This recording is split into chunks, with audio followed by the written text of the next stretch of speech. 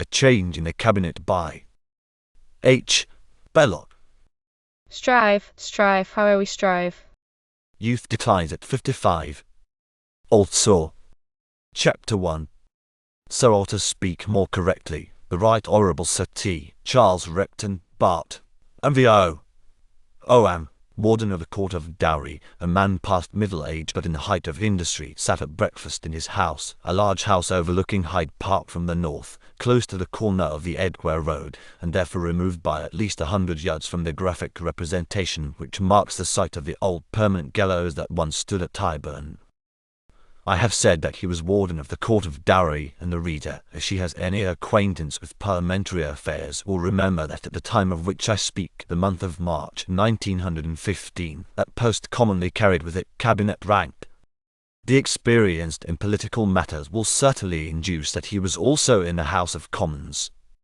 He sat there for Paleton, a borough which had been the last to elect him after previous experiences in Merionethshire, Kirkby, Bruton, Powkelly, and the Wimp division of Dorset, in which last his somewhat constrained and cold manner had perhaps led to his defeat.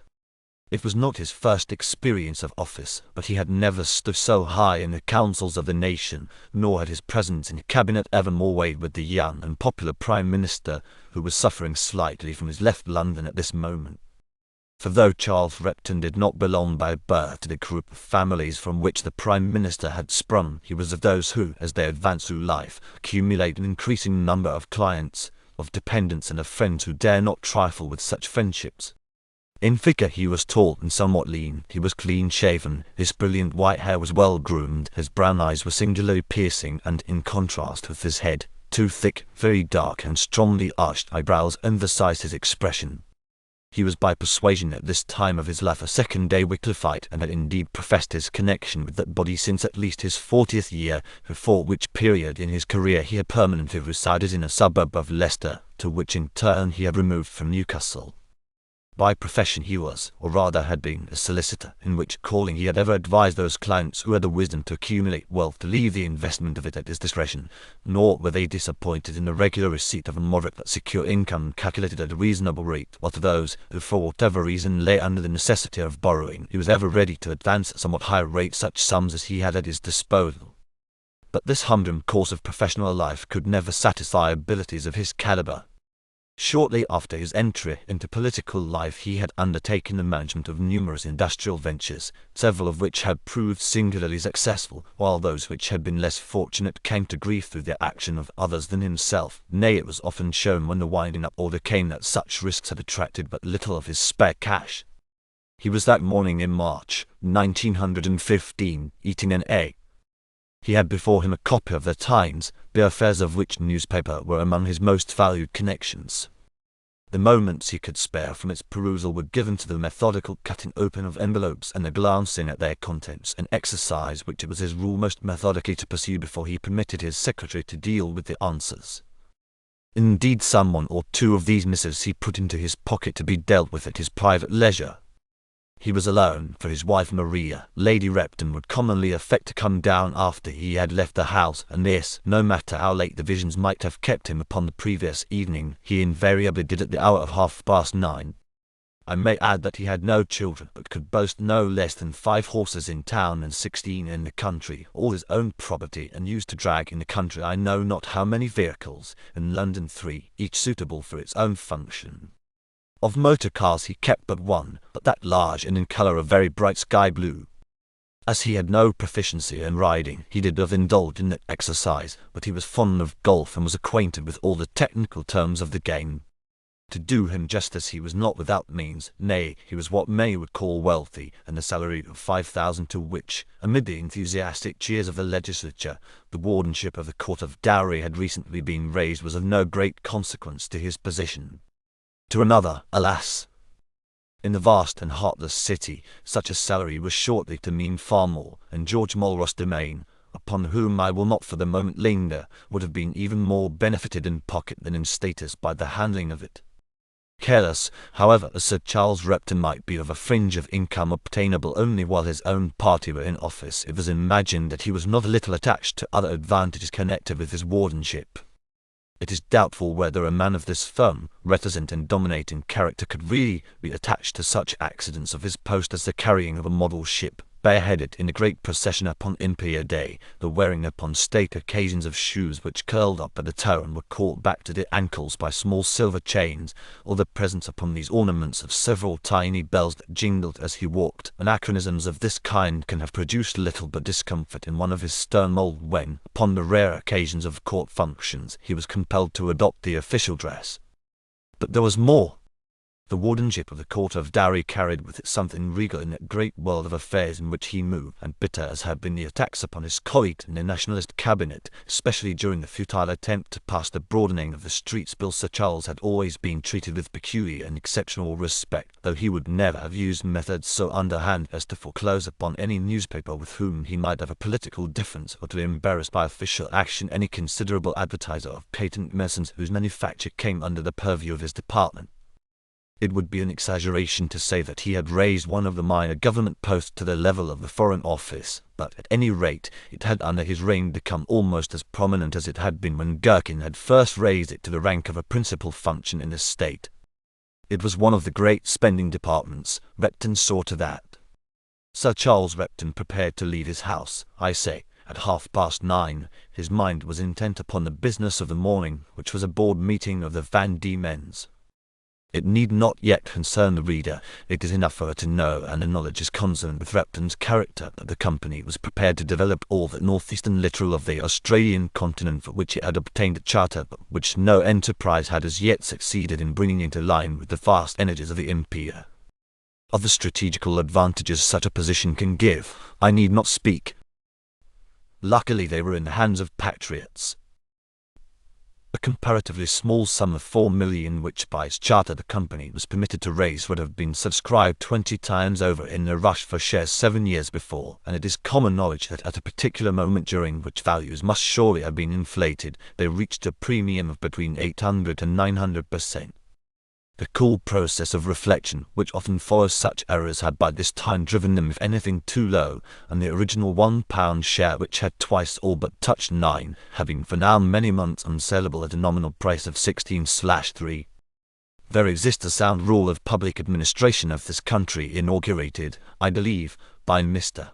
Gladstone, which forbids a cabinet minister to hold any public directorship at the same time as his official post, and indeed it is this rule which renders it usual for a couple of men upon opposite sides of the House to come to an arrangement whereby the one shall be director while his colleague is in office, lest important commercial affairs should be neglected through the too rigid application of what is in principle so excellent a rule.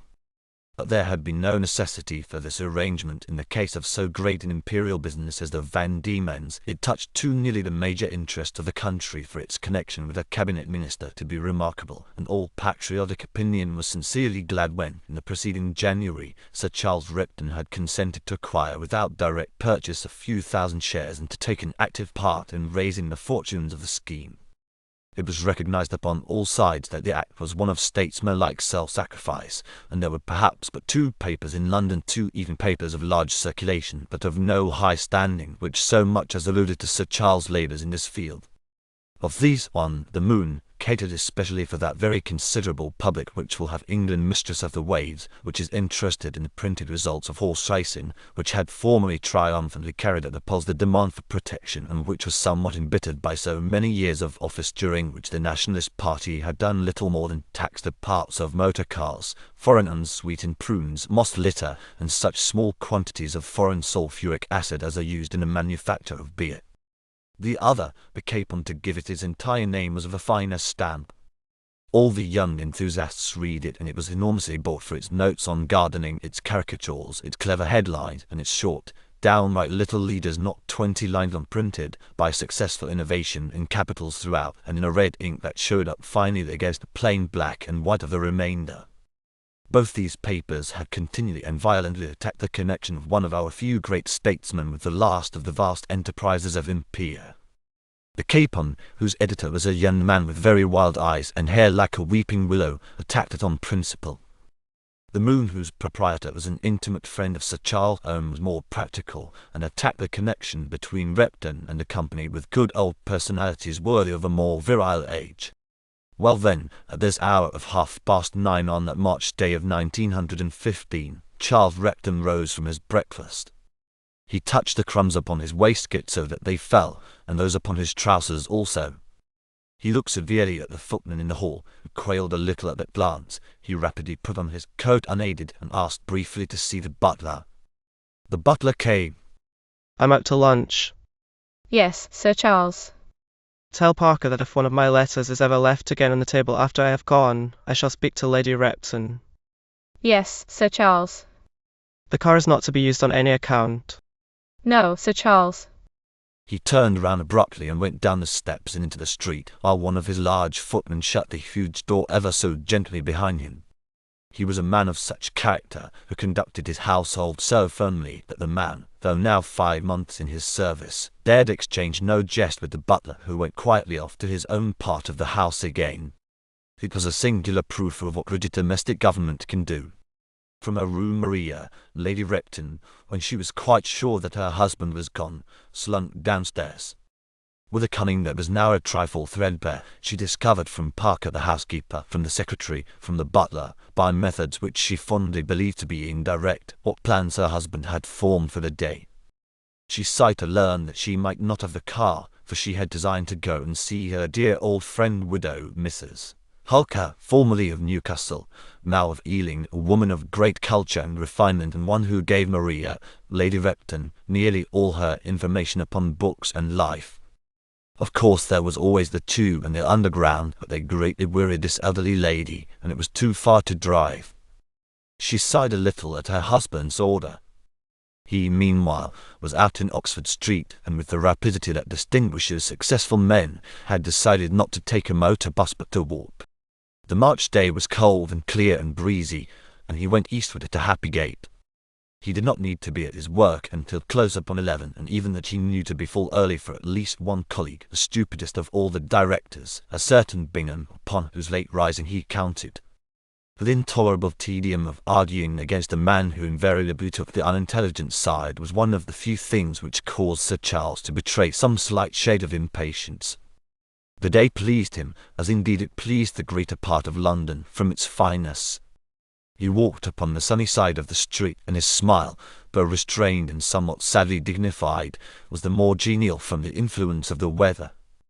His brain during this brief exercise was not concerned, as those ignorant of our great men might imagine, with affairs of state, nor even with the choice of investments upon which he was in so short a time to determine. He was occupied rather in planning, for his power of organization was famous, how exactly he should fit in his engagements for the day. A board meeting, especially if there is any chance of long argument with a late riser of exceptional stupidity, may last for an indefinite time. He gave it an hour and a half. Then he must lunch, and that hour was earmarked for a certain foreigner who could not wholly make up his mind whether to build a certain bridge over a certain river for a certain government or no. By 2:45 he must be in the House of Commons to answer questions, for those which fell to his share came earlier upon the paper, and it was the pride of this exact and efficient man to keep no one waiting. Before 4 he must see the manager of a bank. The matter was urgent. He did not wish to write or telephone. By 5 he must be back again in his room in the House of Commons to receive a deputation of gentlemen who would arrive from his distant constituency, and who proposed with a mixture of insistence and of fear to demand certain commercial advantages for their town at the expense of a neighbouring borough whose representative but rarely busied himself with the great council of the nation. At 6 he must order with particular care a dinner upon which in his opinion the chances of the Saltoun development largely depended. At 7 he must dress. At 8 he must dine. His guests, many of whom to his knowledge would drink to excess, would certainly detain him till long after 10. He must be back in the House to vote at 11. For some half hour or so after 11 he must be present to attend a short debate, or what he hoped would prove a short debate concerning his own department. He would be lucky if he was in bed by 12. Let the reader leave him there walking in Oxford Street, and turn her attention to George Morris Domain, or rather, to Mount Popocatepetl. Chapter 2. It will generally be conceded that an underground river flowing with terrific force through a region of perennial fire must, of its nature, form a most insecure foundation for any large body of masonry, and the danger of building upon such a bottom will be the more apparent if the materials used in the construction of the edifice be insufficiently cemented through the business capacity of a contractor indifferent to the voice of conscience. Yet such were the conditions upon the flanks of Mt. Popocatépetl when, in the autumn of 1914, it was determined to erect on such a site the Popocatépetl Dam for the containment of the Popocatépetl Reservoir and the ultimate irrigation of El Plan. Mt. Popocatépetl rises in a graceful cone to the height of 22,130 feet above the level of the sea. Its summit is crowned with eternal snows, while round its base, in spite of numerous earthquakes, constantly followed by the outburst of vast fountains of boiling water, cling a score of towns and villages, some with Spanish, others with unpronounceable names. To these the beneficent and lengthy rule of Gen. Porfirio Diaz has lent a political security which nature would do well to copy, has led the inhabitants to seek their treasure upon earth, and has bequeathed the inestimable advantage of the great Popocatépetl Dam. I say the Inestimable advantage. For though the construction of this remarkable barrage has wholly cut off the insufficient water supply of this region, it has brought into the neighborhood very considerable sums of American money, an active demand for labor, and a line of railway at the terminus of which can be purchased the most enlightened newspapers of the New World. The simplest journalist, should such a being be possessed of the means to travel in these distant regions, might also inform the residents, should they in turn be willing to hear him patiently, that the irrigation of El Plan, though 150 miles distant from their now desiccated homes, cannot but react to their advantage and create a market for their wares. Mysterious designs of Providence.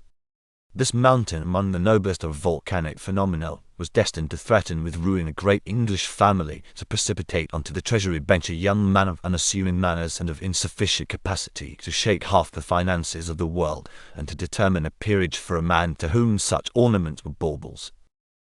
To appreciate by what chain of circumstances Popocatépetl hoary head might with its nod produce so distant a consequence, it is necessary for the reader once again to fix her mind most firmly upon the truth that an underground river flowing with terrific force through a region of perennial fire must of its nature form a most insecure foundation for any considerable body of masonry, and that the danger of building upon such a bottom will be the more apparent if the material used, etc. In the light of this knowledge, which in common with the majority of rational beings old man Benson possessed, an investment in the stocks of a company whose dividends depended upon the security of such an edifice might have seemed to those ill-acquainted with our modern captains of industry an unpardonable folly. It is none the less true that old man Benson carried a heavy load of Popocatépetls. Naked and unashamed. He did not positively control Popocatépetls. Heaven forbid. But apart from a considerable block of which he was the actual owner, no small fraction was held by the Durango Investment Company, the majority of whose shares, being the property of the Texas and Western Equalization Syndicate, gave to old man Benson in his capacity of chief equalizer a distant but effective control over the second lot of Popocatépetls in question, while the very large investment of which the NNO and SL line had made at his command of their reserve funds in the same company, gave him in his capacity of chief terrorizer thereof yet a third grip upon the venture. One way and another old man Benson stood in for Popocatépetls in a manner as healthy and as it was unmistakable. And strangely enough, the fiercer the perennial fires and the louder the roaring of the subterranean river, the more steadily did Popocatépetls rise, the more sublimely did Wall Street urge their ascension, the more vigorously did the American investor, who was alone concerned by it as he was told, until, upon a certain day, a great Republican statesman of undoubted integrity but of perhaps too high an idealism was announced to speak upon the great national enterprise. Old man Benson loved, trusted and revered this statesman and supported him in every way. His name escapes me, but upon his decision the future of the undertaking would without question lie, and such was the bond between the two men that the politician had not hesitated to receive from the capitalists certain rough notes which had been jotted down in the office of the supreme verdict which was to be delivered to the nation. It was to be delivered at Washington upon a certain Wednesday. The date is memorable at the unconventional hour of 10, in order that a full report of it might reach the foolish and the wise in New York City in ample time for its effects to be fully felt upon the markets. And old man Benson had given instructions to sell not later than 3:30 of that same fateful Wednesday. But what, you cry, if such is your habit, what of all this in connection with the ancient houses of this land? With the cabinet? With peerages and the rest? Tut! Have you never heard how sensitive is the modern world to every breath of commercial news, and how all the modern world is one? Well then, I must explain. Some 2 years before, in London, one George Mulross Demain had lain languishing for lack of money. He was of good birth, and doubtless had he possessed a secure and flowing fortune, his natural diffidence would have been less pronounced, and the strange fatality by which he could hardly place his hands and feet in any position without causing some slight accident to the furniture would have passed unnoticed, or would have been put down to good nature. But George Mulross was wholly devoid of means. George Mulross Demain, like so many of his rank, was related to Mary Smith. Now Mary Smith, a pleasing, energetic person, her lively eyes and dear soul, the reader can never fully know unless she has perused or rather learned by heart that entrancing work, Mr. Clutterbuck's Selection, in which, like a good fairy, she plumps across the scene and is perceived to be the friend, the confidant, the cousin, the sister-in-law, or the aunt of at least 3/4 of what counts in England. She will not feel, I say, unless she has made at work her Bible, how from St. James's Place Mary Smith blessed society with her jolly little hands and indulged in the companionship of characters as varied as the Peabody Year and the Victoria Morsel. What a woman! Her little shooting box in Scotland, her place in the West Country, the country house which she so rarely visited in the Midlands, but which she lent in the freest manner, her vivacity, her charm, her go, her scraps of French, her inheritance from her late husband, himself an American, and Smith, as I need hardly say, by name. The reader unacquainted with the work which I refer her to must further have introduced to her at the proper place the notable figure of cousin William Bailey, with an expense of repetition upon my part one need hardly say. He also was of the gang, he also had been elected of the people, but violent eccentricities now kept him apart from his true world. Thus he professed a vast interest in Jews, making them out to be the secret masters of England. How far that fanaticism was sincere, he could not himself have told you. It diverted him hugely to discover mares' nests of every kind. He was never happier than when he was tracking a relationship between governing families or the connection of some spotless politician with a spotted financial adventure. There was but one excuse for his manias, that he remained, through the most ardent pursuit of them, a genial cynic. We shall meet him again. Mary Smith, then, was related to all of them, and they were all related to each other, and in their relationship there was friendship also, and they governed England, and the taxes bore them all.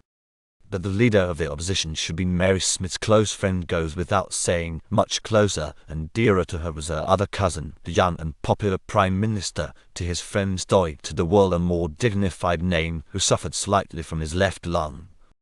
He had attained his high position before his 50th year was closed.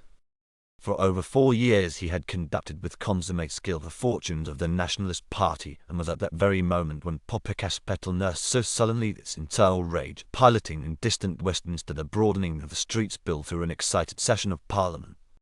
But of all her relatives, near or distant, of all the friends whom she called by their Christian name, not the Chancellor of the Exchequer, not the First Sea Lord, not the 6 chief members of the front opposition bench, not the 8 or 9 disappointed men with corner seats, not the score or so of great financiers whom she honoured at her board, not the Secretary of State for the colonies had diminished post since the sorrow of her business, not the young and popular Prime Minister himself, who suffered slightly from the left lung, was quite so dear to her as that sort of nephew, George Mulross Demain. The relationship was distant, and it was less on account of the ties of blood than by reason of the strong friendship that had always existed between his father and herself that Mary Smith first befriended the lad as she had already befriended so many others. For Demain's father, though what the world would call a failure and even for many years separated from his wife, had always exercised a peculiar charm over his acquaintance. Opinion had been sharply divided upon several episodes of his life, so sharply that towards the close of it he preferred to live abroad, and George's boyhood had been passed in the most uneasy of experiences, now with his father in Ireland, now with his mother in the neighbourhood of Constantinople, and occasionally under the roof of Mary Smith during her short married life. She had grown to do for him what she would not do for another, for Charlie Fitzgerald for instance, for he was not a scatterbrain nor one to get rid of money with nothing to show for it. He was simply a quiet, unostentatious English lad, a little awkward as we know with his hands and feet, but hiding a heart of gold, and destined to inherit nothing. He was not yet of age when his mother died, and during the first years of his manhood he passed more and more time under the roof of this kindly and powerful woman who had determined that the misfortunes or faults of his parents should not be visited upon him. She took him everywhere, she kept him in pocket money, and most important of all, 2 years ago she had arranged his marriage. The moment was opportune. He was 25, he had lost his father, he was penniless, the title of Grinstead into which he would certainly come was distant and was unprovided for. He had not chosen, or rather had not been given, the opportunity of entering the army, but there had been just enough bungling about that to make him miss the university also. He was so unfitted for diplomacy that even William Bailey, who was accustomed to recommend for that profession the least vivacious of his young friends, shook his head when it was proposed, and after a very short experience in Paris he was withdrawn from it. No profession naturally proposed itself to a man of his talents, and he had not the initiative to live as a freelance. His marriage, therefore, was one of these providential things which seemed to fit almost too exactly into the general scheme of life to be true. He met his wife when Mary Smith, after making all her inquiries at the Petheringtons, had caught and branded the heiress, and the wife so branded was Sudie Benson, a daughter of so wealthy an American as made the traffic of London not infrequently halt for his convenience, and who rather more than 2 years before my story bursts open, had seen fit to bring the radiant girl to London. The two were forcibly introduced, I mean the boy and the girl. They understood from the first what their destiny was to be. She could find no fault in the society which swam round her and to which such a marriage would introduce her activities. He saw no drawback to the alliance save 1 or 2 mannerisms in his prospective father-in-law, which time might modify or, on the other hand, might not. Old man Benson, to give him once more the name by which he was known and hated in another sphere, from the first 10,000 which by the age of 43 he had laboriously accumulated in shredded codfish, had dealt not with things, as do lesser men, but with figures. He had gone boldly forward like a young Napoleon, using, it must be remembered, not only the money of others, but very often his own as well. He had been born of Scotch-Irish parents, probably of the name of Benson, and certainly married in the First Baptist Church of Cincinnati not quite 3/4 of a century ago. He was the youngest child of a numerous family, and was baptized or named after the poet Theocritus, with the second or middle name of Jepsto, which in his signature he commonly reduced to its initial letter. Theocritus C. Benson, now familiar to the whole Anglo-Saxon race of every colour and clime, was of that type always rare, but now, though rare, conspicuous, which can so organize and direct the acts of others as to bring order out of chaos, chaos out of order, and alternately accumulate and disperse fortunes hitherto unprecedented in the history of the world. He was accustomed in the interviews which he was proud to grant to the newspapers of England, America, and the colonies to ascribe his great position to unwearied industry and to an abhorrence of all excess, notably in the consumption of fermented liquors, and particularly of the horrid practice of gambling. His Puritan upbringing, which had taught him to look upon cards as the devil's picture book, and upon racing as akin to the drama in its spiritual light, was, he would constantly assert, a key to all that he had done since he left his father's home. But in this manly self-judgment the Hon. Mr. Benson did himself an injustice. These high qualities are to be discovered in many million of his fellow citizens, and he might as well have pointed, sometimes he did point with pride, to the number of his lodge or to his ignorance of foreign languages as the causes of his repeated triumphs. There was more. To his hatred of hazard and to his stern sense of duty and unbending industry, he added something of that daring which has made for the greatness of the blood in all its adventures overseas, and for no branch more than for the Scotch-Irish. He would boldly advance sums in blind confidence of the future, the mere total of which would have appalled a lesser man, and he would as boldly withdraw them to the ruin of prosperous concerns, where another would have been content to let production take its own course. and this fine command of cash and of credit which he used as a general uses in an army had in it something of personal courage, for towards the latter part of his life, when he had come to control a vast private fortune, it was imperative that in many a bold conception he himself should stand to lose or gain. At the moment when his only daughter left her happy Belgian convent to be presented at the court of St. James, he was, though at the height of his fortunes, a lonely and to some extent an embittered man. His wife had married another, their only child he had not seen for 3 years, and though he knew that her robust common sense would stand against the religious environment of the gentle nuns who had been entrusted with her upbringing, yet he could not but feel that she had passed the most formative years of her life in an alien air, and under influences quite other than those of the Ohio Valley. He had therefore determined to decline numerous and advantageous offers and to be present himself in London during the season which saw her introduction to the world, and there, in spite of his unfamiliarity with English ways, he soon appreciated the central position of Mary Smith, whose late husband indeed he had come across a quarter of a century before when he was freezing the Topekas off the pit. Theocritus C. Benson had seen young Demain and was contented. He was also naturally anxious to come across old Lord Grinstead if possible, that he might estimate for himself how long his daughter might have to wait for her title. Indeed, he would not allow the marriage to take place until the old man had been pointed out to him, shriveled almost to nothingness and pulled with extreme caution and deliberation in a bath chair through the private gardens of Bayton House. Had he known that the figure thus exhibited to him so far from being that of the aged peer was but the carcase of a ruined dependent, it would perhaps have done little to alter his decision, for though Lord Grinstead was of gigantic stature, with purple face and thunderous voice, yet his habit of gross and excessive drinking gave him a tenure of life at least as precarious as that of the enfeebled figure upon which the financier had gazed, and what is more, Lord Grinstead, though an execrable horseman, had suddenly begun to hunt upon high-end mounts with a recklessness and tenacity which, if from that cause alone, should speedily ensure a violent death. When all was happily settled, when Demain had been given away by his principal creditor, and Sudi by her upright and handsome old father, when the last of the wedding gifts had been exchanged at the usual discount, and the young couple had gone off to Honiton Castle, which had been lent them for 2,000 during the honeymoon, another aspect of life had to be considered. A point upon which Mary Smith had done her best and failed was the settlement 1,500 a year to stand between his child and starvation or worse. Theocritus was willing to determine. It was the sum he had himself named before the first negotiations were begun, but as they proceeded he refused to change it by 1 penny, and at last the discussion was abandoned in despair. All the young people might need they should if she was his only child. They could trust him to be more than generous. Capital sums, when they were required for anything but direct investment, should be always at their disposal, and a half or more than a half of his enormous income should be ready to their call, but he resolutely retained to himself the right to control the management of all save the infinitesimal sum which was to stand between Sudi and her husband's tyranny or the world's harshness. Mary Smith's veiled threats and open flattery were alike useless. She capitulated, told the young woman to earmark her tiny allowance for journeys, and gained from Theocritus Chepstow only this, that he would buy a freehold for them, build and furnish it. Theocritus was on like a bird, and the lovely little lodge, which London now knows as Demain House, with its curious formal gardens, or Dutch stables and Grecian weathercock on the site of the old mews in what is now Benson Street, is a proof that he kept his promise. For a year old man Benson had not only kept his promise in the way of building and furnishing for the young people, he had done more.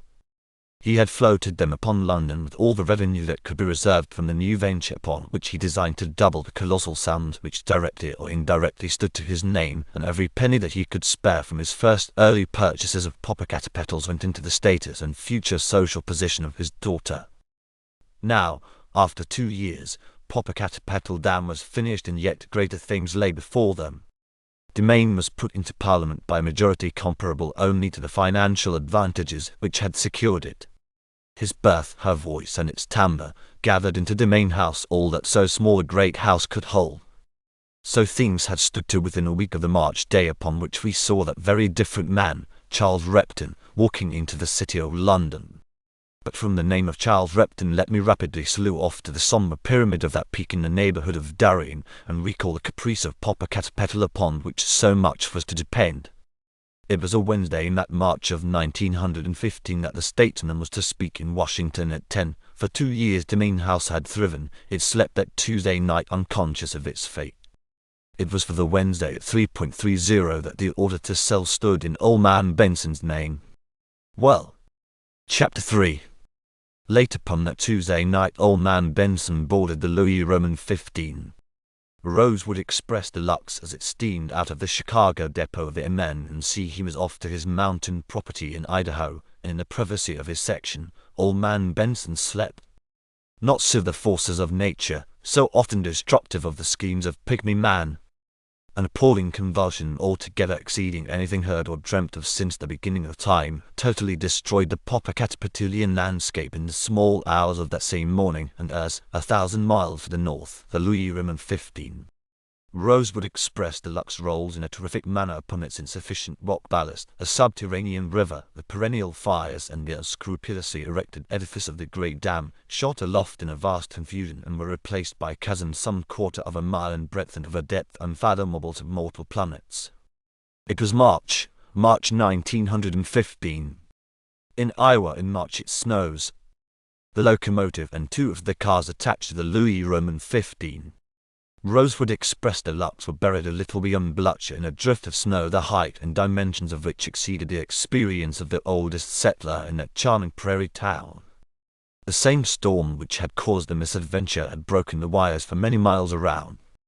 Old man Benson awoke, therefore, to a scene of great discomfort, but upon such a date and with a prospect of so considerable an increase of fortune awaiting him upon that very day, he was the gayest of the company, and in spite of his years he shovelled away with the best of them, a splendid type of Anglo-Saxon manhood.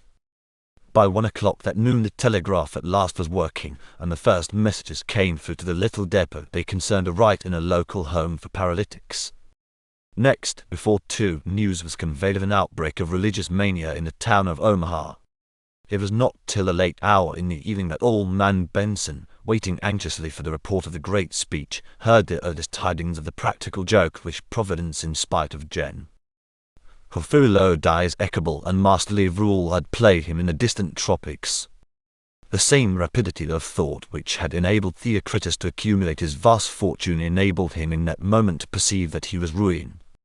Not indeed necessarily for ever, he had known such things before, but at any rate in a manner sufficiently hefty to produce his immediate collapse.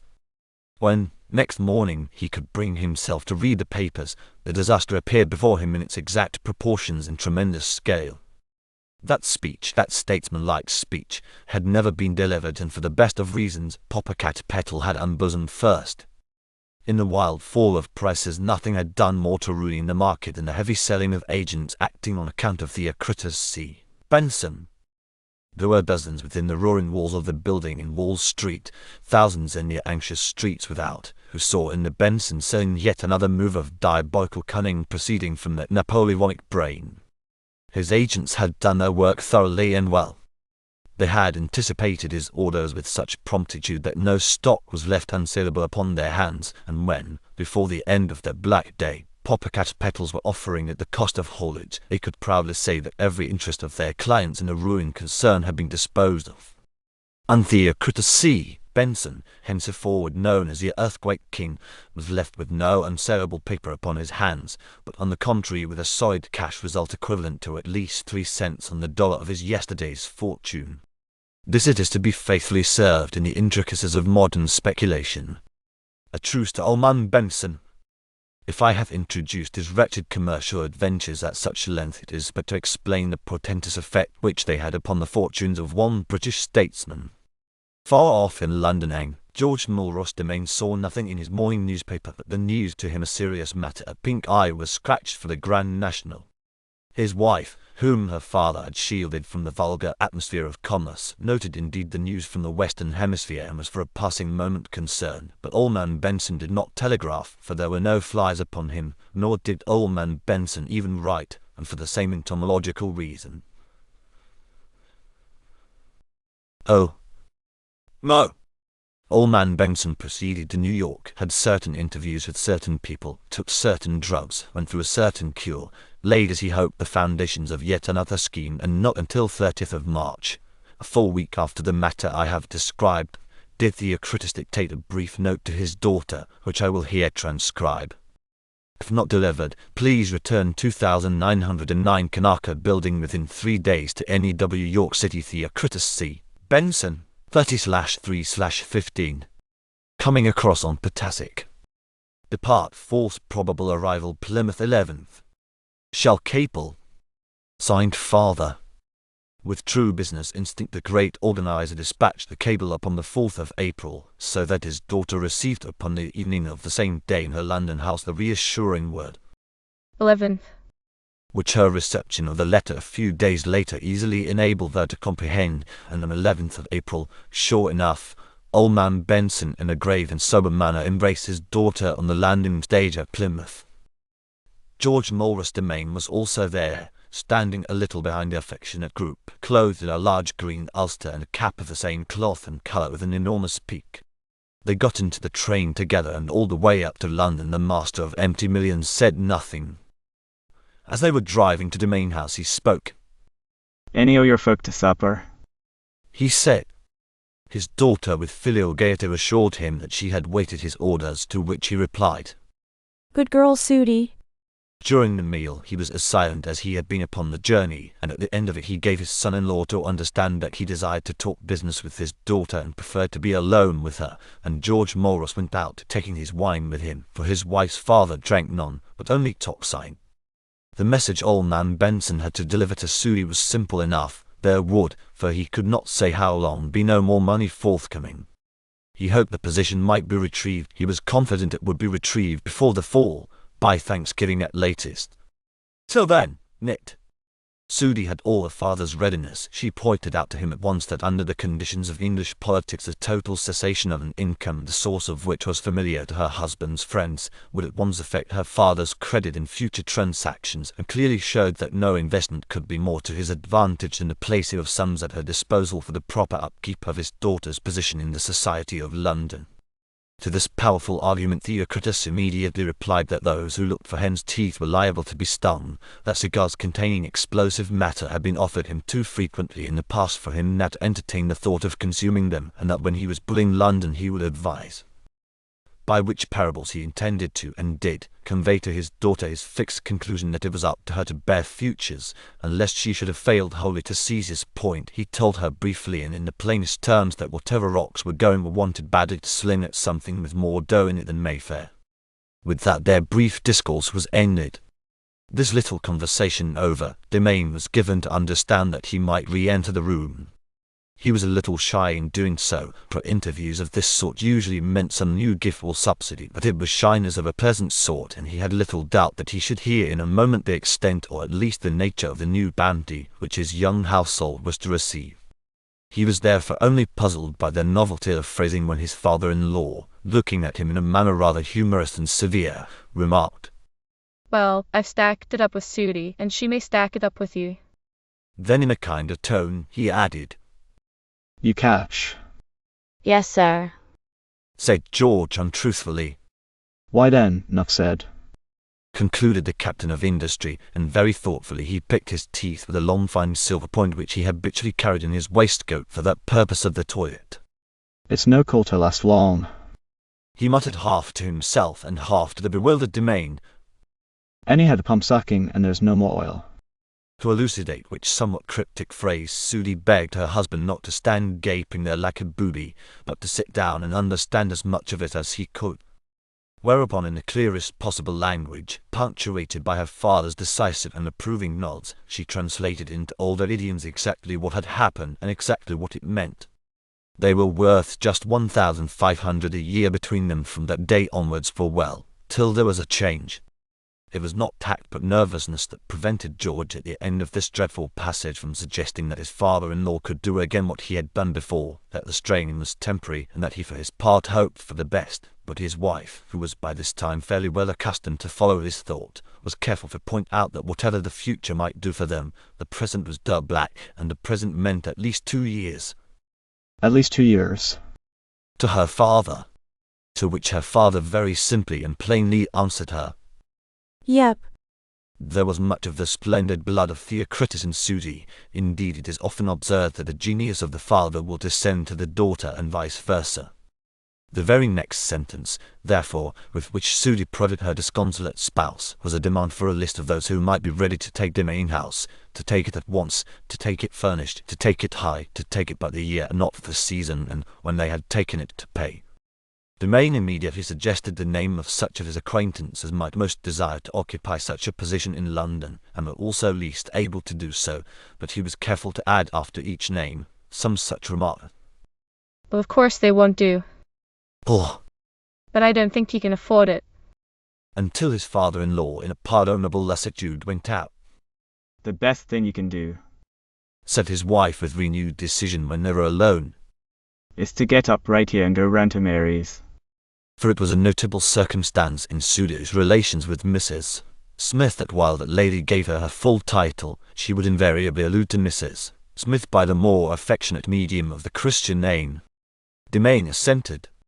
He found his father-in-law at the door. They went out together into the night, and when he had timidly admitted that he was going south towards St. James's, the financier with rapid decision announced that he was going north towards Marylebone, and they parted. Mary Smith was not in. It was only 11 and the theatre detained her. George waited. He took counsel from several valuable pictures, was careful to touch and handle nothing upon her tables, for he knew that she detested an accident and was almost game, and sagacity could invariably detect his interference, and stood, not at ease. She came in at 12, she brought a party with her, and she insisted upon supper. It was 1 before she could talk to him alone, and she talked to him until 2. The first thing she did was to tell him that he could not let his house that season, and that he must make up his mind to it. The second was to discover what balance there was at the bank, and to hear that it was pitifully small. The third was to offer him a short loan that would carry him over at least a few weeks of necessary expense, and the fourth to tell him that, not upon the morrow but upon the day after, she would have decided. Meanwhile he must post a letter for her. She sat down and wrote at once to William Bailey. "When you get outside, George," she said as she gave him the letter, "you will see a very large pillar box." It is much larger than most pillar boxes. It has 2 slits in it instead of 1. Do you follow me? Yes. He said humbly. You will not put this letter in your pocket, George. She went on firmly and kindly, as certain practitioners do when they propose to hypnotize their patients. You'll carry it in front of you like this. She put it into his right hand, crooked his arm, held his wrist upright so that his eyes could not help falling upon the missive. The moment you get outside, you will put it in the right-hand slit of the pillar box, won't you? He said. Well. Again, as humbly as before. And as he went out he did all that she had asked him, though to make the matter more sure she walked for a moment from the window. When William Bailey received the letter next morning he was in the best of moods. For one thing, he was going to leave London for 3 weeks, a prospect that always delighted him. For another, he was going to do some sea fishing, a sport of which he was passionately fond. For a third, an Austrian moneylender and a baron at that, had shot himself. It had of course been kept out of the English papers, but he had read all the details in one of the anti-Semitic rags which are the disgrace of Vienna, and his spirits had risen buoyant at the news. Finally, and what was of perhaps most importance for an eccentric and middle-aged celibate, the house which he had hired for a month he knew exactly suited him. It was the house of Mary, the architect, and stood just so far from Parham town as would give him the isolation he adored, yet just so near to Parham harbour as would put him in touch with the sea. For all these reasons he read Mary Smith's little note in great gaiety of heart, and in a mood in which men of influence are willing to do what they can for their kind. Like many men of wealth and ability whom opportunity has made eccentric, William Bailey could not bear to handle the pen. He hesitated for some moments between the extreme boredom of writing and the tantalizing business of the telephone, decided in favor of the former, wrote on a form, "Get Dolly to make room for him," signed Bill, and sent the message out to be telegraphed to his cousin. Mary Smith, receiving it, received with it a great light. It was not always easy for her to follow the changes that took place in political appointments, but she was certain of this, that the present administration contained more unfamiliar names than she cared to think of, and that there must be room in such a crowd for a man of poor George's standing. Now from the moment that such thoughts as these entered Mary Smith's head about the man's appointment, that man was safe. Poor George's future was therefore ultimately secure. But there was no time to lose. He must get onto the front bench, and he must get there with the salary, and the salary must be sufficient, and the promotion must be rapid. She remembered that Dolly would be at the Petheringtons that evening, and she determined to be there too. She hoped and prayed that nothing would bring George, as since George was everywhere the chances were against her prayer being answered. For the moment she thought of warning him not to come, then, remembering certain indiscretions of his in the past, she thought it best to say nothing, but to trust to chance. Chapter 4. Charles Repton, manifold as were his financial interests, knew nothing of poppicat petals and cared less. The manner in which his life was to be influenced by that very distant cataclysm was hidden from him, as for that matter it would be hidden from the reader also had not this book been most boldly published. Yet another thing the full import of which may escape the reader is the fact that Sir Charles Repton was extremely tender just behind the ears, but for this the reader herself alone and not the author is to blame, for if the reader had any knowledge of Carol's ganglia she would have guessed at 20 things. But no matter, Carol's ganglia and their effect upon self-control very much interrupt the chain of those absorbing adventures which, if she will continue, the reader will presently peruse. Anyhow, those regions of the head which lie behind either ear were for some reason or other very tender, large, sensitive to pressure, and in a way abnormal in Sir Charles Repton. When, therefore, somewhere about the corner of Tottenham Court Road on that March day on which we left him walking to his board meeting, his hat blew off, when he had run after it, when in doing so he had ruffled his fine crop of white hair, and when, to have it all set right, he had gone into a second-rate barber's, it may well be imagined that he gave the man who served him minute instructions that the head rest upon the back of the chair should be made comfortable, and so it was. And onto it Sir Charles Repton leant gingerly, the head upon whose clear action depended the future fortunes of Van Diemen's. The man, in brushing his hair with an apparatus of singular power, turned a monologue onto the commonplaces of the moment, which included the bestiality of the government and the abhorrent nature of the Italian people, of whom, at that particular moment in 1915, the people of London stood in abject terror. Whether it was the pressure of the violent rotating brush or some looseness in the screw that held the support behind him, with a shock and a clang that support slipped, and Sir Charles Repton's head came smartly down, first through nothingness and then onto 2 iron nuts which exactly corresponded to those processes of the skull just behind either ear, in which, as I have taken pains to remark, he was peculiarly sensitive, for they were largely developed in him and nourished, it would seem, by an unusual supply of blood. Sharp as was the pain, Charles Repton controlled himself, listened to the explanations and apologies of the barber, and submitted himself again to the grooming for which he had entered. When he went out again into the street he had almost forgotten the accident. The 2 places where his head had been struck swelled slightly, and he touched them now and again, but they soon passed from his mind. Within 10 minutes they were no longer painful, yet was there set up in them from that moment an irritation which was to have no inconsiderable consequence. He went on into the city, ordered 1 or 2 things which he had set down in his memorandum before starting, looked in at a city club where he knew 1 or 2 items of news were waiting him, and slowly betook himself to the offices of the Van Diemen's Company. He had thoroughly planned out the scheme of that morning's work. It needed no recapitulation in his mind, yet as his habit was, just before opening the door of the board-room, in the few seconds of going up the stairs, he briefly presented his scheme of tactics to his own mind. The directors must ask the shareholders for fresh capital, a nominal million, an increase of 25% upon the value of the shares at par. That was the first point. The second point was the object for which this levy should nominally be demanded. On that also he had made up his mind.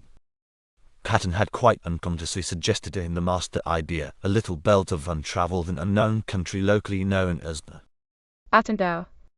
Wherein the degraded Coanger, so Patten had told him, and after all Patten had been there, held their orgies in much high time, alone separated Perks Bay from the Straits, and a long detour, which all traffic must now make between the Coing station and the high road to the east, could be cut off by a line crossing that region.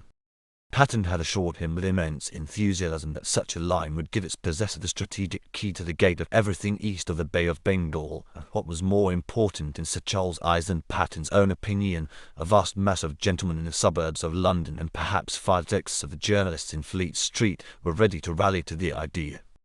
It had been well preached and well dinned in. These 2 points were clear. They must ask for 1,000,000, and they must ask it for the purpose of building a railway that would at last ensure the empire against the nightmare of foreign rivals. There was a third point. The shareholders would not or could not subscribe 1,000,000, but that was easily turned. They should be asked for no more than 200,000, a shilling a share in cash down, The remainder to be paid. etc., etc. Had not Sir Charles possessed an iron control of his face, the strong set smile which he wore as he entered the boardroom would have broadened at the recollection of that last detail. On the other hand, had he not possessed such self-control, some movement of annoyance might have escaped him to discover present at the table, among his other colleagues, a late rising and impervious Bingham. The sight was sufficient to exasperate a man of less balance. The hour had been carefully chosen to avoid such an accident, and that accident meant perhaps another half-hour or more of close argument and of subtle effort. For his colleague Bingham added to a native idiocy of solid texture and formidable dimensions the experience of extensive travel, and he was in particular well acquainted with the district with regard to which the board must that day make its decision. It was certain, therefore, that his fellow directors would listen to him with peculiar respect, not only on account of his stupidity, which necessarily commanded a certain attention, but also on account of his intimacy with plain matters of fact. He had been upon the spot. He was the man who knew. It was just as Repton had feared. Business that might have been done in a quarter of an hour, and a decision which contained no more than the issue of pieces of paper, was turned into a long practical discussion by the intolerable ponderance of Bingham, who would wait until every one had had his say, and then would bring in some dreadful little technical point about a marsh, a rainy season, or a fly. He was careful to pepper his conversation with local terms 100 times more remote than Coanger and Muchaiton. In every conceivable manner he put his spoke into the wheels of business. So considerable was the effect produced by the redoubtable Bingham at the table that, with Caesarism a common political theory in elderly men, the whole conduct of Van Diemen would for the future have been put into his hands.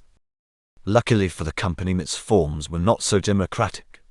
Charles Repton waited patiently. When he spoke, his point was as simple as falling off a log. What was wanted was not a railway in itself, it was a new issue of capital. He was profoundly indifferent what label should be tied onto that issue, so long as it was a label good enough to get the original shareholders to come in. The public would never come in as things were. Its pusillanimity was increased by the fact that the company had been in existence for now 11 years and had hitherto failed to pay a dividend of any kind. After some thought, he had decided, in company with 1 or 2 others upon the board, that a railway through a certain district of the concession, locally known as The Out and Out, and remarkable for the fact that no white man had yet visited it, would be the best attraction he could offer. He was prepared to show by the aid of maps upon which should be marked all favourable things, that a line driven through this district would unite with the world 2 provinces teeming with inexhaustible wealth, of a heavenly climate, and hitherto by the mere accident of the out-and-out belt, cut off from the longing embraces of commerce. More, he could show that this single line of railway would bestow upon his beloved country so vast a strategic superiority over all other nations as would ensure immediate success in any campaign, no matter what the quality of the troops she might employ. To this he added the attractions of touring in the tropics and the allurements of big game for those wealthy gentlemen whom he designed in the new prospectus to turn shikaris. With the new capital subscribed and long before the line was surveyed, there was little doubt that the shares, which had fallen from over 9 to the comparatively low quotation but not price of 16/3, at which quotation he had first consented to tender his services to the company, would rise to certainly over 1, perhaps to nearer 2, and what was more to the point, they would be readily saleable. He was prepared in that event to transfer his property in them to others, a course which he sincerely hoped his fellow shareholders would also follow, though of course he would not take it upon himself to advise any one of them. Bingham, like the practical man he was, pinned himself to the railway. He knew the out and out, not that he'd ever been there, no white man had, but he had talked to several of the Coanger in Mochai time, and he shook his head despondently. There was one continuous line of precipice 3,000 feet deep. There was a river which was now a stream 5 miles broad, now a marsh, and now again dry, sometimes for years on end. There was a dense mass of forest. There was that much more difficult thing, a belt of shifting sand dunes. There were nearly 300 miles without water through these. He was prepared to speak all day upon the difficulties of building a railway which none but the least intelligent had ever designed to build. Sir Charles Repton could ride himself on the curb, and more than anything else this mastery had given him his present great position, but that day he had to exercise his will to the full, and in that exercise he felt slight twinges behind the ear where the barber's rest had struck him.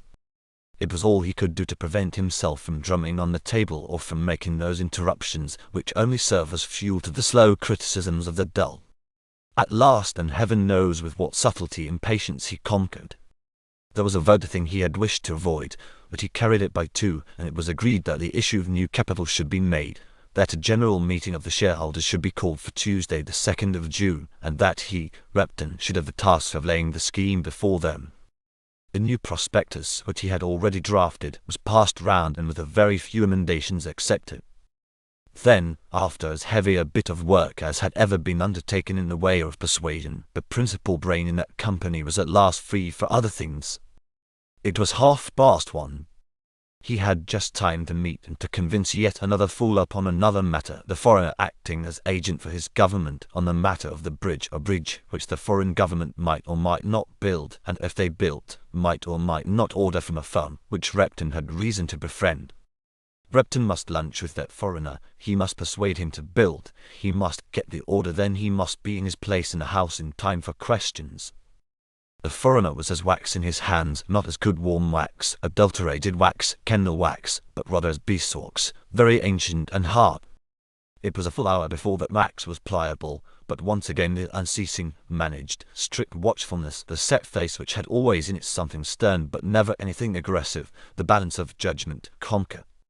Down to the smallest detail of that conversation Repton was the artist, his host at the lunch was the public, accepting and gradually convinced, and the bridge was ordered for the foreign government, though it was a useless bridge leading from nowhere to nowhere, and though it could have been built much more solidly and much better by the people of the place than by the English firm. Then Repton went on to the House of Commons, and there, as in every duty of the day, the weight of his character told. The questions were slight. There were not half a dozen that concerned his department, but he answered them all with that curious restraint of tone which somehow made it difficult to cross-examine his department. And he faced the House with such a poise and expression that one almost wondered, as one looked to him, upon which side he was sitting, or whether indeed the mere game of ins and outs entered into his brain at all. He seemed to be quite above the divisions of party. He seemed a sort of ambassador from the permanent officials, and to carry into the House of Commons an atmosphere at once judicial and experienced which no one could resist. When he had first accepted the wardenship of the Court of Dowry, it had been wondered that he should take so secondary a post. Now, after these 4 years, it was rather wondered why no one had seen till then the possibilities that lay in the position. After that typical and decisive day, Repton, for more than a month, refrained from debate. He was ever in his seat on those 2 days in each week when it was his business to answer questions. He never let his understrapper appear for him. For 1 full fortnight he was permanently in attendance, watching the fortunes before a select committee of a certain bill, for which the public cared nothing but which he knew might change in a very important particular the public fortune, but in general he seemed to be in retirement. He was planning hard. A mixture of imperial sentiment and personal pride urged him to put Van Diemen's on their legs, and all April, all through the Easter recess, he remained in London working. He worked right on into May. For the first week after Parliament met again he was seen but little. One thing only troubled him, at long intervals, sometimes as long as 10 days, an uneasy twinge behind the ears, the result of that little half-forgotten accident, incommoded him.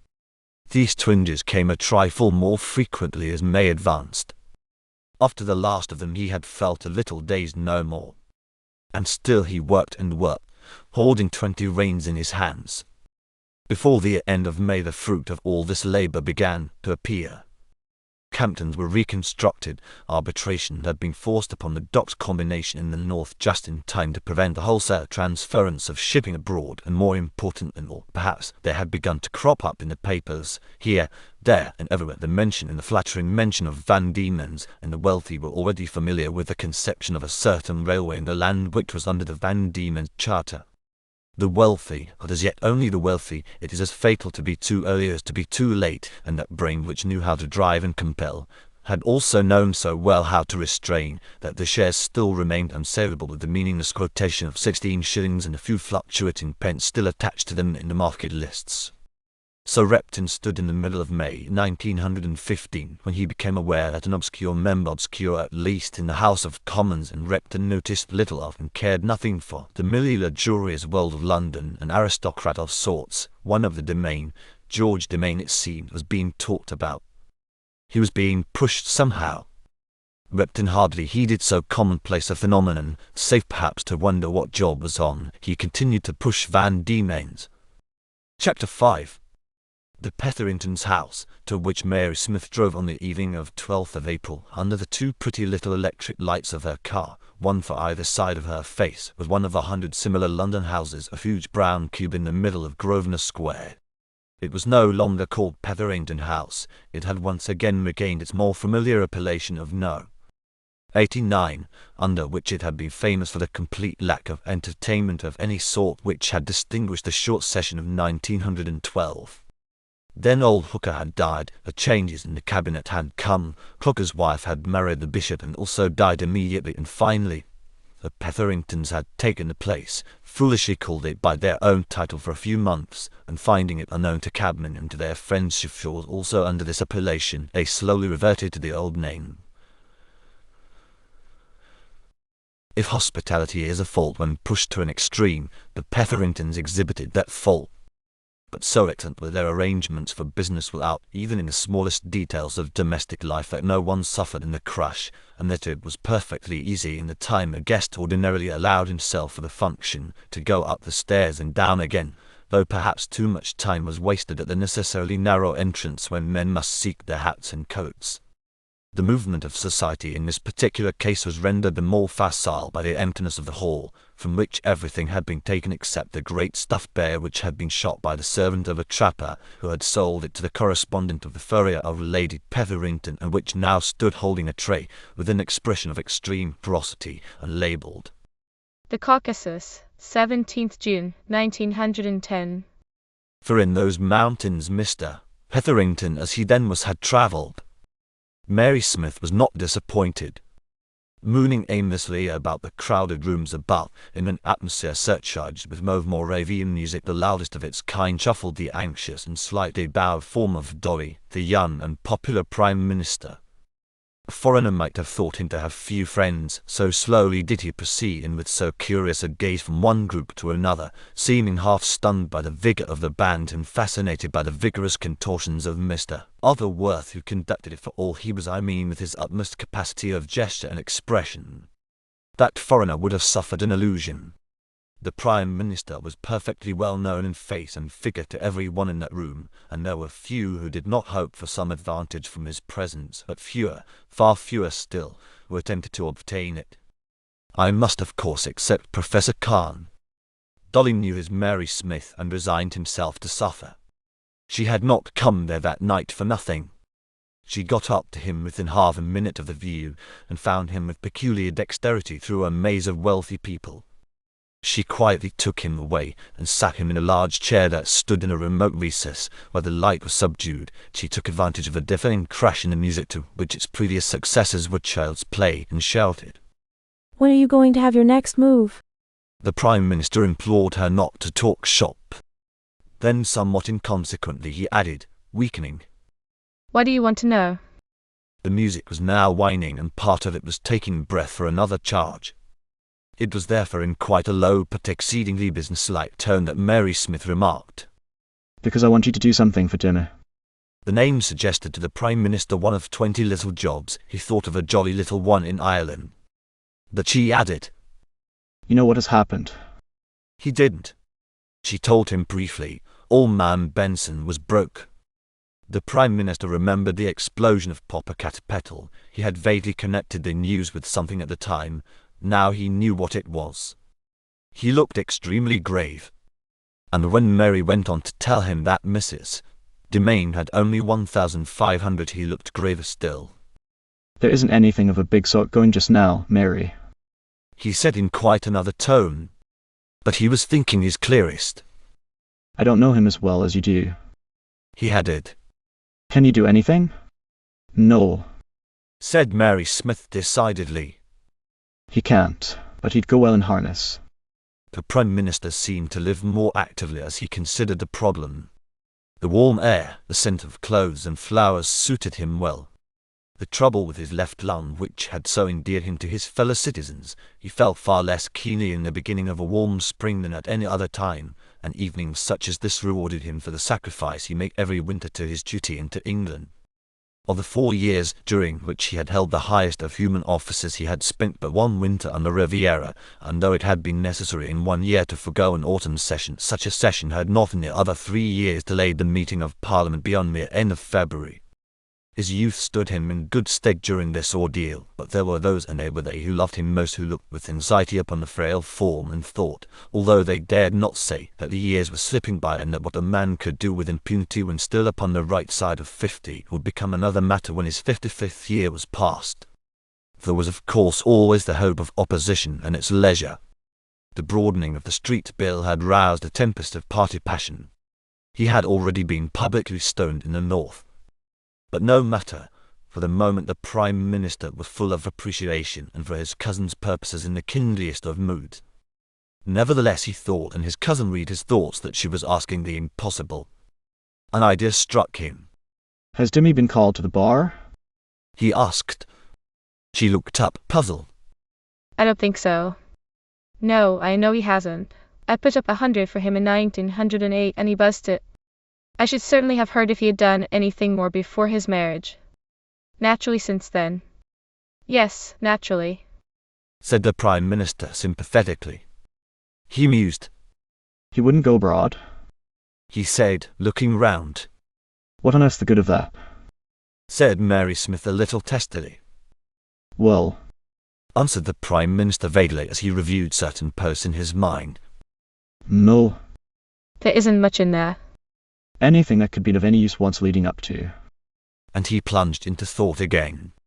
Then with a gesture that many had noticed in him and had thought a mere idle trick, but which was really an accompaniment to calculation, he put his 10 fingers down upon his knees and lifted them slowly one after another. When he had so lifted 9, it was the ring finger of his left hand. A touch of animation passed over his face, an expression his cousin could see even in that subdued light. How long does he want it for? He asked. Mary Smith was inclined to say, Forever.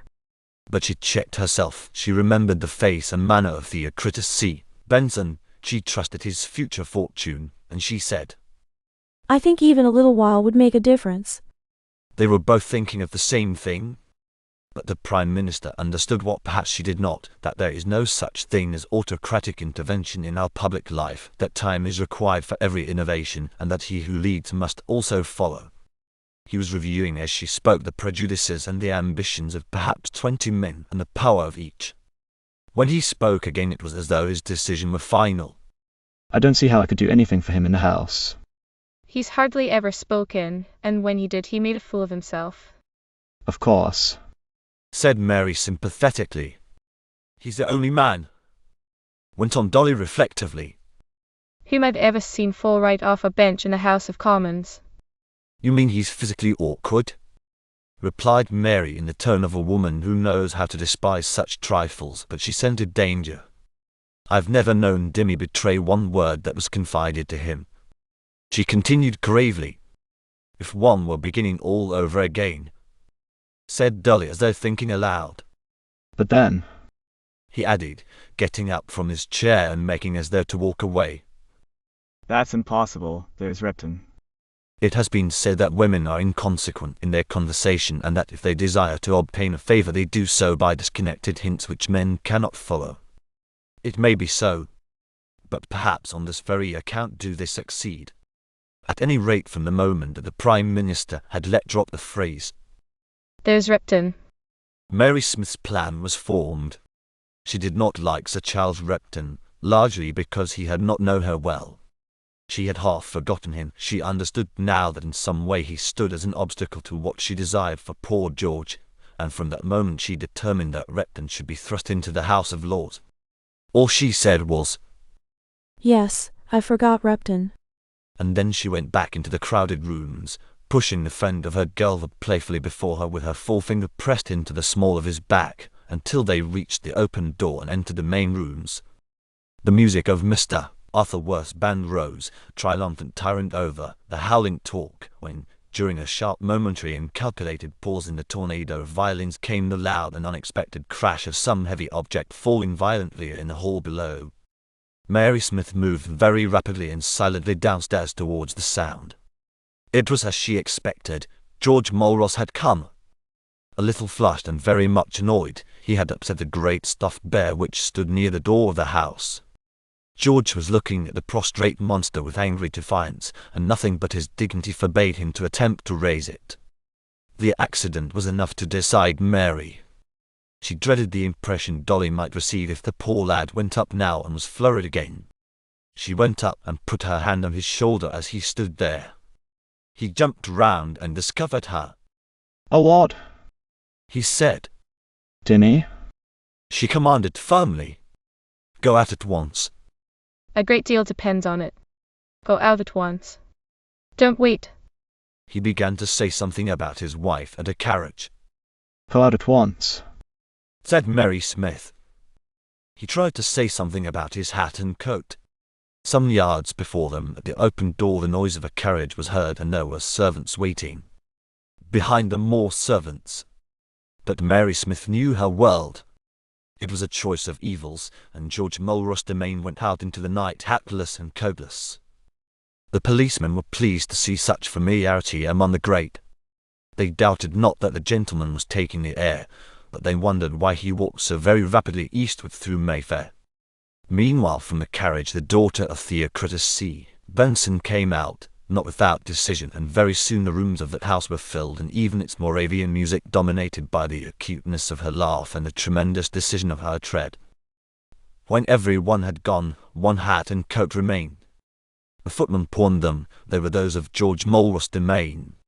He, poor fellow, saw in all this nothing but that eternity of bad luck to which he was born. When his wife asked him next day why he had left the Petherington so early, he told some ordinary lie. He had left indeed because one wiser than he had told him to leave, but he could make neither head nor tail of the whole affair, and his foot hurt him where the bear had crushed it. Chapter 6. Easter, as those who survive will know, fell early in 1915 to be exact, upon April 4th. Old man Benson had returned on the 11th. On the 12th Mary had seen Dolly, and a week after, old man Benson returned to these shores. The week after, he had delivered his important and somewhat depressing news to the young household. The week after, Mary and Dolly had conferred at the Petheringtons was the week in which Parliament met after the recess, the third week in April. In that week also there began to crop up here and there unexpectedly, beautifully, like the spring flowers, short newspaper notes upon George Mulross Domain. There were notes of where he had been, whether he had been there or not. At least at first they were notes of that kind. There had always been some such notes on him in the papers, but they seemed to be getting numerous.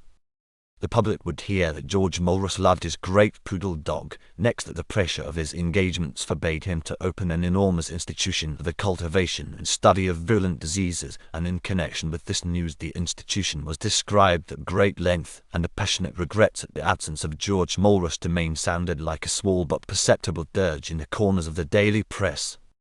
He was attacked gently but cleverly in a paper upon his own side of politics. Short biographical notes, only a few among several score, gave details of his happy little ways.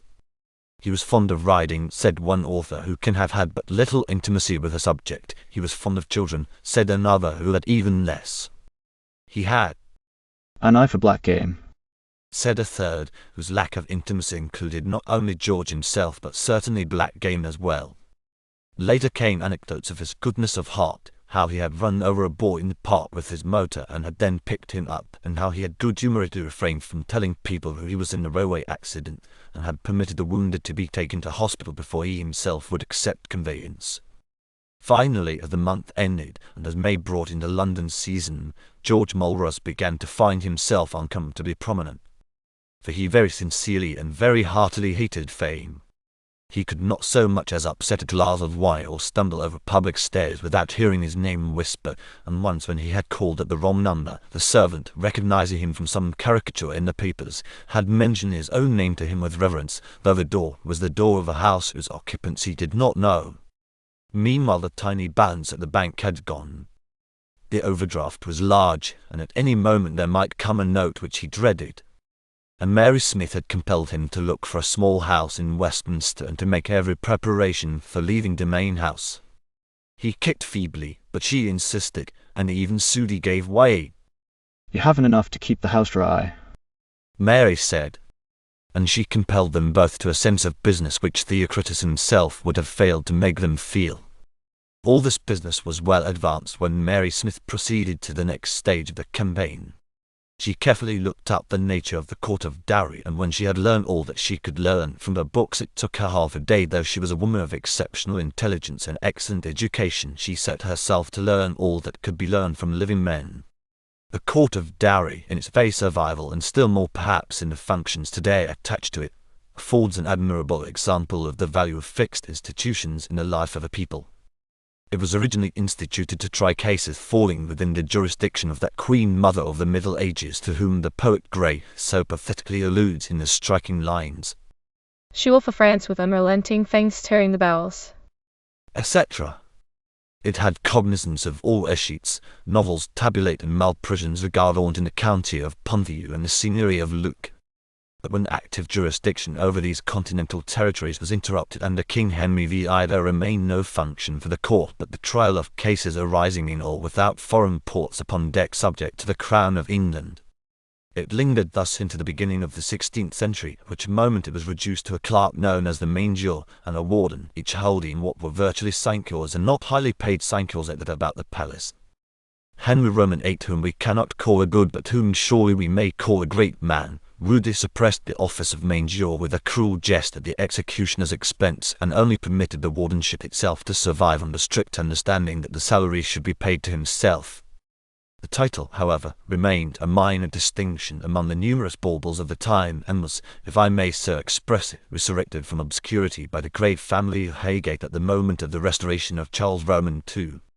In their gladness at their recovery of a legitimate sovereign, this dominant house, now represented by the Perrels, trapped themselves in every accoutrement of joy, and, among other posts, the wardenship of the court of dowry was voted in 1661 an annual salary of 2,000, for which sum, held by the same act as a hereditary right, the head of the house of Highgate was content to license the annual holding of the court within the royal manor and liberties of Tooting. At first this court sat for one full day in each year St. Luke's, but later, from 1731, this session was maintained in fiction alone. A crier in Westminster Hall at the opening of every Hilary term would rapidly read out a list of 3 fictitious cases which would by default claim 17 and sixpence and forever after hold his peace. During the 18th century, the fixed yearly salary of 2,000 hereditarily enjoyed by the Highgate family steadily grew, till, by the time of the Reform Bill, it had reached the very considerable sum of 15,000, still payable to the Highgates, though now all vestige of activity in the office had disappeared. Our grandfathers, in the zeal of that somewhat iconoclastic moment, swept away the corrupt figment. The emoluments of the post were ruthlessly cut down to the original 2,000. Its hereditary character was, after a violent debate in the House of Lords, destroyed by a majority of over 50 votes, determined, as were so many of the great changes of that time, by the voice of Eldon. The detainer of the office, for such was his official title, received in compensation a lump sum of 500,000, only not 20 years' purchase, and certain apparently unimportant functions were attached to the place, which from that day forward became an appointment changing with the administration. Mark here the silent virtue of organic constitutional growth, and how gentry can find it possible to create where demagogues would have destroyed. Point by point and function by function, one marine interest after another attached itself to the court of dowry, as the beautiful organisms of the sea attached themselves to the ships that plough its waters, until there had grown up round the court of dowry, by the end of the 19th century, so considerable a mass of precedent and custom, and with the vast extension of our maritime commerce, duties so manifold and of such moment to the nation, that the office re-emerged after its life of 6 centuries, an organ of capital importance in the workings of English government. As must be the case in any old and secure state, certain anomalous duties were further attached to it, the inspection of patent medicines, for instance, the giving out of contracts for buoys and rockets, and the formal stamping of licenses to sell sarsaparilla. Even so, the wretched and insufficient salary of 2,000 remained the sole remuneration of the warden, though the great name of Gherkin had raised it to be among the foremost posts of the cabinet, and it had since seen the brilliancy, the learning, and the judgment respectively of a Debly, a Pauker, and Anke. By 1912 its strict control over the great steamship lines, its supervision of wrecks, derelicts, hullage mixings, and ports consequent, made it second only to the Foreign Office in the matter of public interest and, like the Foreign Office, largely removed from the wranglings of party. Some months later the salary was raised, amid the cheers as I have said of the United House, to 5,000 a year, with a further allowance of 5,000 for the expenses of entertainment and travel, which fall with peculiar severity upon this great department, and in the hands of Charles Repton it had risen to be something even more, if that were possible, than Gherkin had made it. So much did Mary Smith discover, partly in what she already knew, partly in her reading. The living voices of men told her further things. It seemed that in the Dinger offices, which by a lovely trait in the character of politics, house this great department, they stand between Parliament Street and New Scotland Yard, a certain Mr. Sorrel had for now 7 years exercised his marvellous and hidden powers, and while all were prepared to admit the genius of Charles Repton, those who best knew the workings of a great government office spoke almost as though Mr. Sorrel were in himself the court of dowry. The quaint customs attaching to the office of warden, the little bells upon the shoes, the bearing of a model ship, bareheaded upon Imperial Day, a recent innovation, and one awkward only to the bold or the blind, though to some may seem a drawback, to others were but an additional attraction, and the ceremony of waddling backwards upon all fours into the presence of the sovereign at inauguration had been, with perhaps doubtful wisdom, abolished, to suit the eccentric radicalism of Gherkin, who refused to take office under any other condition. The accolade or ceremonial stroke, however heavily administered with a beam of ebony across the back of the warden except, was retained and has often afforded a subject for illustration and archaeological research. Mary Smith learnt even more. She learnt that while decency forbade any saving to be effected on the further 5,000 that was an allowance for entertainment and travel, yet custom allowed it to be spent in all forms of hospitality, and that travel might include such social visits as were necessary to the occupant of so high an office.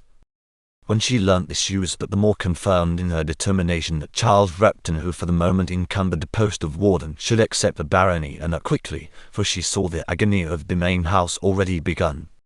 Upon a certain morning in the mid-week of May, the last stage of her beneficent action was ready. In his study on that same morning, Charles Repton, a little weary but with all his action planned and designed, suffered again for a moment that slight dull pain behind the ears, where Correl's ganglia are. He was dazed. He went out and sought his wife, and she was astonished to see, as he put to her some simple question on the management of the household, a look of innocence in his eyes. It quickly faded. The pain also departed, and he returned to his study. Mary Smith sent a note over to the main house. Mary's note found George Mulross Demain risen after a lonely lunch and wondering, as he regularly wondered every day, what was going to turn up. His wonderment had bewilderment in it also. Something was going to turn up, he knew. People were noticing him so. Only last evening there was a savage attack upon him in the Moon, saying that he had torn hares to pieces with his own weaking hands, and killed a carted stag with a blunt knife, while the Caban, with more truth, had pointed out the beauty of the Sir Joshuas in his house, but had erroneously suggested that they were heirlooms in his family.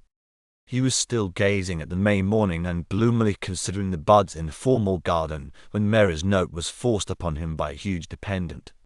A note in the firm hand of Mary Smith was always a pleasant thing to get, for a bewildered man it had something in it of salvation. George Mulross went in a mood lighter than any he had known for many weeks towards his cousin's house. He found her, of course, alone. Dimmy? She said, lifting his hand gently from the chimney-piece where he was moving it aimlessly among several breakable and valuable things. Dimmy, when did you last ask a question in the house? He looked frightened and said, Oh. Ages ago. Now look here, Dimmy. She said smoothly, I want you to go and ask this today. And she handed him a bit of paper. Have you got any money in it? He asked innocently. No, certainly not.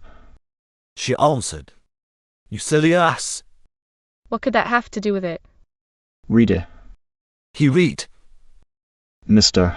Demain to ask the Prime Minister whether his attention has been called to the fact that the Van Heeren Company is not registered in London as the law provides, and what steps he proposes to take in view of this evasion of a public safeguard. What on earth have I to do with that? he asked, looking up at her, a little put out and evidently unwilling to take any risks. What is it anyhow? Now look here, Demi, she said. Do be a good fellow, it's all for your good. Well, anyhow, He said. I can't get an answer for 2 days. Yes, you can, she said. I've sent Dollier a little note typewritten and signed it in your name, and you can call it a matter of which you have given him private notice, Oh, you have. said Demain, almost moved to energy. Yes, I have, said Mary Smith firmly. There are 108 questions today. It's 3:30 and you've time to get down to the house comfortably.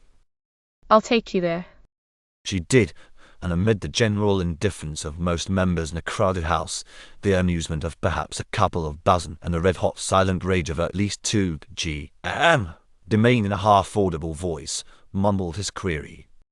The Prime Minister received more than a murmur of applause when he answered in his clear and rather high voice that in a matter of such importance and in a moment such as this, it was not to the interest of the country to give a public reply. If there was one thing George Mulross Demain dreaded more than another, it was to be questioned, and still more to be congratulated upon things he did not understand.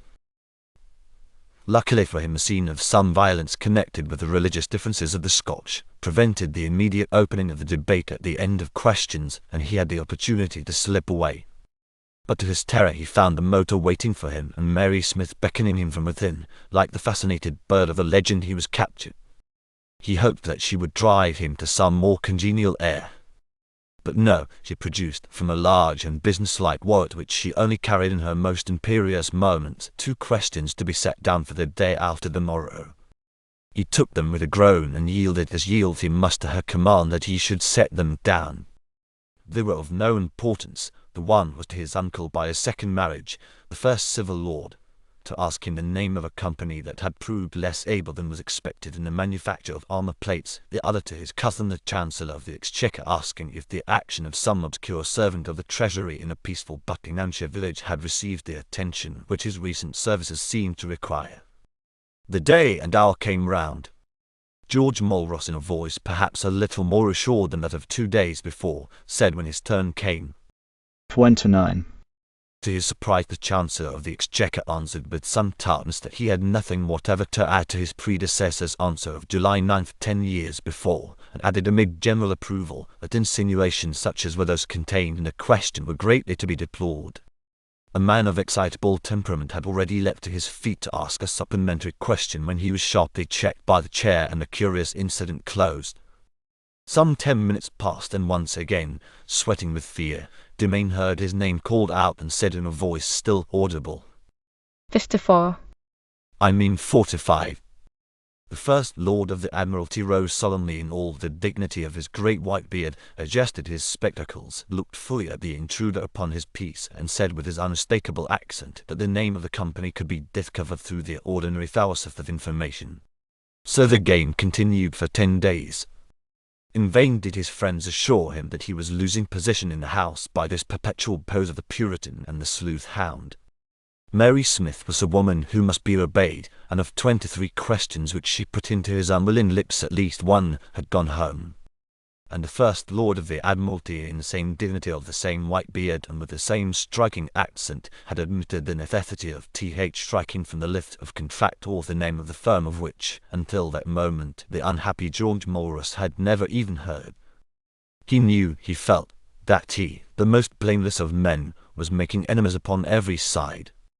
The allusions to his public spirit, which were now occasionally to be discovered in the opposition papers, the little bitter sentences in those which were upon the contrary subsidized by his own party, filled him with an equal dread. He was in no mood for going further, when upon the top of all this Mary Smith quietly insisted that he must make a speech. It need not be long, she would write it out for him herself. He must learn it absolutely, by heart, and must take the greatest care to pronounce the words accurately. She chose a debate in which he could talk more or less at large, and put before him as gentle, as well-reasoned, as terse and as broad-minded a piece of wisdom as the House might have listened to for many months. Morning and afternoon, a patient governess, Mary Smith heard him recite a speech, but as day succeeded day she slowly determined that it wouldn't do. One slip might be his ruin. Upon the 10th rehearsal he still said, Very precious. "For." Meretricious. He was still unable to restrain a sharp forward movement at the words, I will go a step further. and he could never get in its right order the simple phrase. I yield to no one in my admiration for the right honourable gentleman.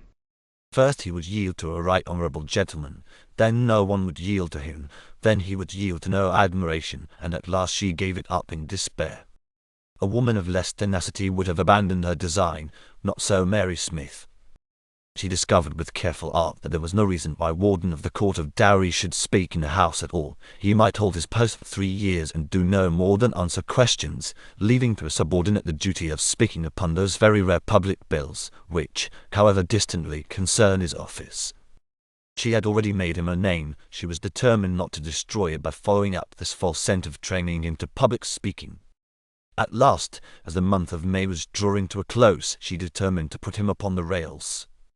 Dolly and she were agreed. Perhaps Dimmy would need to be persuaded. He was naturally modest, and what was more, he would very certainly be afraid, but still more certainly he wanted money most abominably. When the day came for him to receive his great illumination, she called him to her once more, and once more he found her alone. She lunged him first, and gave him a wine of which she knew he could drink in moderation, for she felt he would need courage. She let him drink his coffee, she lit her own tiny cigar, and at last she said, Dimmy, what does it take you to live? I don't know. said Dimmy with some terror in his eyes. Mary Smith looked at him a little quizzically. He did not like those looks, though he was fond of her. It made him feel like an animal. Dimmy, she said, could you and Sudi manage it on 7,000 a year, or say on 6,000? Dimmy thought long and painfully. For him there were but 2 scales of income, the poor and the rich. In the days when it was such a bore to raise a sovereign, he was poor.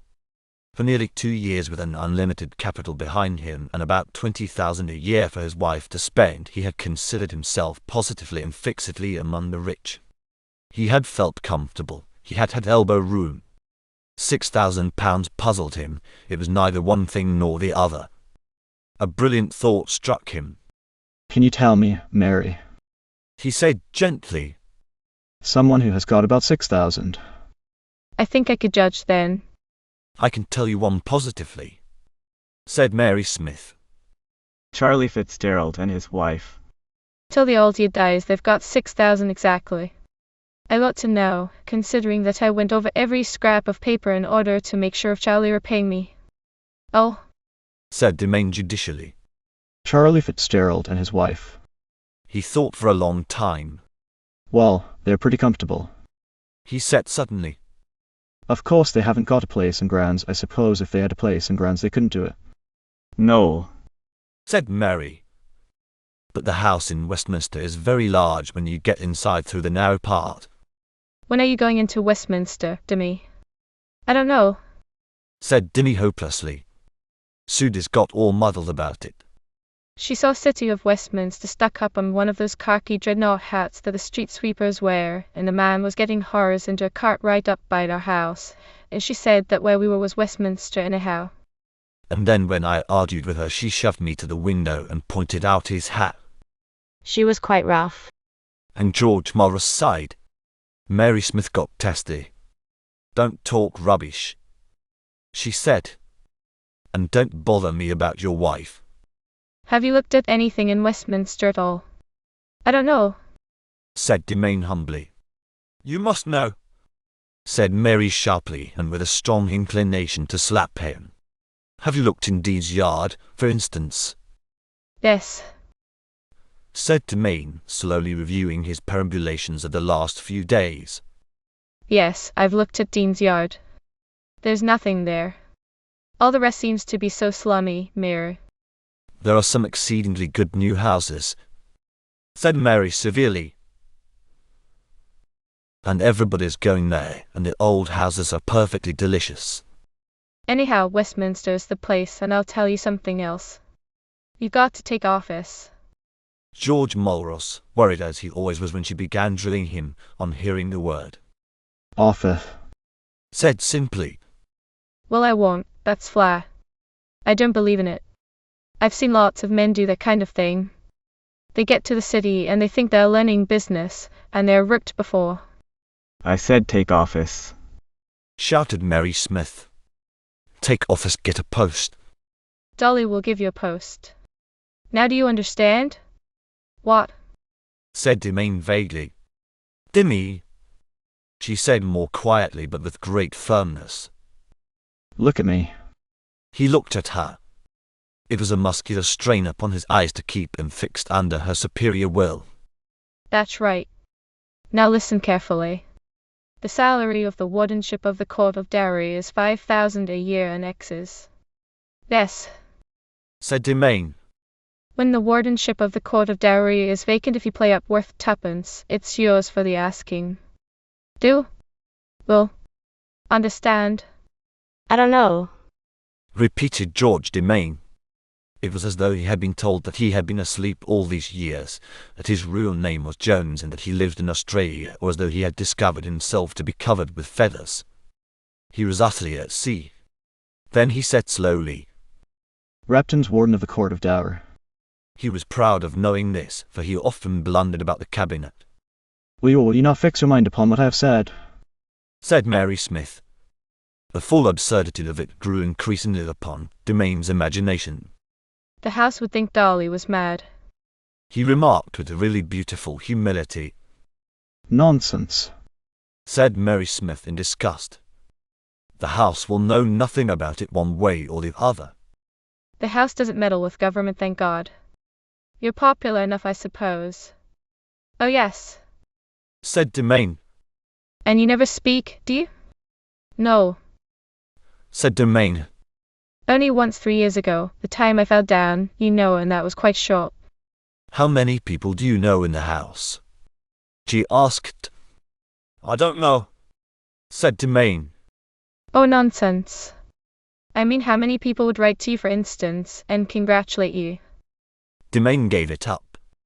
But one could see from his demeanour what she had guessed from her own study of the debates and from her great knowledge of London. A month ago people just knew that Demain was in the house, and that was about all. They knew him now as a man whose name they had seen 50 times and who asked questions. A better candidature could not be conceived, and his close family connection with so many men on both front benches would render their appointment reasonable in all eyes. All sorts of things were lumbering against each other in George Mulross's brain. He wondered whether one had to know anything, or what one had to do, and how the money was paid, and whether income tax was deducted at source, and how long the government would stay in. Then the absurdity of it recurred to him. Of course there was Pitson. He murmured. And everybody laughed and said he was a half-wit, but he was in with everybody, although he was a half-wit. So are you. Said Mary. Yes, but I don't laugh and go about as he did. It's against a man to laugh much. Said Mary. And really, if it comes to going about, even a dog can do that. You've only got to go and sniff round people. The conversation could not profitably be continued. Demain had been introduced to the idea, and that was all Mary desired to do. She sent him home and invited herself that weekend to a house in which she would find Dolly, the cards, but no matter. Dolly was there. When the Prime Minister saw that dear figure of hers with its promise of importunities, he groaned in spirit. She brought him up to the sticking point during a long walk on Sunday afternoon, and he promised her that at least he would sound. But I don't know, Mary. He said, half trying to retreat. Repton's not a man to speak unless he chooses, and he's like a stone wall against one unless he also chooses to hear. Take him walking as I'm taking you. Said Mary. It was Sunday, the 31st of May. The weather had begun to be large and open and warm. He thought there was something in what she said. Meet him as he comes out of his house tomorrow. Do you know when he comes out? Yes. Said the Prime Minister a little shamefacedly. I do. It's always 9:30. Well, said Mary, I really don't see what your trouble is. It's an absurd hour to catch a man 9:30, and I should have to get up God knows when, besides tomorrow's a bad day. Said the Premier, pressing his lips together when he had spoken. It's a bad moment. It's a big week for him. He's got a dinner on that's something to do with his damn companies tomorrow evening. I know that. And then Tuesday he's got that big Van Diemen's meeting in the city. And before the end of the week, I know he's talking at the big Wycliffite conference. I can't remember the day though. Puddle told me about it. They had turned to go home, and Mary Smith for the first 100 yards or so was honestly wondering in her mind why men found so difficult what women find so easy. I've told you what to do. She said. Catch him by accident outside his house as he leaves after breakfast, then he'll walk with you. Say you're walking. Anything can be said when one's walking. Are you sure you'll come with me? Asked the Prime Minister. Positive, said Mary Smith in a very quiet tone. The air was serene above them, and one lark had found his way so high that they could hardly hear him singing. The Prime Minister wished from the bottom of his heart that he could live in that field for a week. He rose to one despairing rally. Mary, He said, suppose it rains? "Oh, Dolly, Dolly, Dolly," she answered, stopping short and standing in front of him. "It's for all the world as though you were just back from school for the last time, and I was a little girl who had been sent for on the grand occasion to tea." She put both hands on his awkward shoulders to stop him, and she kissed him anywhere upon the face. "It won't rain, Dolly," she said. "I've seen to that." Chapter 7. Charles Repton had taken no weekends. Charles Repton had sat tight in London. The end of that May did not tempt him to move. He was right onto his business, and never had his silent life been more silent. Or Maria, Lady Repton, felt more alone, though she did as she was bid and remained immovable in her London house, only seeing, when the leisure was afforded her, a few dear friends non-conspicuous, and once or twice presiding at a great dinner of her husband's. Beyond all his other concerns, one chief concern was resolving itself in Charles Repton's head. He was wondering exactly where he stood between commerce and politics. These moments, not of doubt but of a necessity for decision, are the tests of interior power. Some half-dozen such moments had marked the career of his strict soul. One when he had determined to risk the transition from his native town to Newcastle, carefully calculating the capital of clients and how much could be successfully lent in that centre. Another when he had risked the expense of his first election. A third when he had decided to take office, and there were others.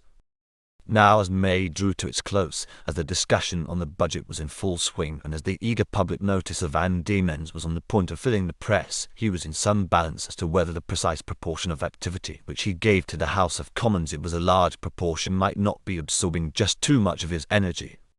He calculated most exactly as a man calculates a measurable thing, an acreage, or a weight of metal, what the future proportions should be. He must remain in touch with everything that passed at Westminster, on that he was fixed. But he knew that there was a growing criticism of his combination of high political idealism with affairs in the city. The Moon had said one exceedingly unpleasant thing about the oil concession in Burma. It was only a newspaper, but he had to settle it. The Capon was paying a little more attention, and he liked to his position in the House of Commons. He thought hard, and under the process of his thought his mind somewhat cleared. But he had come to no decision when, late in the night of Sunday, the 31st of May, he marshalled the papers upon his desk, deliberately turned his mind off the problems that had been engaging him, and drew up a list of his next engagements. The next day, Monday the 1st of June, after leaving his house punctually at 9:30, he was to give half the morning to the wardenship. He was to return home at noon. From noon to lunch he must see to his accounts. It was doubly important, for it was a Monday and it was the first of the month. He would lunch, preferably alone, for he would be tired, and he would give Maria to understand that he must be undisturbed. On Tuesday, the 2nd, was the speech to the general meeting of Van Diemen's. He glanced at his notes for that speech. They were all in excellent sequence, and he felt, so far as men of that stern temper can feel it, a little touch of pride when he noted the procession of the argument. He saw in his mind's eye first the conviction and then the enthusiasm of the men whom he must convince, the vivid portrayal of the impious need of the railway, the ease of building it, the delivery of the great metaphor wherein he compared that thin new line of iron to the electrical connection which turns potential and useless electrical energy into actual and working force. He reread the phrase in which he called it completing the circuit. He did not doubt at all that the meeting would follow him. Sentence after sentence passed before his memory, for he had carefully learned a peroration by heart. The name of Nelson shone in one of them, the name of Rhodes in another, of Joel in a third, till the great oration closed with a vision, brief, succinct but how vivid, of the gate of the East and of England's hand upon it, holding the keys of such teeming destinies. through them. It was a great speech. He turned more carelessly to the already typewritten stuff which he must deliver upon the Thursday to the Wickfight Conference. It would do, and it was of importance for the moment. It reminded him a little contemptuously of the high-meat teas in the north of England and of his youth, and of that wandering war between church and chapel which was then of real moment to him, and which now he still had wearily to wait, at least in public. Whether this little bout of study had been too much for a man who had already spent a full month glued to his work, or whatever else was the cause, he felt as midnight approached a trifle brain-sick. He leant his head upon his hand, and it seemed to him he hoped it was an illusion, for the sensation was yet vague, but it did seem to him that the pain behind the ears, or at least an oppression there, was beginning. He muttered an exclamation so sharp as would have astonished those who had never seen him under a strain. Then he went quickly upstairs to the drawing-room and found his wife sitting all alone with her book. She looked up as he entered, and again she was startled by that strange innocence in his eyes. Odd, but what living flashes of 30, of 40 years ago pierced her heart. Youth goes down every lane, and these two, just after their marriage, just before the first loan he had made, had been for a month or so young. The memory of it was a jewel to her. He came in at that instant loosened. He was walking ill. He made towards her as though he was seeking a refuge, and still that persistent innocence shone from his eyes. He sat down beside her, breathing uncertainly, groped out and took her hand. He had made no such movement since what year? Since before what first hardening had frightened her? How many years, how long a life ago? The mood was of no long duration. She could have wished it had been longer. He slept with a sort of deep lethargy that was not his way, and twice in the night she rose to watch him, but with the morning all his powers and, alas, all that difference had returned. She was to see nothing of him while he went through every detail of his affairs for the week and the month with his assistant. She was not even to be allowed to see something of him at his midday meal. She watched him as he went out of the house at the invariable hour to drive to the office of the Court of Derry. And as she watched him with new feelings in her and the breaking of dead crusts, she saw another man accost him, the cab turn away, and the two go together, walking towards the park. She knew the figure, though she came so little into the life of London, and she recognized, in the sloppy clothes and the stooping walk, the Prime Minister. If you are a member of the governing classes of this great empire, it is not an easy thing to approach a house between the Edgware Road and Hyde Park from the north at 9:30 in the morning. It is supremely difficult if you are making for Westminster. It presupposes being carted at an impossible hour to some place in the northwest, and there let loose and making a run for home. And why should any man of position be carted to any place in the northwest at dawn? On the whole, the best excuse is Paddington Station. Eton is a good place to come from, for the light comes in at Paddington. It was from Eton, therefore, that the Prime Minister came that morning. Anyhow, he was NW of the park before 9. He walked slowly towards the Marble Arch.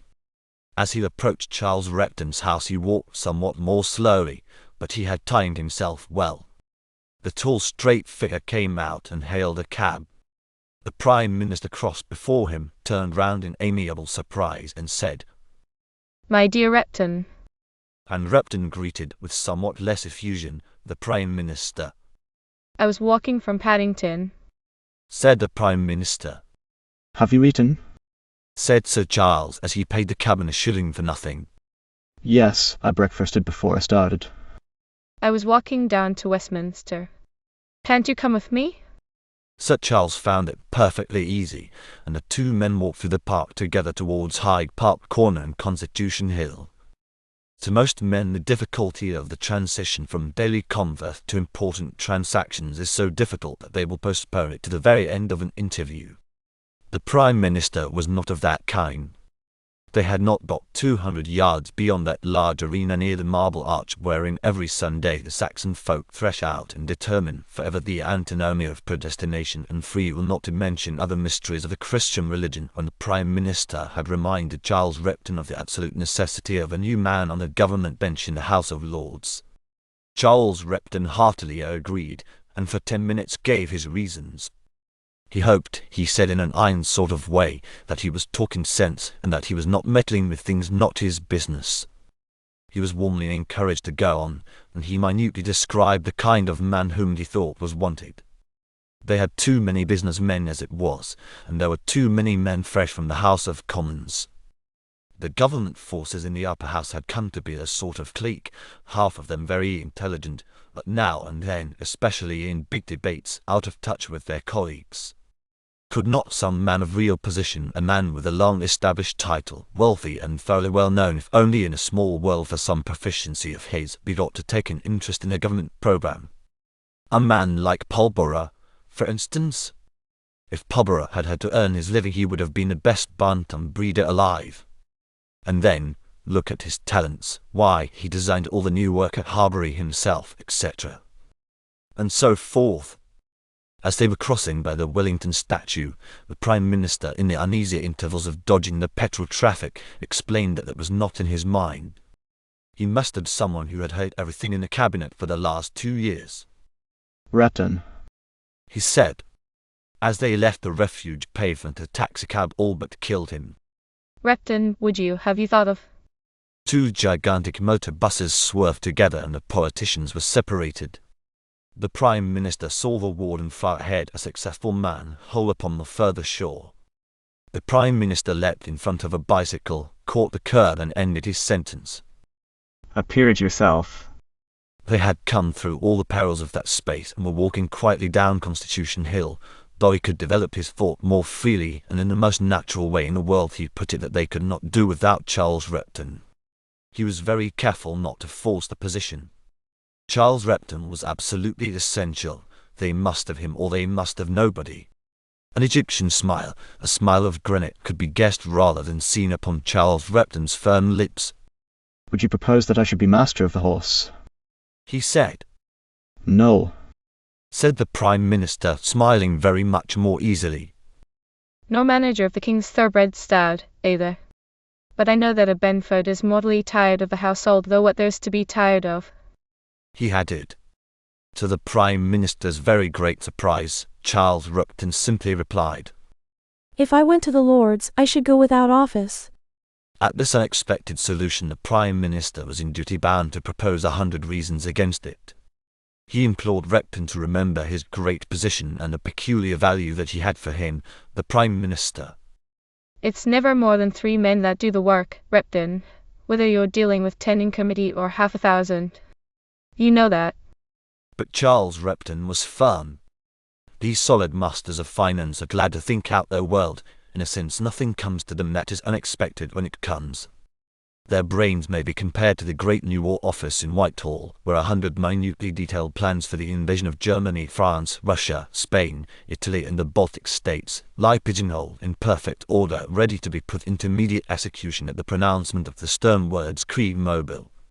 Long before the simple intrigues of the drawing rooms had taken shape, Charles Repton had swept the whole landscape with his inward eye. He knew every fold of the terrain, he had measured every range. He had determined that, upon the whole, a peerage was worth his while, now, at the very height of his fortune. To have a permanent place, free from office, with the prestige of title, with committees open to him and every official source permanently to his hand, was worth his while. It was worth his while to go to the House of Lords had it been a matter for his free choice, and if he went to the House of Lords he must go a free man. It would do more to save Van Diemen's than any other step, and that great company was worth 20 places in the cabinet. Van Diemen's was the master of this cabinet and the last. He had made up his mind then that a peerage was worth his while even if it depended entirely on his choice. Now that he could make it a favour, it was doubly worth his while. The alternative meant useless friction. Yes, he would take that peerage, but there was one thing that he must have quite clear.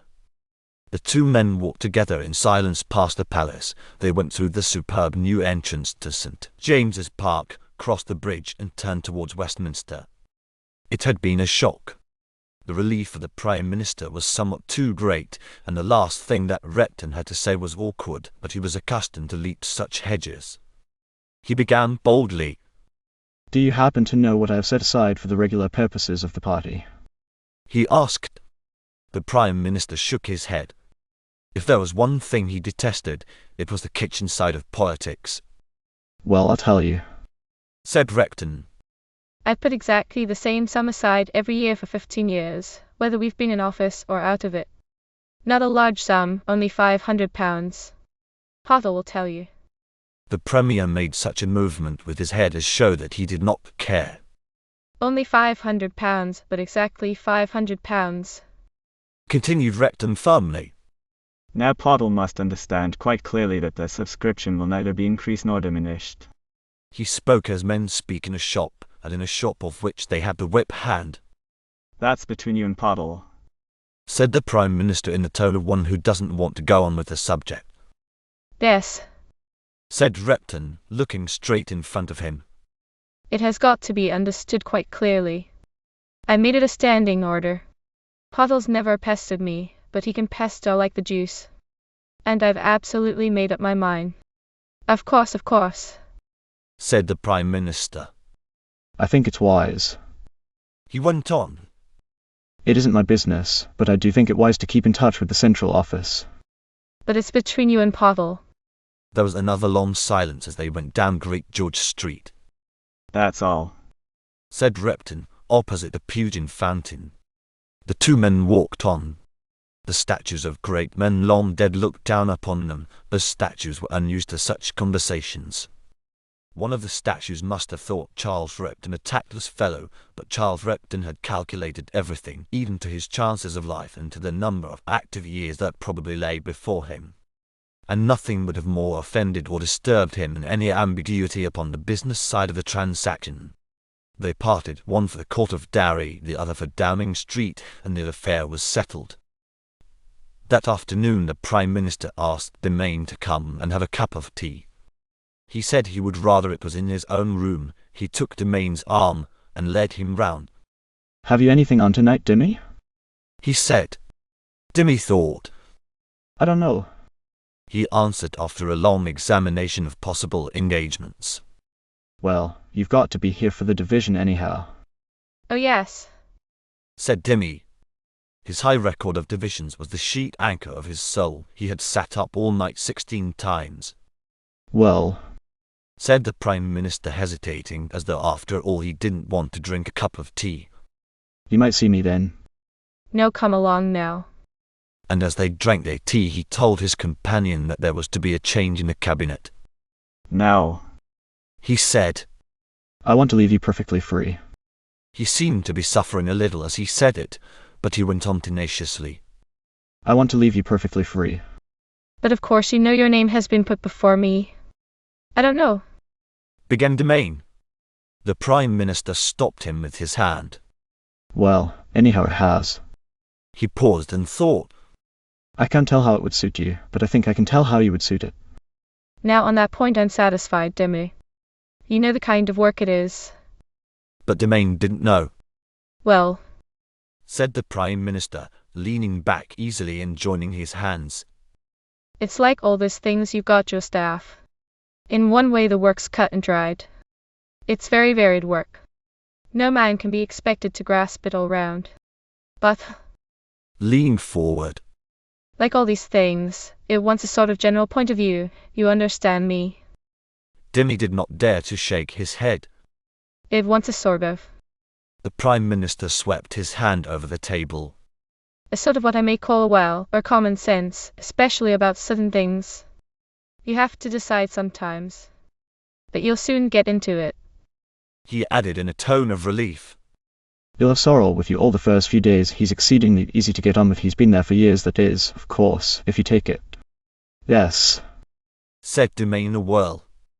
Yes, if I take it I shall have sorrow. Then of course, Went on the Prime Minister rapidly. it's the kind of place which you can make anything of.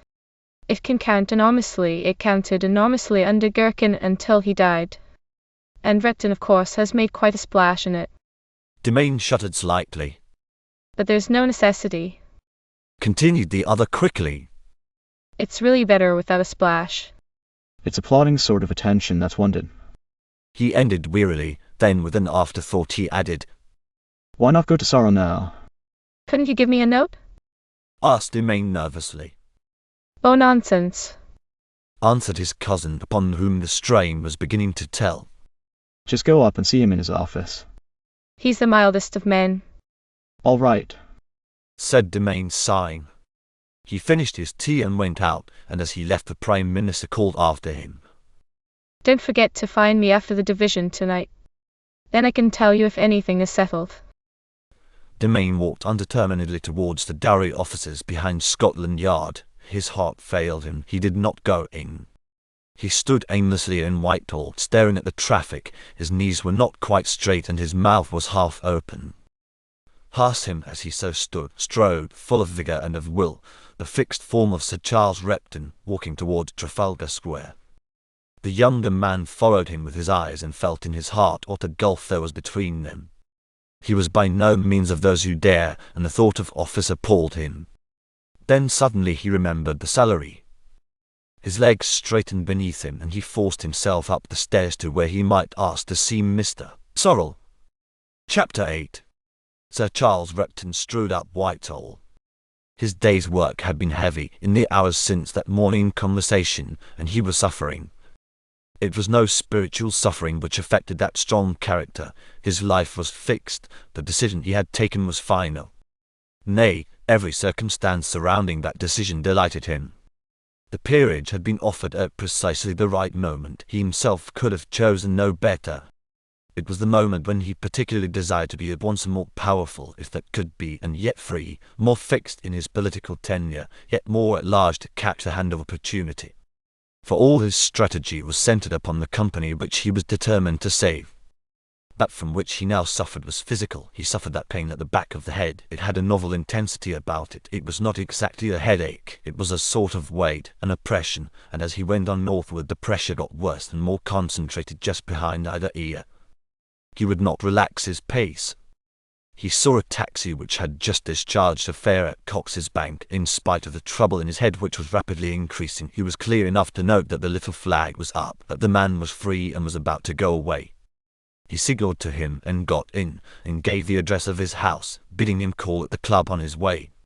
He remembered that the bother was getting worse, that there was a big dinner that evening. He tried to remember the names, then quite suddenly a stab of pain behind the right ear almost made him cry out. But Repton was indomitable, and he stifled a cry. Hardly had he so conquered himself when he felt another similar violent agony behind the left ear. A man less master of himself would have fainted.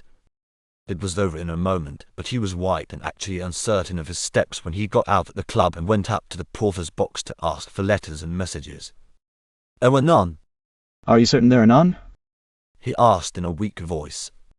That query was so unusual from the man that the porter looked up surprised. Don't look at me as though I was stuffed. Said Sir Charles sharply. Don't you know what your place is worth? The man grumbled a little, with the most unworthy ferocity, but perhaps the pain must excuse him. Sir Charles bent his head into the little window in the glass and hissed. This kind of thing has happened before. Just you jolly well sort the papers in front of you and make sure. His hands were trembling with constricted rage. The porter ran through the bundle and found a card. What did I tell you, you be wise snipe?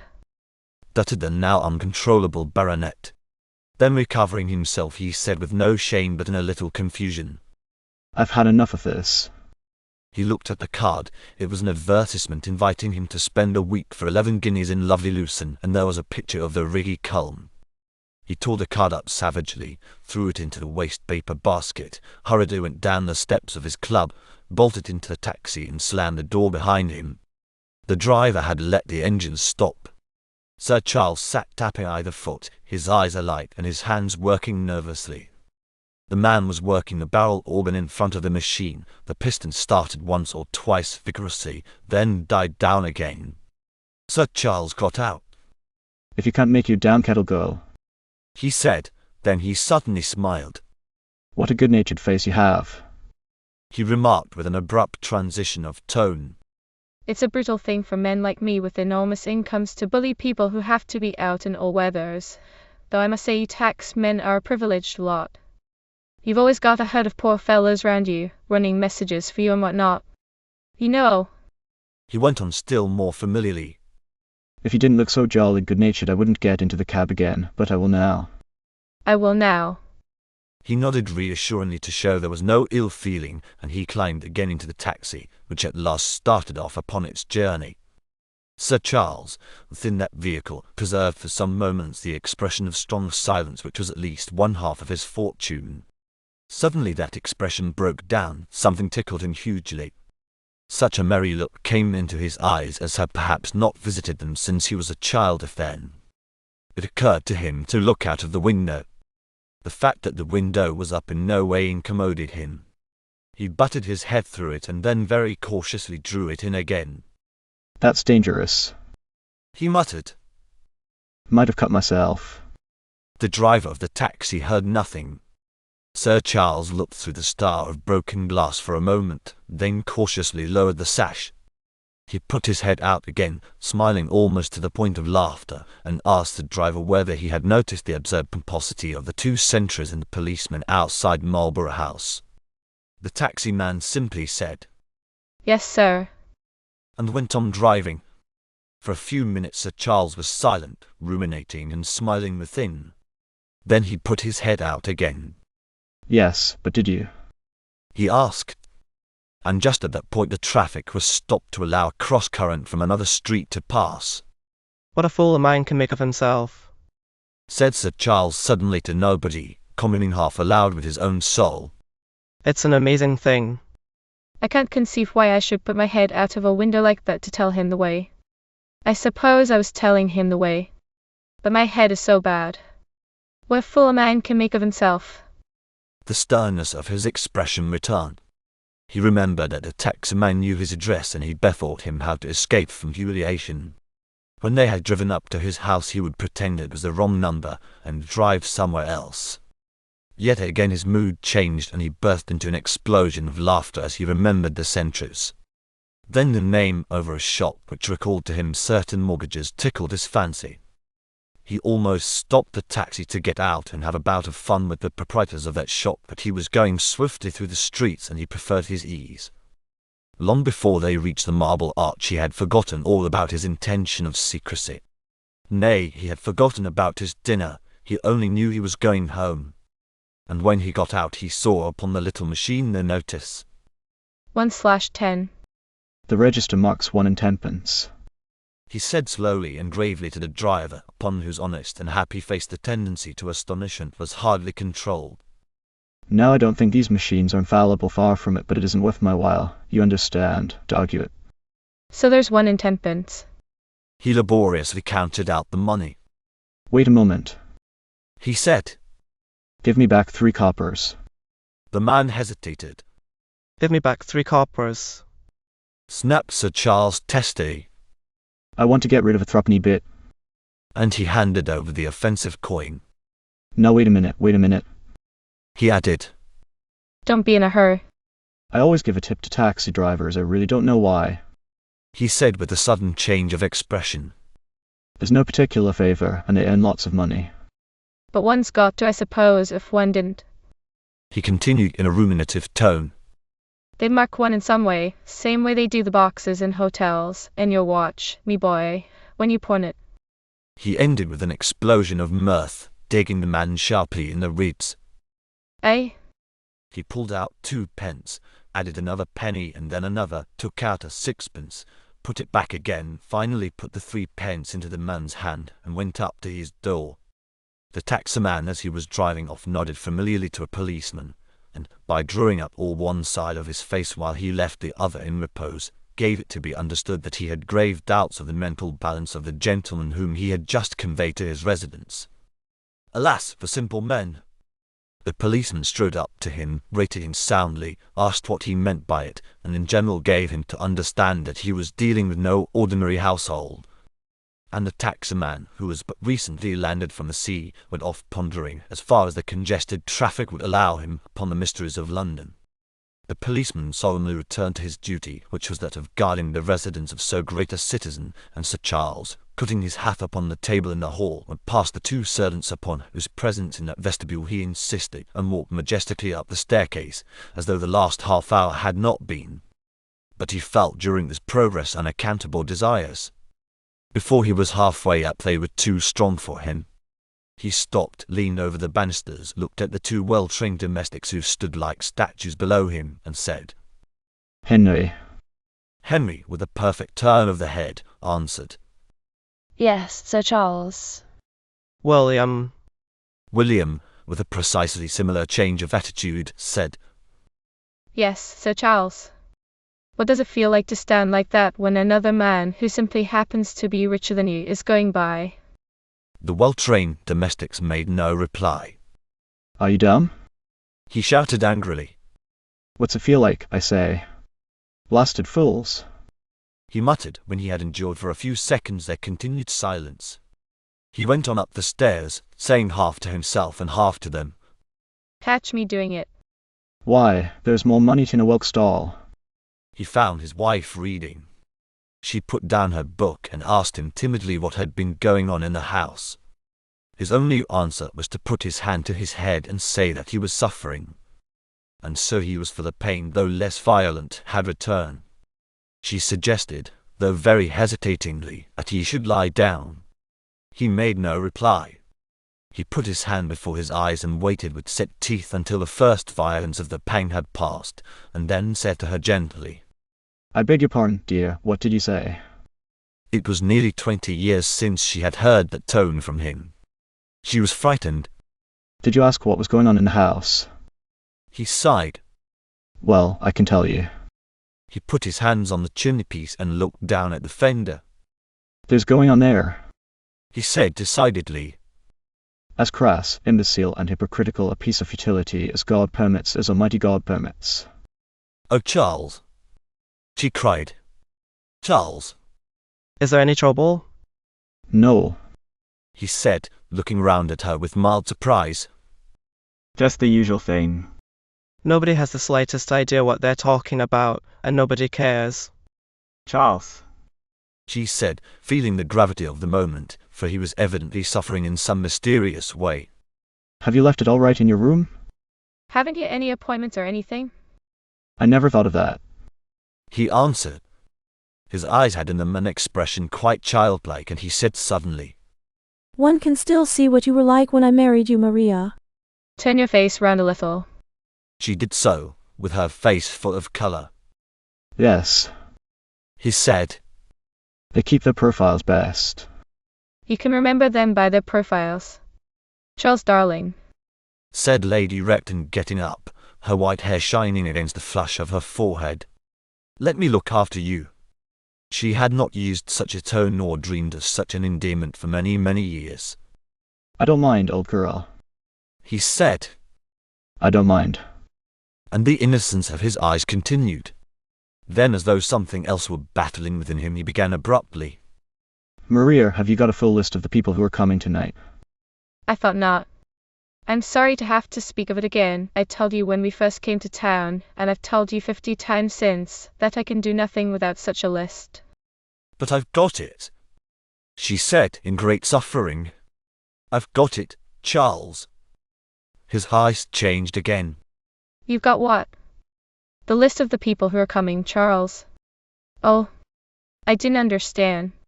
The list of the people who are coming. He repeated slowly. Well, show it to me in a moment. He moved towards the door.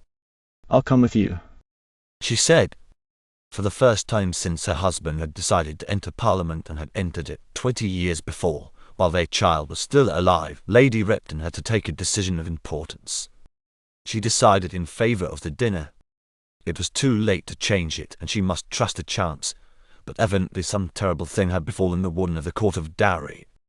As he was dressing, she heard him now and then humming a chance tune, a thing which in his normal self he would no more have dreamed of doing than of walking the streets without his hat, and now and then commenting upon the character and attributes of the opera singer whom he had last heard sing it. She heard him launch out into a long monologue, describing the exact career of the new soprano at Covent Garden, the name of her father and her mother, the name of the Russian Grand Duke, the name of a wealthy English lady who had asked her and him to supper, and then, oh horror, the name of an English statesman. There was a burst of laughter which Lady Repton could hardly bear, and then a silence.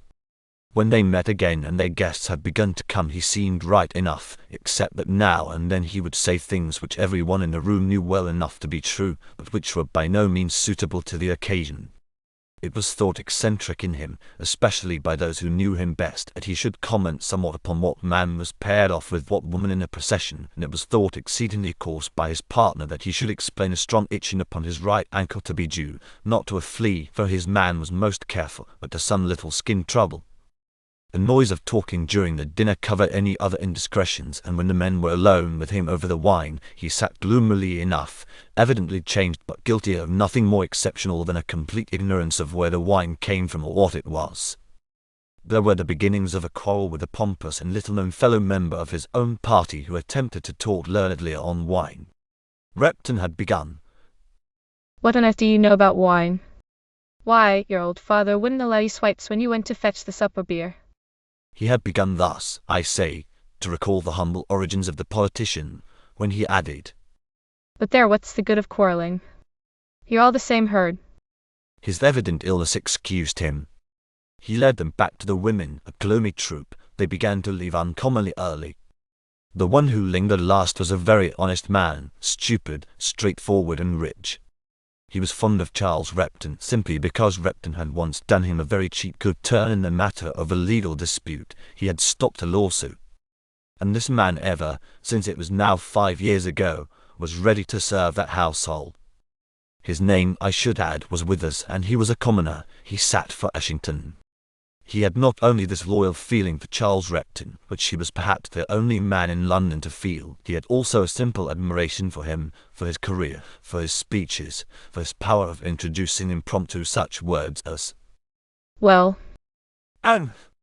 no, I would beg the House to observe.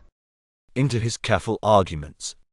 Lady Repton trusted him, and she was glad to see him remaining alone after the others had left. Charles Repton was sitting at the end of the room, staring at nothingness. Withers whispered to Lady Repton a rapid query as to what had happened. She could tell him nothing, but her eyes filled with tears. "Wouldn't it be better?" said Withers hurriedly in a low tone. If I got him back to vote tonight, there'll be 3 divisions at 11. There's bound to be a scandal if he doesn't turn up. Yes, no, very well, said Lady Repton. I don't understand it. I don't understand anything. She almost broke down. Repton, said Withers. Won't you come along with me? It's 10:30. There'll be 3 divisions. Repton startled them both nearly out of their skins. Divisions? He shrieked, jumping up. Go down and wander past those green boxes in a great stifling pack for nothing at all. Not if I know it. Why'd I can guess you the majority from here. And if there wasn't any majority, I should blasted well like to know the difference it would make. Divisions. Oh, chase me. And he snorted and sat down again.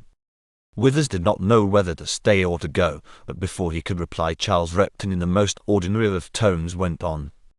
I can't understand a man like you, Withers, putting up with it. You rich, you're a gentleman born, which I'm not. You'd be just as big a man in Buckinghamshire, especially nowadays when the county's crawling with Jews, if you were out of the house. You'd be infinitely freer. You know perfectly well the country'll stagger along without the silly tomfool business or with it, and that neither it nor anything else can prevent the smash. Why don't you go and live your life of a squire like a sensible chap? I make one prayer that you may die before the whole bag of tricks comes to an end. Come along, Charles, said Withers smoothly. Do come along. Not I, said Repton. I'm going to bed. I'm tired, and my head hurts me. And he went out like a ball. Lady Repton, said Withers very gently when he had gone. What has Charles got to do tomorrow? He never tells me. Said the wretched lady. I suppose he will go into the city as usual. It's very unwise. Said Withers. And yet I don't know after all. It might help him to be in harness, and you'll have him out of the house while you're making your plans. I'll do what I can, Lady Repton, I'll do what I can. Isn't tomorrow the meeting of the Van Diemen's Company? I can't tell. Said Lady Repton despairingly. She was impatient to be seen to her husband. She had grown terrified during the last few hours when he was out of her sight. Yes, it is. Said Withers. Oh, that'll be all right. It'll do him all the good in the world, I'm sure it will. Good night. He came back again. He remembered something. Of course. He said a little awkwardly. I don't know anything about these things, but I read in the paper that he was down to speak at the big Wicker fight meeting. Don't let him go there, Lady Repton, until you're quite certain, will you? Oh no, she said with a terrified look coming back again upon her face. It's not like business. Said Withers. There'd be excitement, you know. Good night. And he went out. Those of Charles Repton's guests who were members of the House of Commons had returned to it. One or two of them had hinted that things were a little queer with Repton, but Withers, when he got back just in time for the divisions, found no rumours as yet, and was profoundly grateful. One man only who had been present at the dinner took him aside in the lobby and asked him whether Charles Repton had had any trouble. Withers laughed the question away and explained that he had known Repton for many years and that now and then he did give way to these silly fits of temper. It was digestion, he said. Perhaps the guest had noticed there were no onions. The house had something better to gossip about, for after the divisions Domain was seen going arm in arm with the Prime Minister into his room for a moment. There had been plenty of talk of Domain lately. That visit increased it. Certain members, more curious or fussy than the rest, scoured the journalists in the lobbies. They had news. It was all settled. The paragraphs had been sent round to the papers. The lobby correspondents had each of them quite special and peculiar means of knowing that certain changes were expected in the cabinet in the near future, that the House of Lords was to be strengthened by the addition of talents which were universally respected. Several names had been mentioned for the vacancy. Perhaps Mr. Domain, with his special training and the experience drawn from his travels, would, on the whole, form the most popular appointment. Thus had the announcement been given in its vaguest form by the Prime Minister's secretary. 2 or 3 favoured journals had been permitted to say without doubt that Charles Repton had resigned. The exact title under which he would accept a peerage was suggested, and Domain was put down in black and white as being certainly his successor. All this Domain was told meanwhile that evening in the Prime Minister's room. His interview with Sorrel had been exceedingly satisfactory, and never in his life, not in the moments when he could spend most of his father-in-law's money, had Domain experienced so complete a respect and so eager a service. He felt himself already a warden, and what was better, he felt himself perfectly capable of the wardenship. His mood rose and rose. He forgot Sudi. He had not even told her when he would be home. He shook his cousin's hand as warmly as might a provincial, and went out by the entry under Big Ben to calm down the exuberance of his joy with breaths of the fresh night air along the embankment. It was nearly 12 o'clock. So ended for George Mulrus Domain at Monday, June 1st, 1915. Chapter 9. When Sir Charles Repton woke up on the Tuesday morning, he felt better than he had felt at any moment since the loss of his youth. There seemed something easy in the air about him, and within his mind a lack of business and friction which he did not account for at the time, but which perhaps in a vague manner he may have ascribed to the purity of the air and the beauty of the day. The sun was streaming into his windows from over the park. It was already warm, and as he dressed and shaved himself he allowed his thoughts to wander with an unaccustomed freedom over the simple things of life. He noted the colour of the trees. He was glad to see the happiness of the passers-by in the street below. He felt an unaccountable sympathy with the human race, and he was even touched with contempt as he gazed at the long procession of wealthy houses which marked the line of Park Lane. At breakfast he ate heartily. Though he was alone, he looked at the small batch of letters which awaited him, and when he opened his newspaper he positively laughed at the opinions expressed in the leading article. He nearly broke into another laugh as he read the news from America, and then with a gesture which horrified the two solemn servants who had watched the unaccountable change in their master's manner, he tore the paper rapidly into 4 pieces and threw it on the floor. Having done this, he jumped up gaily, nodded to the menials, said, "You didn't expect that." Walked briskly out, took his hat and coat, and with no conscious purpose but as habit moved him, jumped into a motor bus going east. The conductor, who had a respect for Sir Charles Repton's clothes, and especially for his spat, and who seemed to recognize his face, asked him gently how much he desired to spend upon a ticket, to which he answered in a breezy manner, "Penny, of course." Never pay more than a penny then. If the beastly thing breaks down, you're not out of pocket. Sides which, he went on as though talking to himself, if they forget about you, you can have 2pence worth or 3pence worth for the same money. and he chuckled. The conductor looked at him first in terror, then smiled responsively and went forward to deal with less fortunate people, while Sir Charles hummed gently to himself, a little out of tune, but none the less chiefly on that account an air of ribald associations. The top of the bus was pretty full, and a workman who had occasion to travel in the same direction as his betters saw fit to sit down in the one empty place beside the baronet. It would have been difficult to decide upon what occupation this honest man had most recently been engaged, but there had certainly entered into it oil, wet clay, probably soot, and considerable masses of oxidized copper. It was not remarkable, therefore, that, besides such a companion, especially as that companion was a large man, Sir Charles should have found himself considerably incommoded. What was remarkable was the manner in which the baronet expressed his annoyance. He turned round upon the workman with an irritated frown and said, "I can't make out why they allow people like you on omnibuses." You can't what? said the breadwinner in a threatening voice. I say I can't make out. Answered Sir Charles, carefully picking out each word. I can't make out why they allow people like you on their buses. Dirty brutes like you, I should say. Why the devil? At this moment the workman seized Sir Charles by the collar. Sir Charles, though an older man, was by no means weak. His tall body was well knit and active, and he felt unaccountably brawny that morning. He got the thumb and forefinger of his left hand like a pitchfork under his opponent's chin, and there began what promised to be a very pretty scuffle. Everybody on the top of the bus got up, a woman tittered, and a large consequential fellow, who attempted to interfere, received a violent backhander from the huge left hand of the operative, the wrist of which was firmly grasped by the right of the politician, and was struggling in the air. The bus stopped, a crowd gathered. The workman, as is customary with hard-working people, was easily appeased. Sir Charles, a good deal ruffled, got off the bus, and putting 2 shillings into the hand of a policeman who was preparing to take notes, said loudly, That's all right. You can't do anything against me, and of course I can prevent the thing getting into the papers, but it's always better to give a policeman money. Safe rule. With that he wound his way through the increasing mob and disappeared into a taxi, the driver of which, with singular sagacity, drove off rapidly without asking for any direction. When he was well out of it, Repton put his head out of the window and addressed the driver in the following remarkable words. I don't really know where you'd better go. Of course, if you go to my club, I could change there. His collar was torn off him and his hat was badly battered. But on the whole, you better take me to Guy's. No, you hadn't. Go to the club. Stop at the Boy Messengers on your way. What club, sir? Asked the driver with a deference due to a man at once wealthy and mad. You won't know it.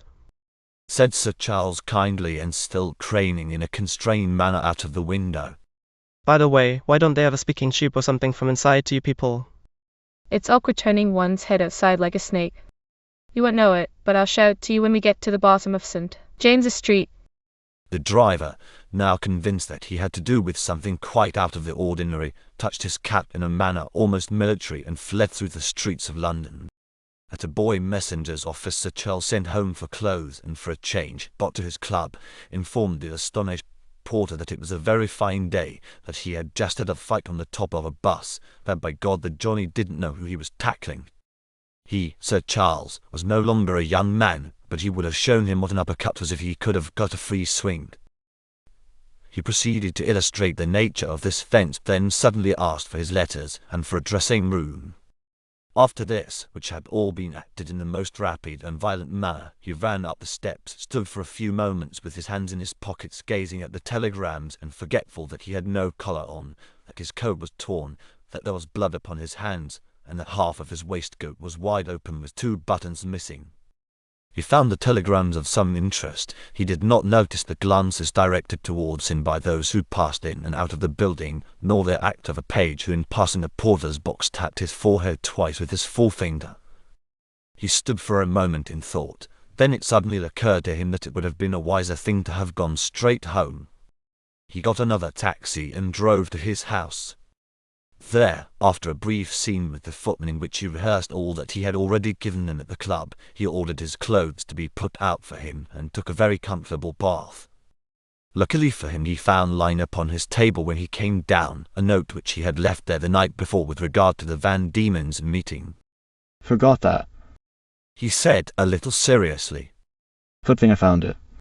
He picked it up, folded it once or twice, unfolded it, reread it perhaps 3 times, and while he was so employed heard the grave voice of his secretary begging him to go into town in a motor. Repton did not for the moment see any connection between his recent adventures and this request, but he was all compliance, and nodding cheerfully he waited for the machine to come round. When it had come, he looked at it closely for a moment, confided to the chauffeur that he intensely disliked its colour, but that it was a bargain and he wasn't going to spend any money on changing it, because he meant to sell it to some fool at the end of the season, got in, and was driven to the Cannon Street Hotel. He was a little late.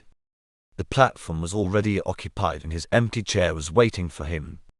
At his entry there was some applause, such as would naturally greet the man who was known to be the directing brain of all that interest. None noticed a change in him.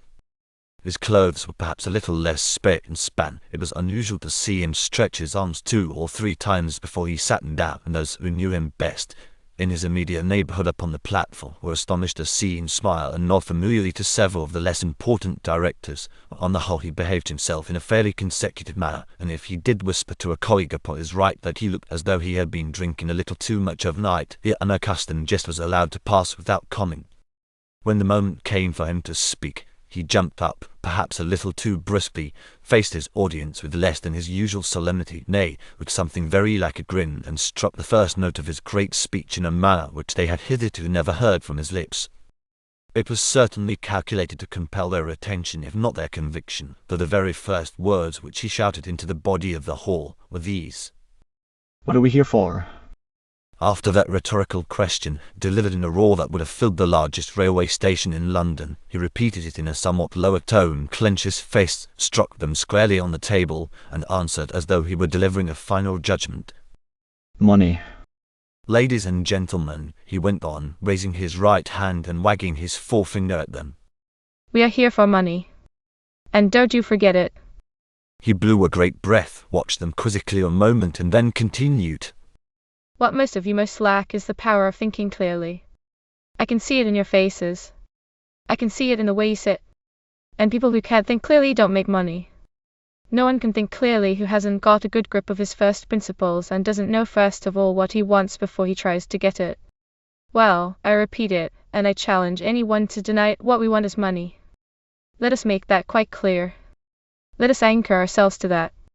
And when we once have that thoroughly fixed in our minds, we can go on to the matter of how we are to get it. Now, ladies and gentlemen, he proceeded in a more conversational manner, rubbing his hands together and smiling at them with excessive freedom. Let us first of all take stock.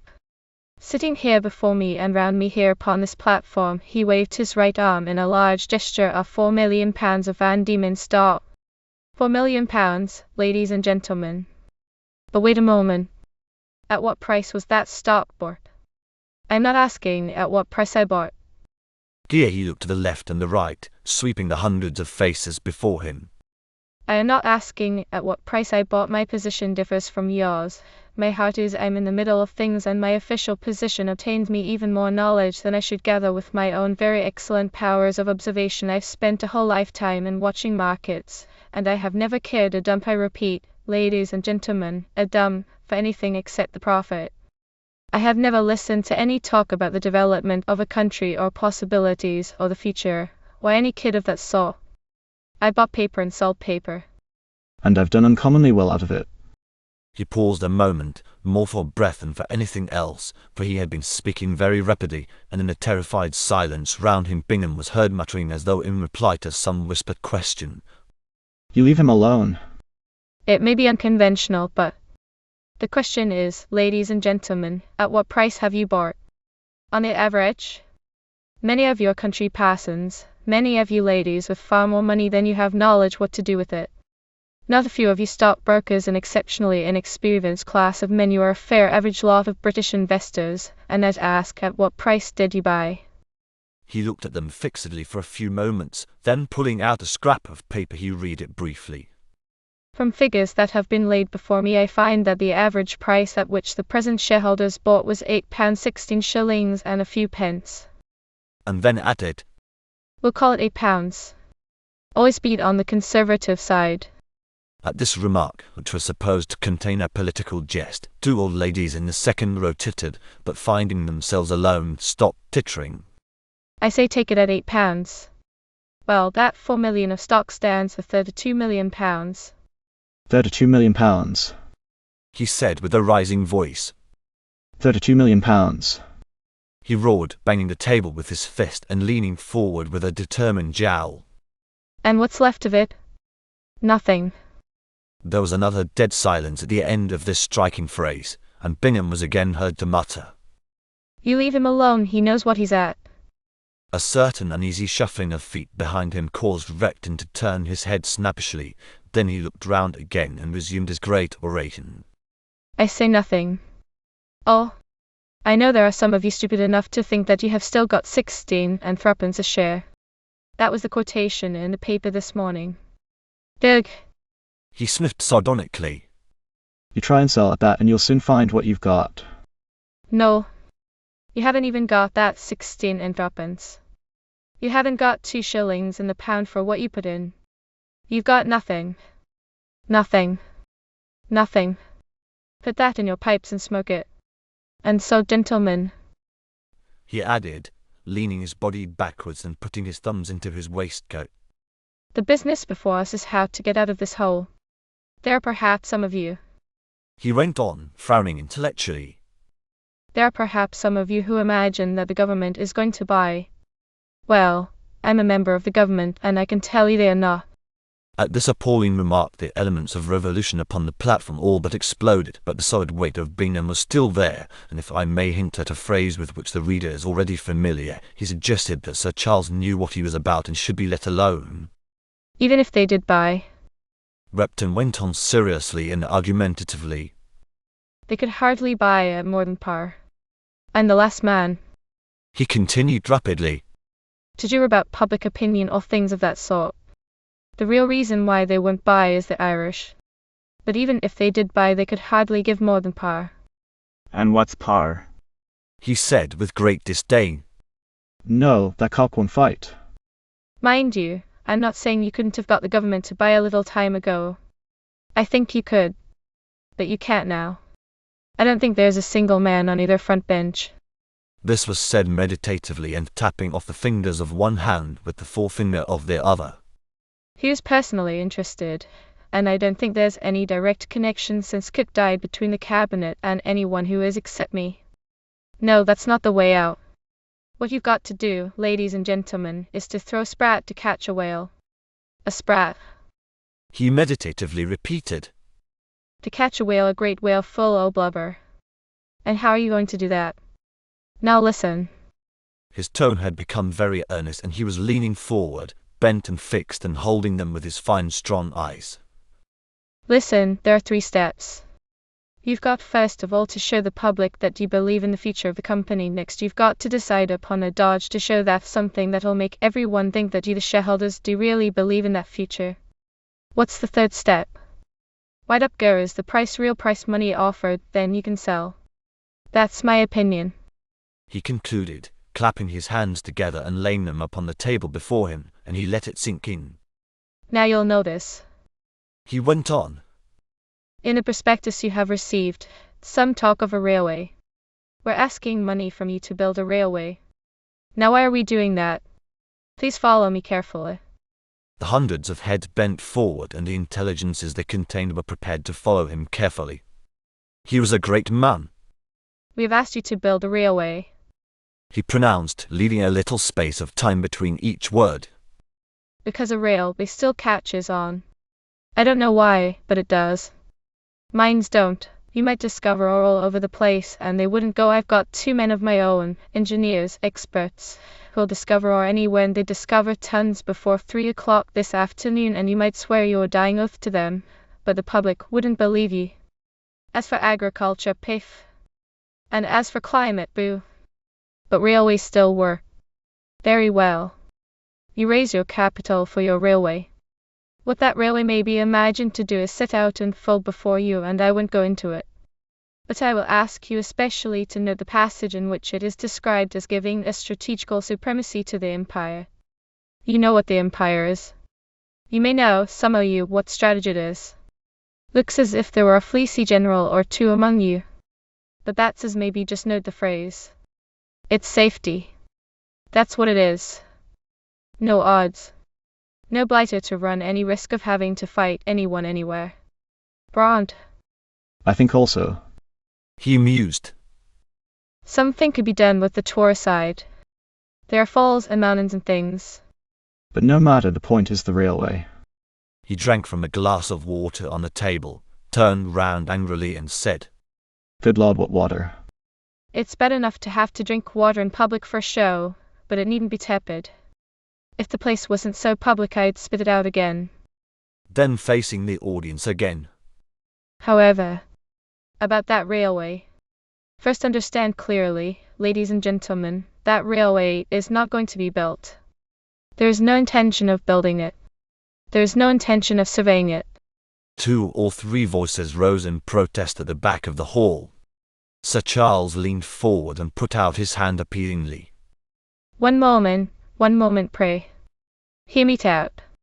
I don't mean that no one will build it. That's not our funeral.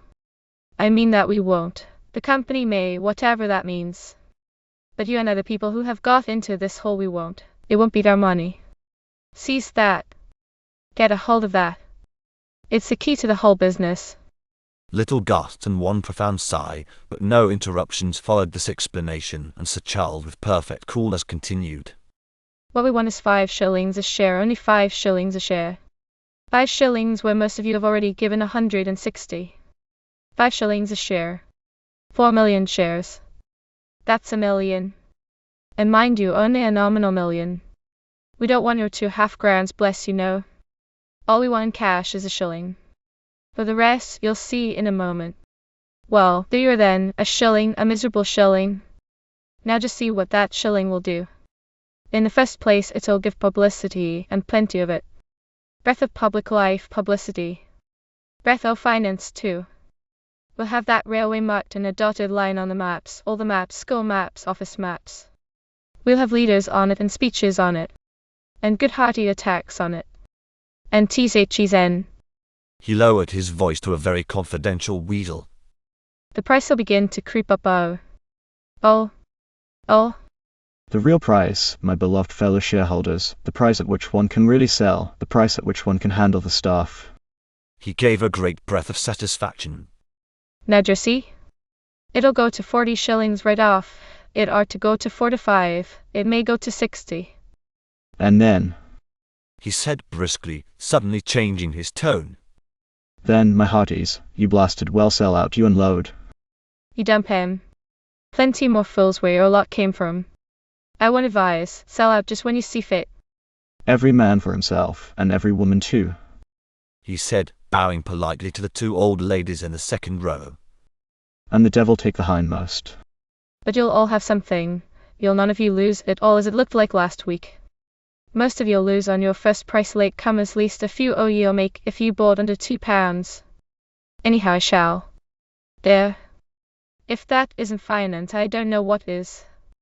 And with a large, happy, final, satisfactory and conclusive smile, the builder of empire, to the astonishment of everyone, looked at his watch, called upon his creator as a witness to the lateness of the hour, and suddenly went out.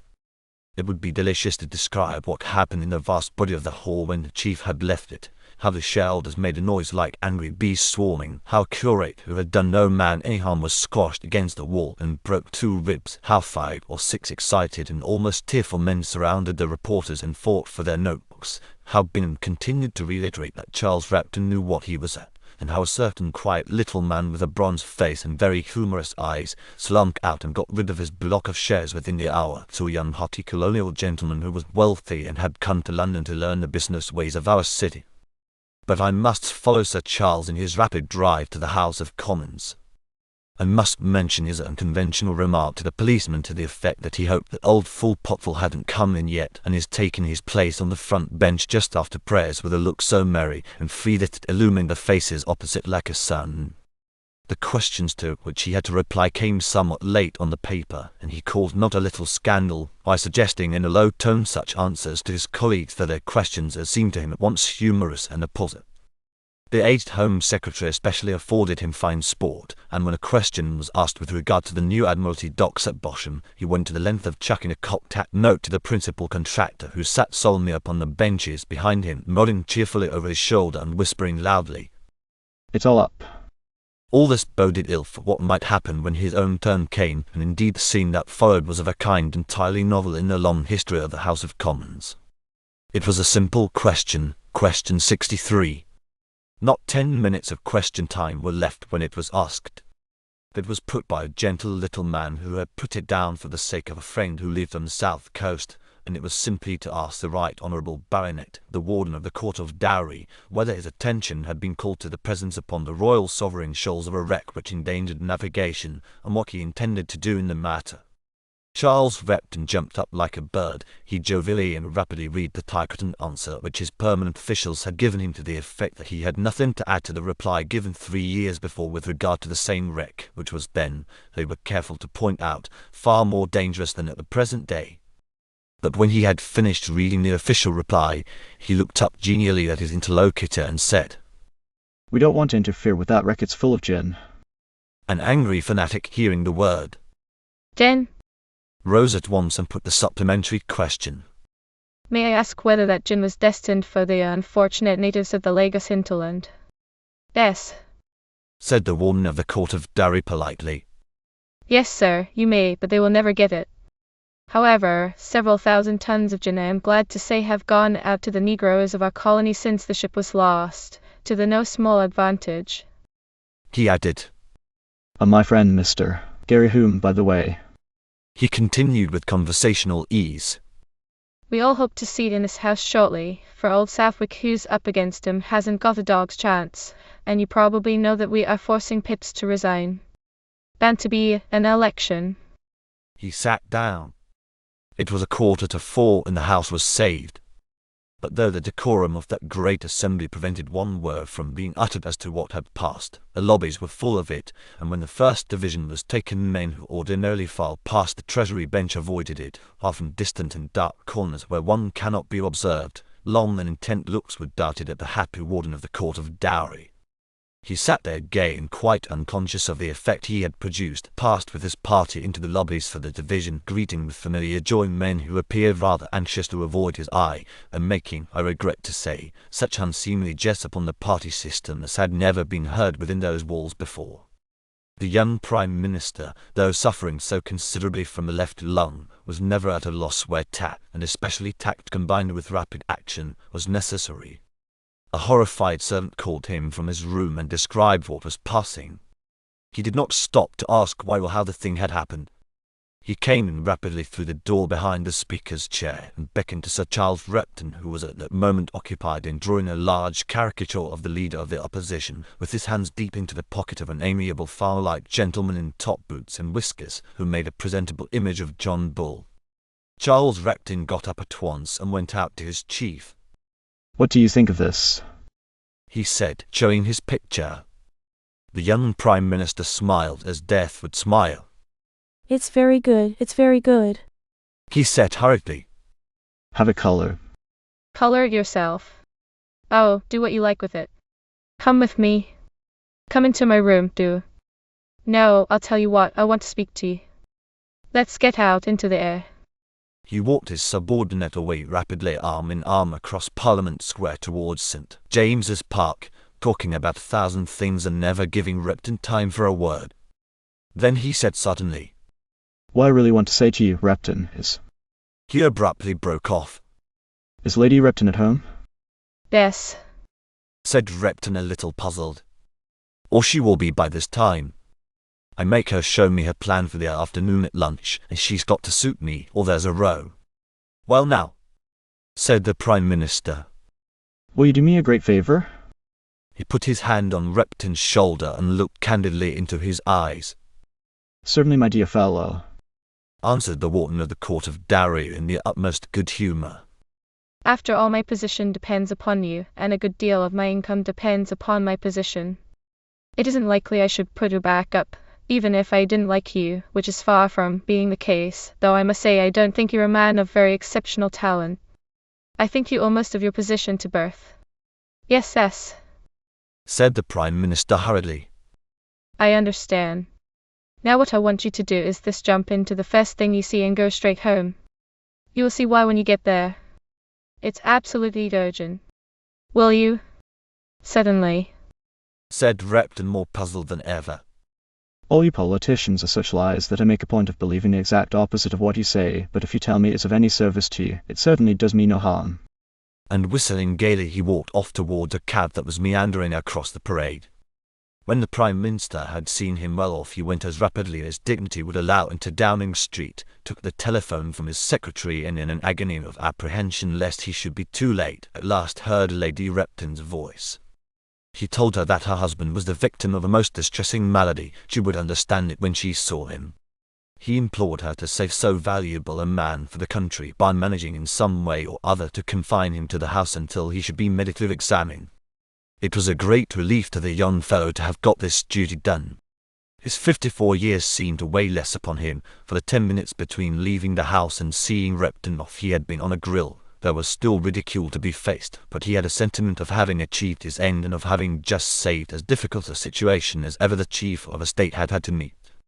It was an anxious moment, but many moments are necessarily anxious in the life of a man who holds in his hands the destinies of Great Britain, and the young and popular Prime Minister had the stuff in him to stand worse scenes than that, but he was exhausted and he was slightly troubled. The full consequences of the dreadful affair had not yet shaped themselves in his mind. He walked back to his room in the House of Commons, ruminating during those few steps upon the developments that might arise from Repton's terrible accident, and beginning to plan how he should arrange matters with Demain. It would want caution, for Demain was slow to understand.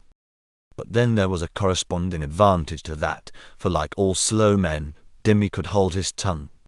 In fact, he couldn't help it. The Prime Minister was pleased to think that he had that second string to his bow, and that opinion had been sufficiently prepared for the change. Repton would be certified, of course, the sooner the better. That would prevent any necessity for a peerage.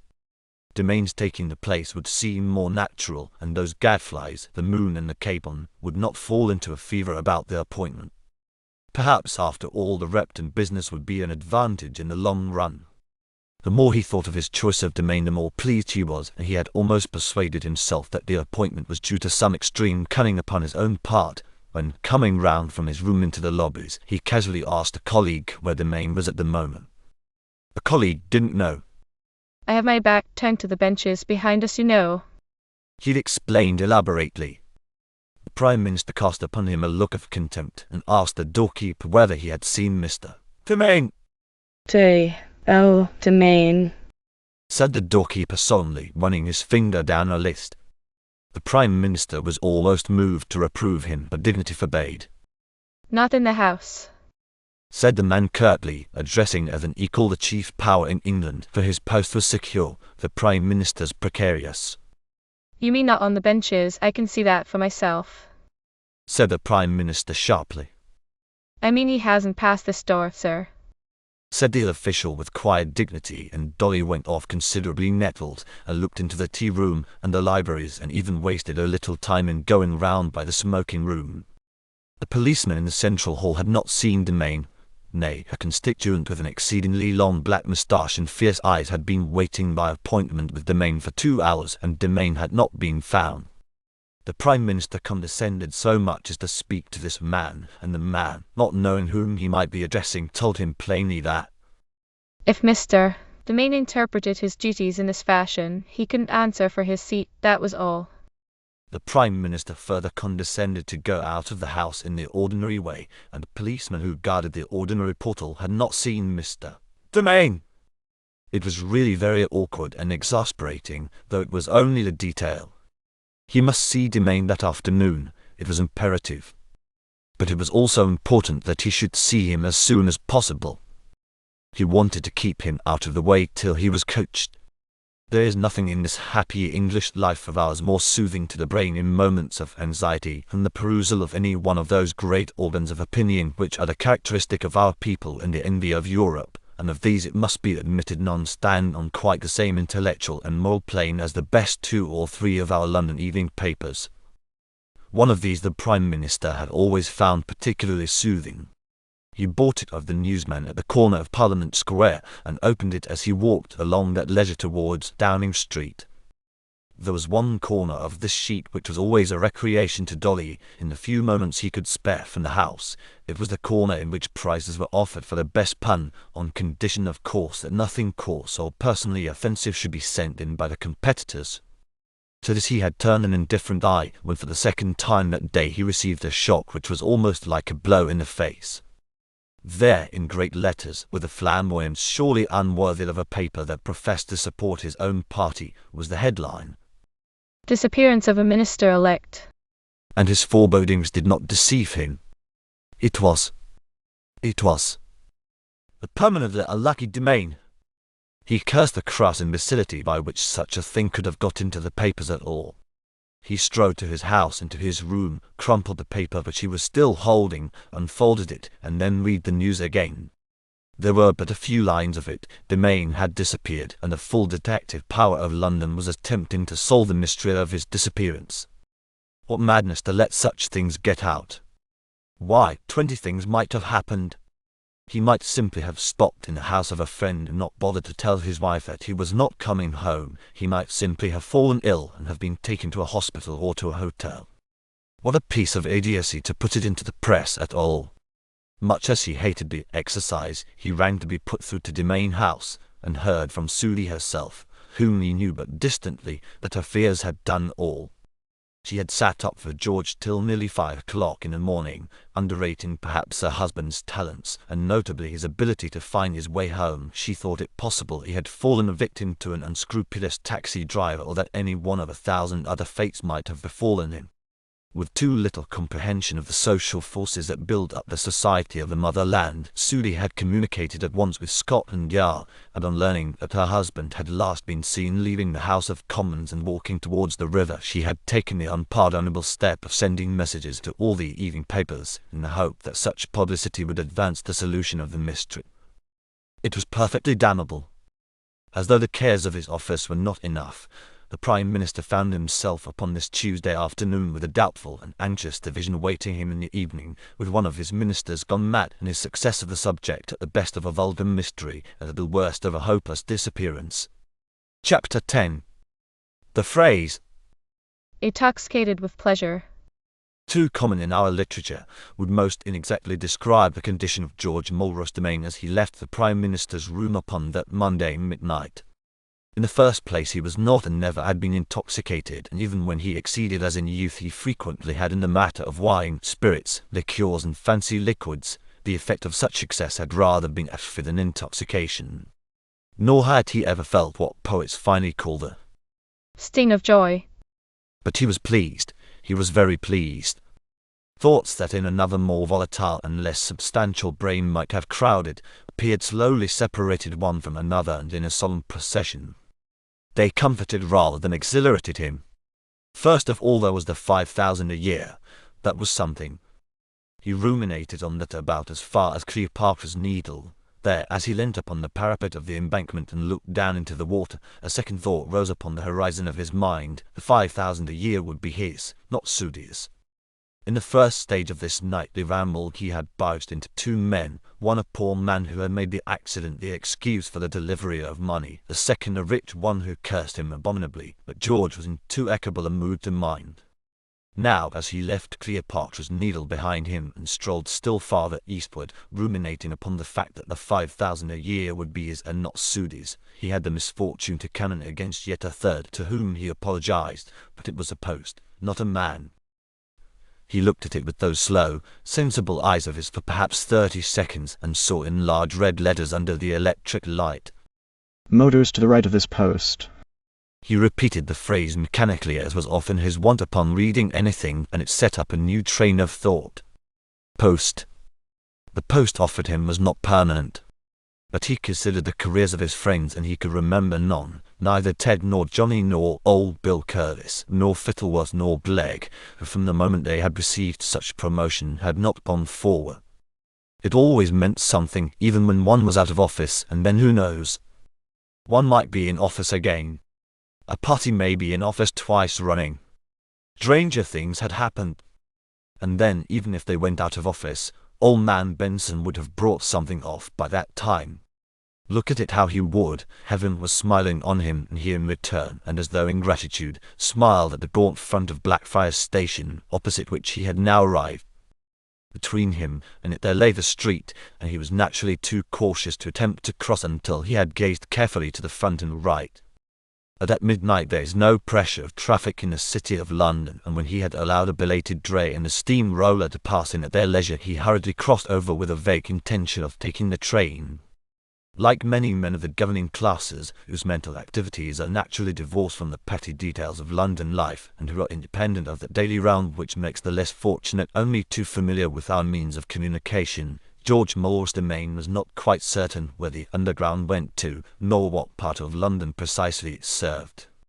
But he had been taught from childhood that it was circular in form, and that round it, like old ocean in a perpetual race, went along streams of trains. Enter it where you would, and you might leave it somewhere upon its periphery. He knew that St. James's Park station was at his very door. He asked for and obtained a ticket with that promptitude which distinguishes the service of our premier metropolitan line, left the change for sixpence by an oversight on the ledge of the ticket window, and then, as fate would have it, turned to the left-hand stairs. The official whose duty it was to examine and to cut designs upon the tickets presented to him by the public was, even under the guidance of fate, most negligent. He should surely have seen that he was dealing with an obvious gentleman, and should gently have directed him to the opposing platform. As it was, he did no more than half puncture the cardboard without so much as glancing at it, and George More's domain, whom now yet another pleasing thought had arisen that there were such things as cabinet pensions, sauntered down onto the platform. A train roared in. He stumbled into it just in time to save his coat from the shutting of the gate, and sat contentedly until he should hear the conductor shout, "St. James's Park." But this cue word, which would have aroused him to action, he was destined not to hear. The Mansion House went by, and Cannon Street, but yet another pleasing thought having arisen in his mind, he noted them not. A shout of Monument startled him, for he had heard in a general way of the monument, and it was nowhere near his home. When he came to Mark Lane he was seriously alarmed, and at the cry of Aldgate East his mind was made up. He got out. He asked with the utmost courtesy of the man who took the tickets what he should do to get to St. James's Park, and the man who took the tickets replied with less courtesy but with great rapidity that he had better turn sharp to the right, and that on his right again he would find Aldgate Station, whence there was still a service of trains, late as was the hour. Alas, for the various locutions of various ranks in our society! He did turn sharp to the right. He went right round the corner into Middlesex Street, and to the right again into Wentworth Street, but not a station could be seen. The summer night was of a glimmering sort of darkness. It was hot, and many of the local families were still seated upon their steps, speaking to each other in a dialect of the Lithuanian ghetto, which George Mulross erroneously took for an accent native to the London poor. He stepped up to one and asked whether he were yet near the station. The voluble reply, Shiskabeth Hormoshi. Prague so. They illumined him not at all, and as he moved off uncertainly up the street, a roar of harsh laughter tended to upset his nerves. He could not bear this raking fire. He turned, most imprudently, up a narrow court which was in total darkness, and then, at first to his surprise, but almost immediately afterwards to his great chagrin, he felt a voluminous and exceedingly foul cotton sheet drawn sharply round his throat, twisted, a slack of it thrown over his head and one end crammed into his mouth for a gag. Almost at the same moment his wrists were jerked behind him. A rope, whose hardness must have been due to tar, was hitched round him with surely excessive violence, putting him to grievous pain. His feet were lifted from under him. He felt several hands grasping his head and shoulders at random, a couple of them seizing his ankles. He was reversed, and in the attitude described at the Home Office as the Frog's March. He felt himself carried for some few yards, and at last reversed again and placed face upwards upon a narrow and hard surface. Through the filthy cotton which still enveloped his face, the disgusting stains of which were dimly apparent to him, he saw the glimmer of the light, and he heard round him language the accent and many of the words of which were so unfamiliar to him that he could make nothing of it. He was incommoded beyond words. Whatever his defects, George Mulross Demain was not lacking in physical courage. He bade them in a mumble through the gag that covered his mouth to let him go. There was no direct reply, but only a good deal of whispering, which so far as he could make it out, and much of it was foreign, related to his person rather than to his request. An attempt to move betrayed the fact that some heavy body was seated upon his shins. Another attempt to raise the upper half of his body was met by so sharp a reminder upon the side of his head that he thought it better for the moment to lie still. What followed was an examination of his clothes and their contents, which showed his new neighbours to be unacquainted with the sartorial habits of the wealthy. The 2 slits in his cape were taken for pockets, and their emptiness provoked among other comments the shrill curse of a woman.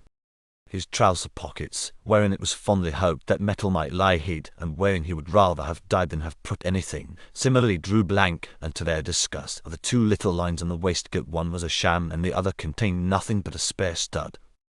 However, this contained a small precious stone, and was the immediate object of a pretty severe scuffle. He was next reversed yet a 3rd time without dignity, and in a manner the violence of which was most wounding, but in his tail pocket was nothing but a large new silk handkerchief, which went apparently by custom, for there was no discussion to the captain of the tribe. Hers there was none thing that bewildered them, not even a portemonnaie, until, to their mingled astonishment and joy, some more acuter than the rest discovered in a mass of seals at his watch chain a little globular receptacle which opened with a spring and revealed no less than 4 sovereigns. It was a poor haul, but the clothes remained. Not for long. They were all removed, and that not with roughness, but, he was glad to note, tenderly, less perhaps from the respect they bore him than from a consideration of the value of the cloth. The precise manoeuvre whereby the difficulty of the ankles and the wrists was eliminated, I leave to those of my readers who are better acquainted with such problems than I. There are several well-known methods, I understand, whereby a man may have his trousers and his coat removed and yet his hands and feet preserved in custody. His boots, they were astonished to note, were elastic-sided. They were under the impression that among the wealthy buttoned boots alone were tolerated at the evening meal and thenceforward until such hours as the wealthy seek repose. But they were good mess boots, and take it all in all, his clothing, every single article of which was soon folded and put into its bundle, made the best part of their booty. Then there was a considerable movement of feet, a murmur of voices purposely low. There seemed to be one person left, agile and rapid in movement. Perhaps 2, at any rate after these or this one had held him for some 30 seconds, during which he had the sense and prudence to lie still. There was a sharp sliding of feet, a quick but almost noiseless shutting of a door, and he found that he was free. His first act was to disembarrass himself of his stinking headgear, but his captors had laid their trap with science, and it was precisely this which was destined to give them the leisure for their escape. The sheep was tied to his head by a series of small hard knots which took him, between them, quite a quarter of an hour to undo. At last he was free. He tore the filthy thing from his head and the bunch of it from his mouth with the same gesture, overcame a strong desire to vomit, and looked round him. He found himself seated upon a sort of narrow bench attached by iron clamps to the wall of a small and exceedingly noisome room, which even at that moment he had the wit to think that he would certainly have dealt with by the local inspector when he should have assumed what he had heard called the reins of office. But for the moment other considerations occupied him to the exclusion of the condition of the room. A dirty paraffin lamp with no shade stood on the rickety table, The one window was blinded by a large old wooden shutter barred down against it. On the cracked, distempered walls, stained with a generation of grease and smoke, hung a paper upon which a few figures had been scrawled roughly in pencil, and most of them scratched out again, and here and there the same pencil or others had inscribed the surface of the plaster with sentiments and illustrations most uncongenial to his breeding.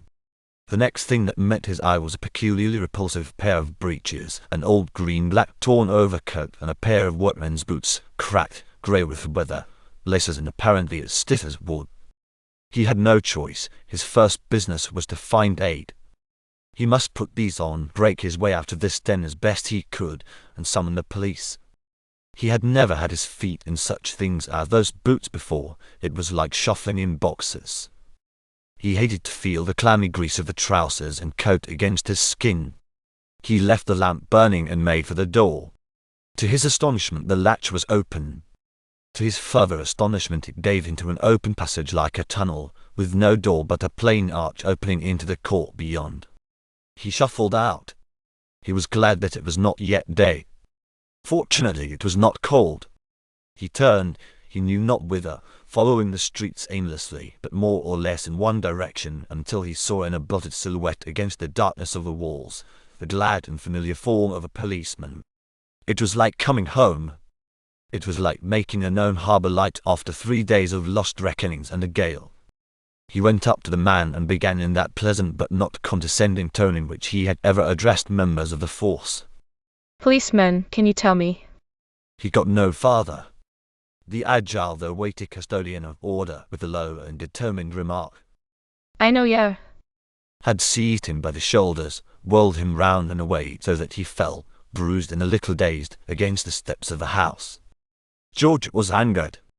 He had already risen with some remark on his lips about taking a number when he saw his antagonist make a sharp gesture. There was a shrill whistle, immediately afterwards an answering whistle from perhaps 100 yards away, and George Morris Demain, blame him if you will, kicked off the impossible boots, and ran for it.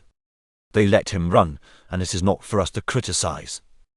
He left their district at any rate. He had run for but a few moments in his absurd and horrible greatcoat and on his naked feet until he saw down the end of an alley a great gate, a light to one side of it, and beyond it an empty space of glimmering nighty sky. Ignorant of where he was or what he did, but determined upon safety, he looked round and to his horror saw the form of yet another policeman pacing slowly towards the place where he was crouching. That determined him. With an agility that none of his acquaintances, not even his wife, would have believed to be in him, he slumped quite close to earth in the shadow of the great gate and entered the open space beyond. Such a space he had never seen. Under the very faint light which was now beginning to show over the east of heaven, he guessed that he was upon the river, for he saw masts against the sky and that peculiar pale glint of water which, even at night, may be distinguished between the hulls of ships. All he saw was shadow, and the great walls of the docks, for he had blundered into the docks gave ample opportunity. He heard a measured step pacing slowly towards him. He crept along the edge of the quay into a sort of narrow lane that lay between a row of high barrels and the bulwarks of a big steamship, which just showed above the stone. He flattened himself against the high barrels which, had he been better acquainted with the details of commerce, he would have known to contain fish-bone manure. The measured tread came nearer, it passed. It reached a certain point in the distance. It turned and passed again. It reached yet another extreme of its beat, turned and repassed. And all the while the light was growing, and as it grew the nervous agony of George Morris grew with it, but more rapidly. He could now just see the figure of the watchman near the gate. He could distinguish part of the nearer rigging. In half an hour he would be visible to whatever eyes were watching for vagabonds. He knew what that meant. Further humiliation, perhaps further dangers. There was not a gentleman for miles, and with that thought the heart of this most unfortunate of gentlemen beat slow. The reader has been sufficiently told that Mr. Demain, however solid the quality of his brain, was not a man of rapid decision. But agony and peril are sharp spurs, and as the conception of a gentleman floated through his mind he suddenly remembered that ships had captains. Upon their exact functions he was hazy. He would know it better no doubt when he had undertaken his functions in the court of dowry. The blessed thought warmed him for a moment even in that dreadful dawn. Anyhow, the word Happy meant something. It wasn't like a captain in the army, of course. But then there were captains and captains. Of course the Royal Navy was superior to the merchant service. But it was all the same kind of thing, only upper and lower, like a barrister and a solicitor. For instance, there was the Naval Reserve. And he remembered a captain upon an Atlantic liner who was a splendid great fellow, and he was sure could tell anyone at once. And the captain of Billy's schooner was better than that because he understood about motor engines. He had just come to the point of remembering that on the P&O it was rather a grand thing to dine with a captain when his mind arrived at its conclusion. He would slip over the side of the big ship, and when the proper time came he would reveal himself to the captain for what he was. The captain would show him every courtesy. He would give him a change of clothes, ready-made but decent. He would know where there was a telephone. He would have authority to speak to the watchman and the rest. He would send for a taxi, and George's troubles would be over. George prepared to slip over the side. Now, to slip over the side in a book is one thing, but to do it on a real ship is another. The bulwarks were high and greasy and salt and slimy. Demain was weakened by a night of terrors, and he came down on the hard iron deck of the Tramp with a noise resembling distant thunder, and in a manner that hurt him very much indeed. It was a new misadventure, and one that had to be repaired. He heard voices and bolted for a large coil of rope which lay beneath the shadow of the turtle deck. Here the stench, though somewhat different in quality from that of a fishbone manure, was not less noisome, and carried with it a reminiscence of channel passages which weakened the very soul within George Mulross' domain. But the sensation was soon swamped in one much more poignant. This was aroused in him by the approach of two inharmonious voices, one of which was borne towards him perpetually clamouring, Yes, I did. while the other repeated as a sort of antiphon, No, you didn't, thou silly fool. When this dialogue was exhausted, the first voice in a lower and much more determined tone hissed, I'll ave him out. and a large stave, which might, for all Domain knew, be a marline spike or some other horrid instrument, began rummaging behind a coil of rope. T man says if I don't catch next, and he'll skin me live. To this the second voice reiterated his certitude that his companion was a silly fool, and that he had had stowaways upon the brain since he was last made responsible for the presence of one of these supercargoes upon the Lily. The voices moved away, and Domain, while he breathed somewhat more freely, was back again in his former doubt and terror. It grew to be broad day. He heard the rattling of chains. The presence of men upon every hand made him but the more determined to remain in his hiding place until he could approach the captain in some more convenient manner than through the medium of the unfeeling and ill-educated North countrymen who seemed to compose the crew. He felt the great ship swinging. He could see the patch of cloud in the sky of which he had a glimpse. Turning as she turned, he felt the slight throb of her engines. She was passing down the dock. She was out of the gate. She was almost in the river, when, to his horror, the coil of rope which had been his bulwark against an unfeeling whirl began slowly to uncoil at the top, with the motion of some great and wicked snake that was making for its harmless prey. Had George Mulross attained that acquaintance with seafaring terms which is proper to an administrator of the Seagull Isle, and especially to a warden of the Court of Dowry, he would have known that the rapidly disappearing coil before him was being used as a warping rope, and he would have connected the steady clank of the donkey engine which accompanied its disappearance with the absorption of fathom after fathom of what had been kindly shelter. But even had he known these things, it is doubtful whether they would have interested him at the moment. He crouched lower and lower as the coil diminished, occupying the smallest space compatible with keeping his legs tucked away behind what was left of the cable, but the gods were deaf that morning to all prayers. The last 18 inches of the coil's height were reached, and still the pitiless donkey engine clanked, and still the lengths went slithering away, until at last his back appeared above the element it lived in, the unmistakable back of a human being clothed in a ragged green-black coat. To the trained and piercing eye of sailor men the object was unmistakable, and like two cats upon one mouse his acquaintances of an hour before pounced upon his trembling form, the sceptical one now converted and protesting that he had been convinced from the first of the stowaway's presence, the other in cruel triumph dragging him along the deck and threatening him with such consequences as not even the peculiar idiom of the North Country could completely veil. With such energy as remained to him, George sprang up at the first opportunity they gave him. He had the sense not to run upon those crowded and confined decks.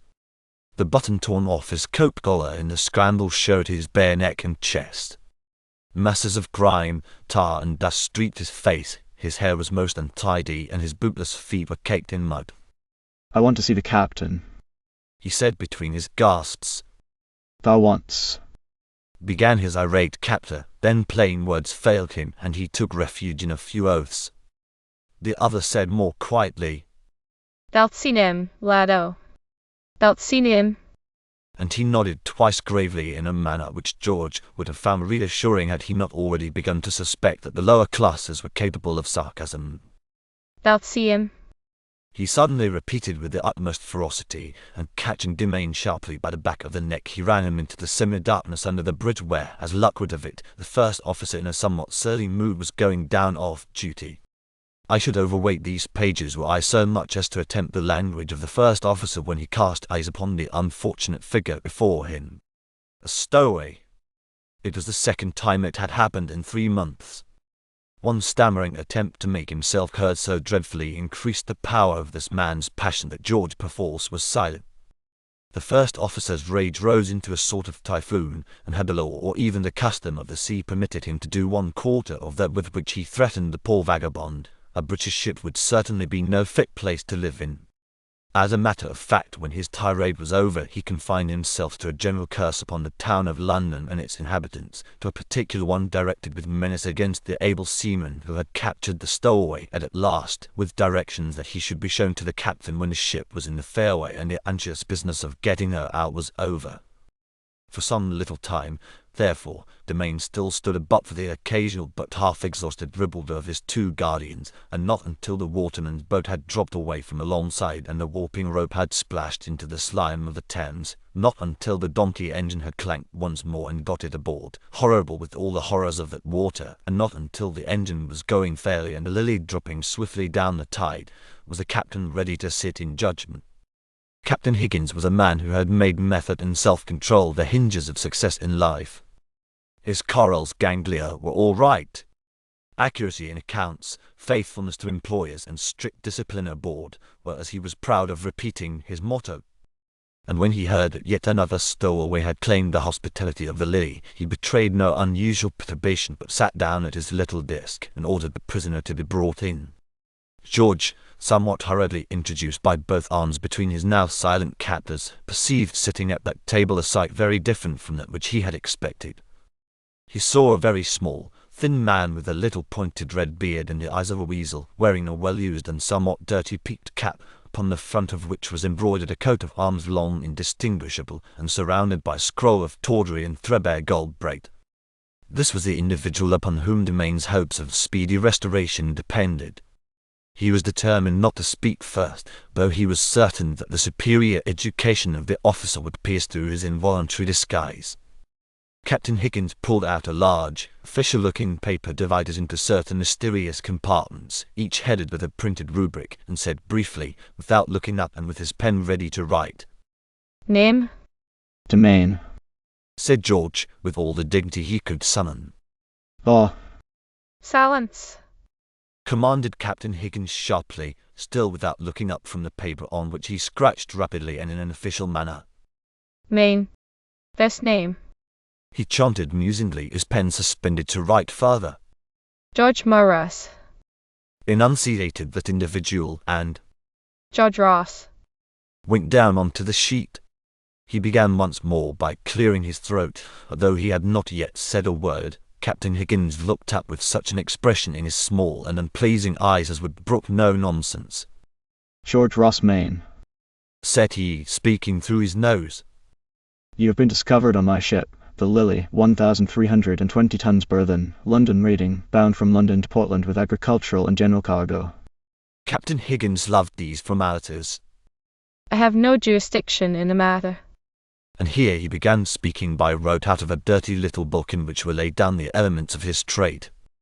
Of breach of contract, torture pleasant stage jury execution major and minor authority tax have no isn't excepting in such ways and whereby discipline accoutrement good order and the fear of the law proper to the navigating of the ship from her departure to her port of destination is concerned, wherefore you shall be fed in such manner as shall keep you living until the next port or ports whereat the skudget may touch and are delivered to the sheriff or his officers or other justices of our sovereign or the king, and of his peace take away the prisoner. God save the king. This sentence, which was delivered in one breath and with the rapidity of an expert, became towards its close a torrent of syllables ending up sharp upon the word. Who? As upon a bell and followed by a stinging silence, I demand. shouted George in an uncontrolled voice over his shoulder as they dragged him away. Put him in irons. Cried Captain Higgins as loudly as was consistent with order, discipline and self-control. Put they in irons. And after this natural exhibition of feeling which in his heart he regretted, the navigator returned to the bridge, relieved the second officer there present, and continued to take his ship down the fairway. In a little cubical space with iron sheeting above, below and all round, and a dirty porthole still streaked with the salt of the sea, the prospective warden of the Court of Dowry sat upon the floor in a despondent mood. There was already a slight swell upon the vessel, his dungeon was far forward and he felt it to the full. They had brought him some detestable mess or other in a battered pannikin at noon. He had sent it away untasted. Whither they were taking him, what would be his fate, had formed for too many hours the subject of his speculations. The movement of the ship was beginning to drive even these gloomy considerations from his mind. He had already discovered two things. First, that the term Irons. was a purely conventional one, and signified no more than that his harsh treatment might be made indefinitely severe. Secondly, that he was permitted to communicate with an extraordinarily lopsided boy of some 15 years, who acted as general drudge in the ship and was deputed to bring him his food from the galley. He was about to discover a third feature in his new life. A person evidently containing mixed the blood of the Caucasian and of the Negroid races approached him in his confinement and ordered him in broken English to follow up on deck. The sea air revived him somewhat, but George was far from well when the half-breed, kicking towards him a lump of something which reminded poor Demain of a diseased brick, a bucket of dirty water and a large and peculiarly evil mop, bade him scrub. But George's first attempts at this new trade were such that his overseer, after looking at him first in astonishment and then in anger, assured him that any lack of goodwill would necessarily be followed by some form of physical compulsion, but which, so far as his victim could gather from the torrent of broken English, would probably consist in a larruping with the rope's end. Doggedly and despairingly the poor fellow scrubbed away. He scrubbed perhaps too hard. At any rate he produced a patch of surpassing brilliance of exiguous dimensions, and as the result of his efforts turned faint and ill with something worse than seasickness. He rose from his knees and tottered to his legs, and began aimlessly swabbing the odd patch of cleanliness with which he had diversified the beastly decks of the Lily. But the friend and brother, if I may so term the Eurafrican, could bear no more, and seizing the unstable landsman by the arm he thrust him, stumbling, down the stairway, and locked him again into his cell.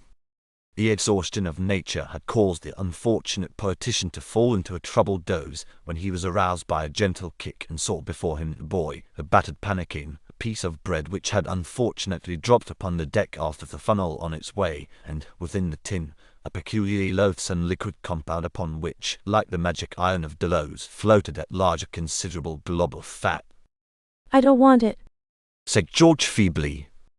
Take it away. To his surprise, if surprise is not too strong a word for the faint emotions that still stirred him, the boy began, as the conventional term goes, to look ugly. Now you're daunt. He said, You darn gin into trouble, you brute. You got them two Newcastle men in ter trouble, and the mate says you nearly got him. And you got Blackie in ter trouble, you darn Jeremy. You gotta read it. I can't. again said George feebly. You're gotta read it. Repeated the boy, with that dogged assumption of authority which so ill fits the young. By God, if you get Cookie into trouble, I'll arve the next watch down and I'll skin you. Throw it away. Said George. There's a good boy. Throw it overboard. I'll make it all right in the long run. He added, nodding encouragingly. The boy looked doubtful. I dursn't. He said sullenly. Sides which, will you make it all right? Never you mind. Whispered George mysteriously. You leave me the bread, I might try that. The clean part. He added after a sudden wave of nausea. But chuck the rest, there's a good lad. I can't bear it. His whisper almost rose to a little scream. I can't bear to look at it. The boy still continued to eye him doubtfully and contemptuously. You can't make it all right. he said, but he bethought him that if the wretched prisoner could not eat he should catch it from the cook just the same, and that his own interest lay in the disposal of the garbage. He drank a good swill of it himself. He was not overfed on the Lily, went up on deck for a moment, and George could hear the splash as the horror went overboard. In a moment the boy had returned. You ought to be grateful, He said, I've saved your licking. Thank you. said George warmly with his mouth full. He had found himself able to munch the bread, and it did him good. The boy lingered. He took the same interest in the stowaway that he might have taken in an animal at the zoological gardens, and the episode broke the monotony of his fourth voyage. You'll catch it at Parham, He said in a cheery tone. George did not understand. Why Parham? He asked weakly. 'Cause that's where they'll land yer. That's where they'll put you sure. They'll arve the cops there right on the quay waiting for yer, and they'll put yer aboard in the little dinghy. They warn't throw your bundle arter ye and forway. Of course yer aren't gotten on. But they'll send one of th officers and it'll and yer over to th cops, and it'll say he's been very violent. That's what it'll say. That's what they said with the last son, and they clapped th derbies on him. saw myself. Continued the boy most untruthfully. Then, not knowing his man and going a step too far, he continued. He was onion lose jail. He ended to give the story point and finish. The poor pedantry of maps does not weigh upon the governing classes of this country, and Domain might have had some difficulty in answering in an examination exactly where Parham lay, but he knew that it was on the south coast. He knew one reached it easily in an hour or two from London, because he had gone to Gothic. He knew that there was a good motor track between the harbour and Highcliffe, and altogether Parham sounded to him like an echo from now forgotten, dearer, and long dead days. He affected indifference. Well, He said, it's all the same to me. Ah, said the boy, not ready to relinquish the delicious morsel. saw your sigh. At warrant be th signed tomorrow morning. Do you mean? Said George, with what might seem in such a manner impossible a touch of cunning lent him by adversity.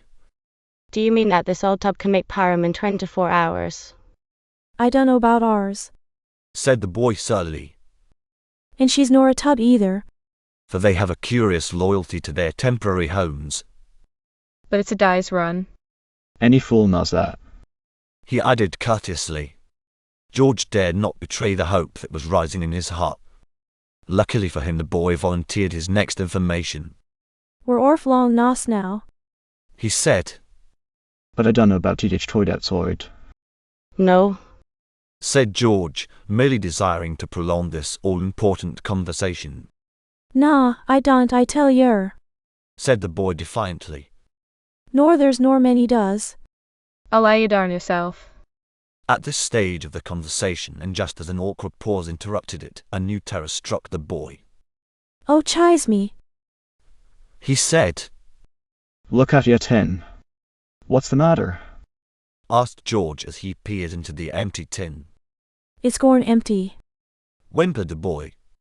Well, Said George, his spirits already improved by the news of Parham. What of it? Why, Said the unhappy scullion.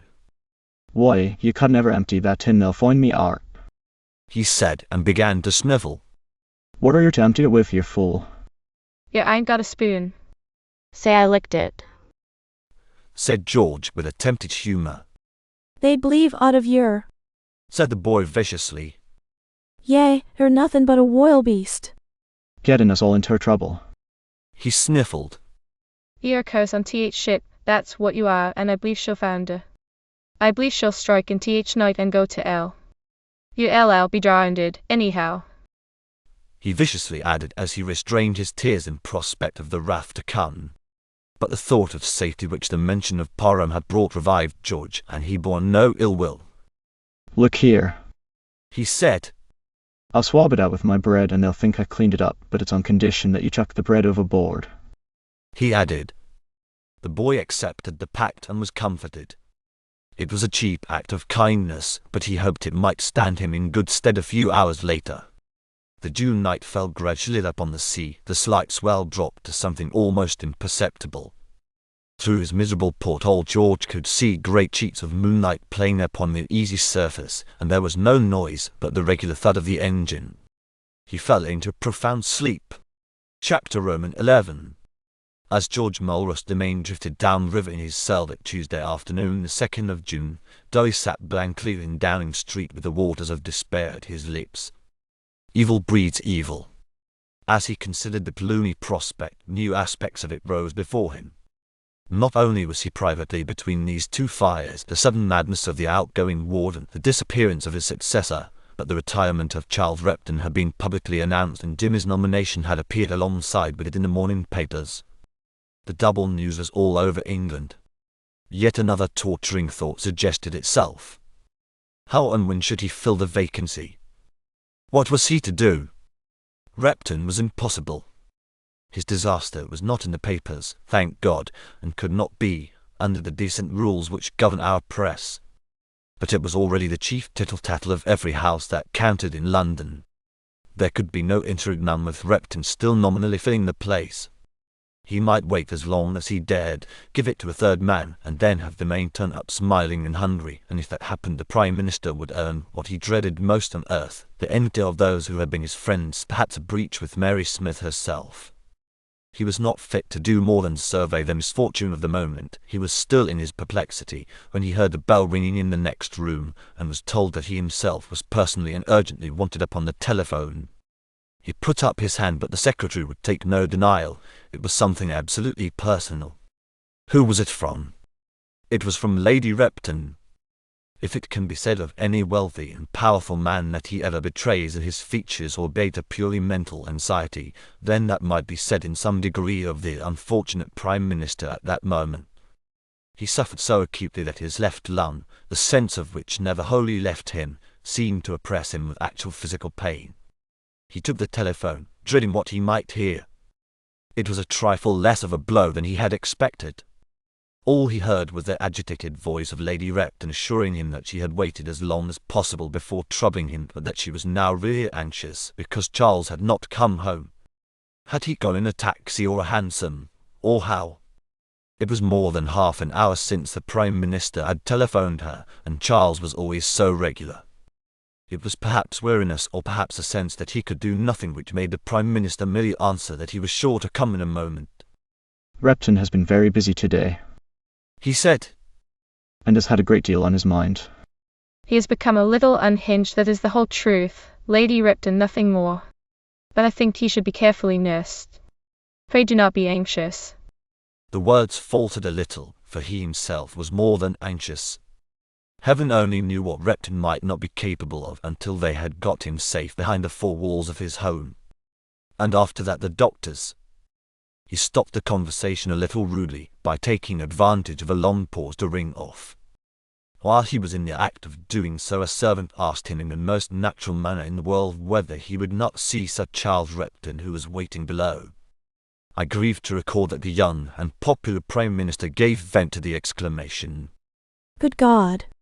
For a moment he thought of refusing to see him, then he heard coming up through the distances of the official house a cheery voice saying, Yes, it's all very well for you. You're a butler with a regular place. When the government goes out, you don't. You're a sort of permanent official. But we. Show him up. said the Prime Minister in a qualm. Show him up at once. At once. He repeated, losing all dignity in his haste, and tempted to push the solemn form of the domestic who stalked upon his mission of doom as majestically as though he were about to announce a foreign ambassador or to give notice. In a moment Charles Repton had entered. He had bought, during his brief odyssey, a gigantic Easter lily in a Bond Street shop which sells such ornaments. This blossom flourished in the lapel of his coat and pervaded the whole room with its perfume. My dear fellow, he shouted, running up to the horrified Prime Minister and taking him by both hands. My dear fellow. Come, no pride, you know as well as I do it's all buncombe. Why, I could buy and sell you any day of the week. It's true. He mused. There's birth of course, but it's a fair bargain.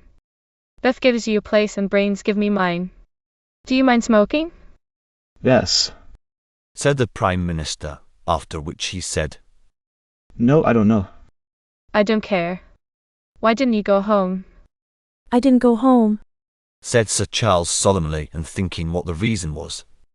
Didn't. Go home because I know because I wanted to talk to you about that peerage. For God's sake don't talk so loud, said Dolly with real venom in his voice.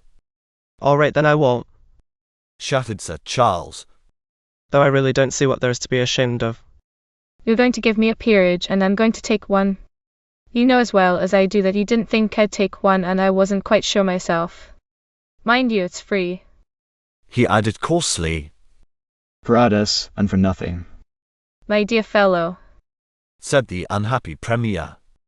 Oh yes, I know, that's the double rough dodge. You won't ask for anything, but old Potter will. And then when I come to you and complain you will say you know nothing about it. Of course I shan't pay. It'll be no good asking me, but what I want is not to be pestered. The Prime Minister almost forced him down into the chair from which he had risen, and said again, Do talk lower, Ripton. Do remember for a moment where you are. No, certainly you shan't be bothered. What else was there? Continued Sir Charles genially, interrogating the ceiling and twiddling his thumbs. There was something, I know. He continued, looking sideways at the carpet. He got up, walking slowly towards the door and still murmuring. There was something else, I know. He touched his forehead with his hand, stood still a moment as if attempting to remember, then shook his head and said, No, it's no use. It was something to do with some concession or other, but I'm not fit for business today. Ripton, said Dolly in a tone which he rarely used and had never found ineffectual. don't say anything as you go out. Don't say anything to anybody. Do get into a cab and go straight home. You promised me you would. I'll keep my promise. Said Sir Charles with fine candour. I've always do. See if I don't. Look here, to please you I'll make him drive across the parade here under your windows. There. And he was true to his word. He did indeed dig the servant in the ribs as that functionary handed him his hat, his malacca cane and his gloves. He also wished to see if the butler could wrestle, and he winked a great wink at one of the footmen, but he said no word. He jumped into the cab that was waiting for him and told the driver to go round by De La Haye Street onto the parade. The Prime Minister was cautiously watching from a window to make sure that the new incubus upon his life was on its way to incarceration, and he found himself only too effectually assured, for he saw, leaning out of a hansom which was going at a great pace towards the Mall, a distant figure waving its hat wildly and calling in tones that could be heard over the whole space of the parade. I'm keeping my word, Dolly, I'm keeping my word. So went Sir Charles Ripton homeward, and a settled darkness gathered and fell upon the Premier's heart. Sir Charles did keep his word. He drove straight to his house, enlivening the way by occasional whoops and shouting bits of secret information very valuable to investors, to sundry acquaintances whom he recognized upon the way. At one point it was during a block at the top of St. James's Street he insisted on getting out for a moment, seizing by the hand a dignified Lord String who had advised the highest personages in matters of finance, and telling him with a comical grin that if he had bought Meccas that day on behalf of the great he had been most imprudent, for there was an Arab rising and a big viaduct was cut, the first misfortune that hitherto prosperous line had suffered. Near the Marble Arch a change came over him. He felt a sudden and violent pain behind the ears, and clapped his hands to the place. He did more. When the spasm was over he put up the little door and told the cabby. He made him a confidant. He told him the pain had been very severe. The driver, who was not sympathetic, replied in an unsuitable manner, and they were in the midst of a violent quarrel when 2 or 3 minutes later the cabman, who was handicapped by having to conduct his vehicle through heavy traffic, drove up to the house. Lady Repton was waiting near the door. She sent out no servant. She came out to the cab herself, silenced the rising vocabulary of the driver with a most unexpected piece of gold, and tripped up again into the house. Sir Charles was philosophizing aloud upon the gold band round his umbrella, letting his domestics thoroughly understand the precise advantages and disadvantages of such an ornament, when she took him by the arm quite gently and began leading him upstairs. Meanwhile in Downing Street an indispensable secretary of the name of Edward was hearing what he had to do. Edward had been at King's, for his father had sent him there. From the treasury which he adorned he had been assumed by the Prime Minister, his father's chief college friend, and given the position of private secretary. Admirably did he fill its functions. He was a silent Welshman, descended from a short line of small squires, and he comprehended, in a manner not wholly natural to a man under 30, the frailties of the human heart. The instructions he received from this chief, however, were of the simplest possible type, and called for the moment upon none of his exceptional powers. There was to be no writing and no telephoning. He was to call upon Boker, because Boker had the largest specialist experience of nervous diseases in London, and therefore in the world. He was to come as from the Reptons, and to give an appointment at Repton's house, telling the doctor that he should there find Sir Anthony Poole.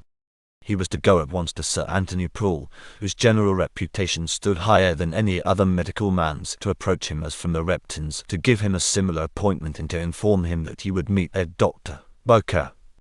He was to tell them the whole sad truth and beg for a certificate. The unfortunate gentleman could then be given the advantages of a complete rest cure. He was next to go to Lady Repton's at once, and ask her leave to call upon Dr. Boker and Sir Anthony Poole. She would give it. The Prime Minister had no doubt of that.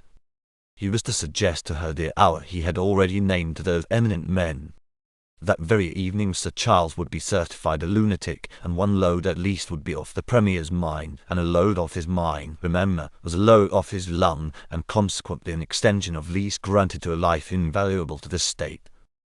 Within 3/4 of an hour Edward Evans had done all these things. He had even cut matters so fine that the physicians were to call at 7, and Lady Repton would telephone the result. She dared trust no other agency. So far as a man in acute anxiety can be satisfied, the young and popular Prime Minister was satisfied, but his left lung was at least one half of his being as he went back again on his weary round to the House of Commons, and the other half of his being was fixed upon a contemplation of his 55th year. At the door of Sir Charles Repton's house was drawn up an exceedingly neat brougham, and Dr. Boker had entered. A few moments later there walked up to it the tall strong frame of a man a trifle overdressed, but redeeming such extravagances by a splendidly strong old face, and he was Sir Anthony Poole. Two things dominated the conceptions of Sir Anthony: the first the antiquity of his family, which was considerable; the second a healthy contempt for the vagaries of the modern physical science. He was himself as learned in his profession as any man would care to be, but his common sense, he flattered himself, was far superior to his learning, and he flattered himself with justice. He was a devout Christian of some Anglican persuasion. His family numbered 13 sons and 1 daughter. His income was enormous. I should add that a knowledge of the world had taught him what real value lay behind men like Sir Charles Repton, who had stood the strain of public life and had found it possible to do such great service to their country. The mind of Dr. Boker was dominated also by 2 considerations: the first a permanent irritation against the survival of those social forms which permitted men an advantage purely hereditary; the second a conviction, or rather a certitude, drawn from clear thinking, that organization and method could deal with the cloudy blunders of mere general knowledge as a machine can deal with dead matter, or as an army can deal with civilians. Dr. Boker's birth was reputable and sound. His father had been a doctor before him in a country town, and an earnest preacher in the local chapel; his grandfather a sturdy miner, his great-grandfather a turnkey in Nottingham jail. He was therefore of the middle rank of society, but after all, his social gospel, such as it was, weighed upon him less than his scientific creed. He did not think, he knew. What he did not know he did not pretend to know. For the rest, he was always a little nervous and awkward in society, and preferred the communion of his books and an occasional spin upon a bicycle to the conversation of the rich. I should add that he revered Sir Charles Repton not only as all men of the world must revere a great statesman who has found it possible for many years of the strain of public life to be of service to his country, but also as a man of inestimable value, proving that the solid nonconformist stock could do in administration, when it chose to enter that sphere, what it had so triumphantly shown it could do in commerce. The 2 men were shown into an enormous room on the ground floor, where it was the custom of Sir Charles in happier days to receive those whom he feared or would inveigle. Lady Repton at once joined them. She was agitated. It was even distressing to watch her agitation. She described to them the violent pain which her husband had suffered twice, first yesterday evening just before dinner, next at this moment on driving up to his house in a cab. She described as best she could the situation of these spasms of suffering, and she more than hinted that she connected with them a novel and very astonishing demeanour on her husband's part, which here she almost broke down. She hoped would justify them in ordering him if necessary with their fullest authority to take a rest cure. She warned them that she had told him nothing, she had always heard it was wise in such cases. He thought they had come merely as advisers upon the pains he had felt behind the ear, but a few words of his conversation would be enough to convince them of that much graver matter. She left them for a moment together, and went to prepare her husband. She was a woman of heroic endurance. Her father had been in his time a God-fearing man, and had accumulated a small competence in the jute line. Dr. Bowker, let it be remembered, was a specialist in nervous diseases. Sir Anthony Poole, let it also be remembered, was not, but he was something infinitely better in his own estimation. He was a man who had attended more distinguished people and with greater success than any other physician in London. Dr. Bowker's word as a specialist could not be doubted. Sir Anthony Poole had only to express an opinion upon a man's health in any particular, and that opinion became positive gospel to all who heard it. The medical judgment of no two men given concurrently could carry greater weight. By an accident not infrequent in all professions, these two great men, though their rivalry was not strictly in the same field, each undervalued the scientific aptitude of the other.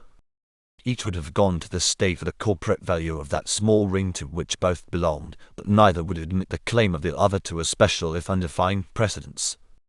On the rare occasions when they met, however, they observed all the courtesies of life, and on this occasion in the large ground-floor room of Sir Charles Repton's house, they sat, when Lady Repton had gone out, exchanging platitudes of a very attenuated, refined sort, in a tone worthy of their correct grooming and distinguished appearance. By a singular inadvertence they were summoned together. Sir Anthony, said Dr. Bowker, bowing, smiling, and making a motion with his hand towards the door. Dr. Bowker, said Sir Anthony, copying the courteous inclination, and thus it was that Sir Anthony Poole had precedence, and first interrogated Sir Charles Repton alone. The conversation was brief. When Sir Charles had answered the first questions very simply, that he had 2 or 3 times in the last 24 hours felt shooting pains behind the ear, he began to speak in an animated way upon a number of things, and described a humorous incident he had recently witnessed in Strand with a vigour highly suspicious to so experienced a physician as Sir Anthony Poole. Sir Anthony asked him what he ate and drank, received very commonplace answers, and was twice assured by the baronet, whose wife had used that simple method to deceive him, that he had not for weeks felt any return of his old complaint, and that he only regretted that Lady Repton should have put Sir Anthony to the trouble of calling. He understood also that Dr. Bowker had been sent for. Yes, said Sir Anthony a little uneasily. I really imagined that the matter would be rather worse than it seems to be. You know it is our custom sometimes to call in another. Yes, I know, said Repton with a slight smile. it's a pity you called in old Bowker. I know he's very good at nerves aches or something, but he's such an intolerable old stick. The fact is, Sir Anthony, he said, fixing that eminent scientist with a keen look and slightly lowering his voice. the fact is, Dr. Bowker isn't quite a gentleman. You're a little severe. Said Sir Anthony, smiling. You're a little severe, Sir Charles. Mind you, added Repton. I don't say anything against him in his professional capacity. Certainly not. Said Sir Anthony. But there are cases when a man's manners do make a difference, especially in your profession. Sir Anthony beamed. Well, Sir Charles, he said. I'm very glad to hear it's no worse. And as Sir Anthony went out he muttered to himself. No more mad than I am, but he mustn't go talking like that about other people. And the physician chuckled heartily. Dr. Bowker's introduction to and private stay with the patient was briefer even than had been Sir Anthony's. He chose for his gambit the remark. Sir Anthony Poole has just seen you, I believe, Sir Charles. Yes, he has. Answered Charles Repton in a pleasant and genial tone. Yes, he has, Dr. Bowker, though why? He added with a happy laugh. I can't conceive. After all, if I wanted a doctor for any reason, I should naturally send to a specialist. When Sir Charles had answered the next few questions very simply, that he had 2 or 3 times in the last 24 hours felt shooting pains behind the ear, he then reverted to his praise of the specialist. If I had any nervous trouble, for instance, Dr. Boker, I should send for you. If I had trouble with my tibia, I should send for Felton. Dr. Boker nodded the most vigorous approval. It was evident that Sir Charles Repton's considerable if superficial learning was standing him in good stead. If I had trouble with my oral ducts, I should send for Durand, or... He continued, in the tone of one who continues to illustrate a little pompously. If my greater lymphatics were giving me trouble, Pig is the first name that would suggest itself. Dr. Boker's enthusiasm knew no bounds. You are quite right, Sir Charles. He said. You are quite right. He almost took the baronet's hand in the warmth of his agreement. If more men, I will not say of your distinction and position, but if more people are of what I may call the directing brain of the nation, were of your opinion, it would be a good day for medicine. Now a man like Poole, went on Charles Repton nonchalantly. What does he know, what can he know, about any particular trouble? And mind you, an educated man always knows in more or less general terms what his particular trouble is. Why, Poole, well. Here Sir Charles ended with a pitying little smile. At any rate, said Dr. Boker, bursting with assent. I understand that old trouble has not returned. And if it had, as you very well said, it would be Felton's job rather than mine. Of course it has a nervous aspect, everything has, but every specialist has his own field. And Dr. Boker went out, communing with himself and deciding that the foolish anxiety of wives might be an excellent thing for the profession, but was hardly fair upon the purses of their husbands. Well, Sir Anthony? Said Dr. Boker as he entered the ground floor room. Well, Dr. Boker? Said Sir Anthony with a responsive smile. I really don't see why they send for us. Said Dr. Boker. I thoroughly agree. Said Sir Anthony Poole. There's nothing more to be done, I think. Said Dr. Boker. Nothing. Said Sir Anthony Poole. Shall we speak to Lady Repton? Said Dr. Boker. We'll write her. Said Sir Anthony Poole. They took leave of Lady Repton in a solemn and sympathetic manner, assuring her that it was better to give their impression in writing, and that she should receive it in the course of that evening. And having so fulfilled their mission, these 2 eminent men went off together with a better feeling between them than either would have thought possible an hour before. He is a singularly intelligent man, said Sir Anthony Poole as they parted at the door of Dr. Boker's club. A singularly intelligent man. Of course one would have expected it from his position, but I did not know until today how really remarkably intelligent and cultivated he was. I thoroughly agree with you, said Dr. Boker, taking his leave. He is what I call. He sought a moment for a word. He's what I call a really cultivated and intelligent man. That evening Lady Repton received a short but perfectly clear opinion signed by both these first-class authorities, that her husband was in the full possession of his faculties, and that it would be the height of imprudence to set down any extravagance of temper or momentary zeal upon any particular question to mental derangement, or to connect it with a slight accidental headache. Lady Repton, in her grievous anxiety for at the very moment she read the message, she heard Sir Charles talking to a policeman out of a window and telling him that it was ridiculous to try and look dignified in such a uniform. Lady Repton, I say, at her wit's end for advice, was bold enough to ring up the Prime Minister, whom she hardly knew, and to tell him all.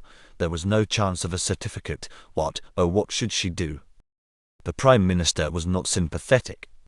He did not desire further acquaintance with the lady. The Premier's cup was full. His warden of the Court of Dowry had resigned. The new warden was appointed. The warden who had resigned had gone mad. The warden whom he had appointed had fled. At least he might have been spared the madman. But no, he was not granted even this. The madman was still loose over London like a roaring lion, capable of doing infinite things within the next 24 hours. What was a peerage to a madman? What was a wardenship of the Court of Dowry to a man who was not? A crumb of comfort that would have been afforded him by looking at the wretched lunatic who was the root of half his troubles was snatched from him. It was enough to make a man cut his throat. So ended that dreadful Tuesday in Downing Street, and all night long between his fits of tortured and horror-stricken sleep wherein his left lung in his 55th year were the baleful demons of his dreams, the young and popular Prime Minister would wake in a cold sweat and imagine some new horror proceeding from Repton let loose. The summer night is short. Wednesday most gloriously dawned, and after 2 hours of attempted slumber under the newly risen light, the Prime Minister arose, a haggard man. The lines on either side of the young Prime Minister's mouth had grown heavier during the suffering of the night. Had he been married and had his wife felt for him that affection which his character would surely have called forth, she would have been anxious to observe the change. But such is the strain of political life and such the ambitions it arouses, that his suffering passed unnoticed with the majority, and with the rest was a subject for secret congratulation. He was down very early. Before he had eaten he went rapidly and nervously into his secretary's room and said, Any news, Edward? Yes. said his secretary, looking if possible more nervous than his chief. I'm sorry to say there is. The Herald is advertising an interview with Repton. The Herald, said the Prime Minister between his set teeth. Yes, the Herald, answered the secretary. It really doesn't much matter. He continued wearily. He had been out most of the night. If it wasn't the Herald it would be somebody else. We must pot 'em as they come. Answered the Premier grimly. And the Herald won't publish that interview at any rate. Yes, let them publish it, said the secretary. I'll write it if you like. That's what I mean. Said the Prime Minister. I mean they won't publish what people think they will. No. Said Evans. They won't. He's been shouting out of a window. The secretary went on by way of news. The Prime Minister groaned. What has he been shouting? He breathed hoarsely. Oh, just insults, nothing important, but the police have complained. And late last night he pointed out Betswick, who was a little buffy, stumbling down the pavement sitting down, some say. He shouted from his window to a lot of people in the street that it was Betswick. And now Betswick is afraid of going to open the nurse's home this afternoon. It's a damn shame. Ended the secretary, exploding. What the devil are you to do with a man? It's like an anarchist with little packets of dynamite. Have you looked at the papers yet, Edward? Asked the Prime Minister. Some of 'em. Answered his secretary gloomily. Nothing in the Times. Oh no, Said Edward. nothing in any of the 11 London papers on the official list. Do you think the others count? Well, Answered the secretary thoughtfully. There are the 2 evening papers that have been making such a fuss about the concessions in Burma. Edward, Said the Prime Minister. it's a desperate remedy, but take the paper you have here, write out a note and get them to lunch. Not with me, with you. They'll come. Lunch is no good. Said Edward. Why not? Evening papers go to press in the morning. Do they indeed? Said the Prime Minister, with the first lively glance he had delivered since the beginning of this terrible debacle. That's really worth knowing. I never knew that. He gazed into space, then suddenly waking up he said, Why then, Edward, there's no time to lose. Go and see them at once. Go and see them yourself, Edward. It isn't much good. said Edward. I know one of them, and the others, Daddy. Never mind. Said the Prime Minister. Never mind. Do it somehow. Kill 'em if you must. He added jocosely, and his secretary went. The Premier left his secretary's room and mournfully approached his breakfast. Upon his table a time-honoured device constructed of brass and wood was designed to hold the newspaper while the tenant of that historic house might be at meals. Upon this was propped up, open at the leading page, a copy of the Times. The leaders were discreet. He found no word from beginning to end, save a little note in small type to the effect that Sir Charles Repton would be unable to speak at the Great Whitefire Congress. He was confined to the house with influenza. A similar note, he was assured, had appeared in all the 11 newspapers upon the official list, and through them would be distributed to the provincial press. the only thing left to the discretion of their editorial departments being the disease from which the distinguished patient might be suffering, which appeared in one as phlebitis, in another as tracheotomy, and in a third as a severe cold. Of Domain not a word. Dolly thanked heaven for the discipline which makes the Press of London the most powerful instrument of government in the world. His thanks were premature, and a gentle, somewhat mournful atheism which was his only creed received excellent support when he saw among certain items of news which were laid upon his table every morning, 2 cuttings from foreign papers which told at great length and in the plainest details the whole story of the dreadful episode in the city, and connected it in so many words with the scandalous scene in the House of Commons. He could only comfort himself by reflecting that news which leaked out abroad was rarely if ever permitted to enter the island. He reflected that time is a remedy for all evils, and he made ready for the duties of the day. Meanwhile his secretary, Edward, to give him his full title, Teddy Evans, had come to the first of the 2 offices which it was his business to visit. It was not yet 9 o'clock, and there was still time to cut on the machine. At the Treasury Evans had written regularly for a large evening paper. He knew his way about such an organism. He betrayed no undue haste, well knowing the subtle delight the menials would have before such a display of retarding his every effort, and when the fat man, Mr. Cerberus, who keeps the door of the Capon offices, had pushed to him a dirty scrap of paper on which he was to write his name and business, he quietly asked for an envelope as well. It was given him with some grumbling. He wrote his message. If you have begun machining, stop. I've been sent up here urgently. He closed it, gummed it down, and waited. He had not 10 seconds to wait. A young man who looked and was underfed, a gaunt tall young man with hair as long and as dank as the waving weeds of the sea, received him with immense solemnity. It was not often that affairs of state came his way. One such had come earlier in that very year. It had been the occasion of his lunching with the exalted individual who now sat before him, and he had never forgotten it. Mr. Evans, he said rather pompously, lifting his left hand and fixing 2 large, burning, feverish eyes upon the secretary. This place is the confessional. Anything you say shall be sacred. Absolutely sacred. But Evans was cheery enough. It's nothing of any importance. He said. But well, I'm a great friend of the Reptons. I know, said the editor sympathetically, which was odd, for Evans only just knew the Reptons' address from having to write them letters, and the Reptons only just knew the look of Evans' face from having once had to ask him to a dinner of an official sort.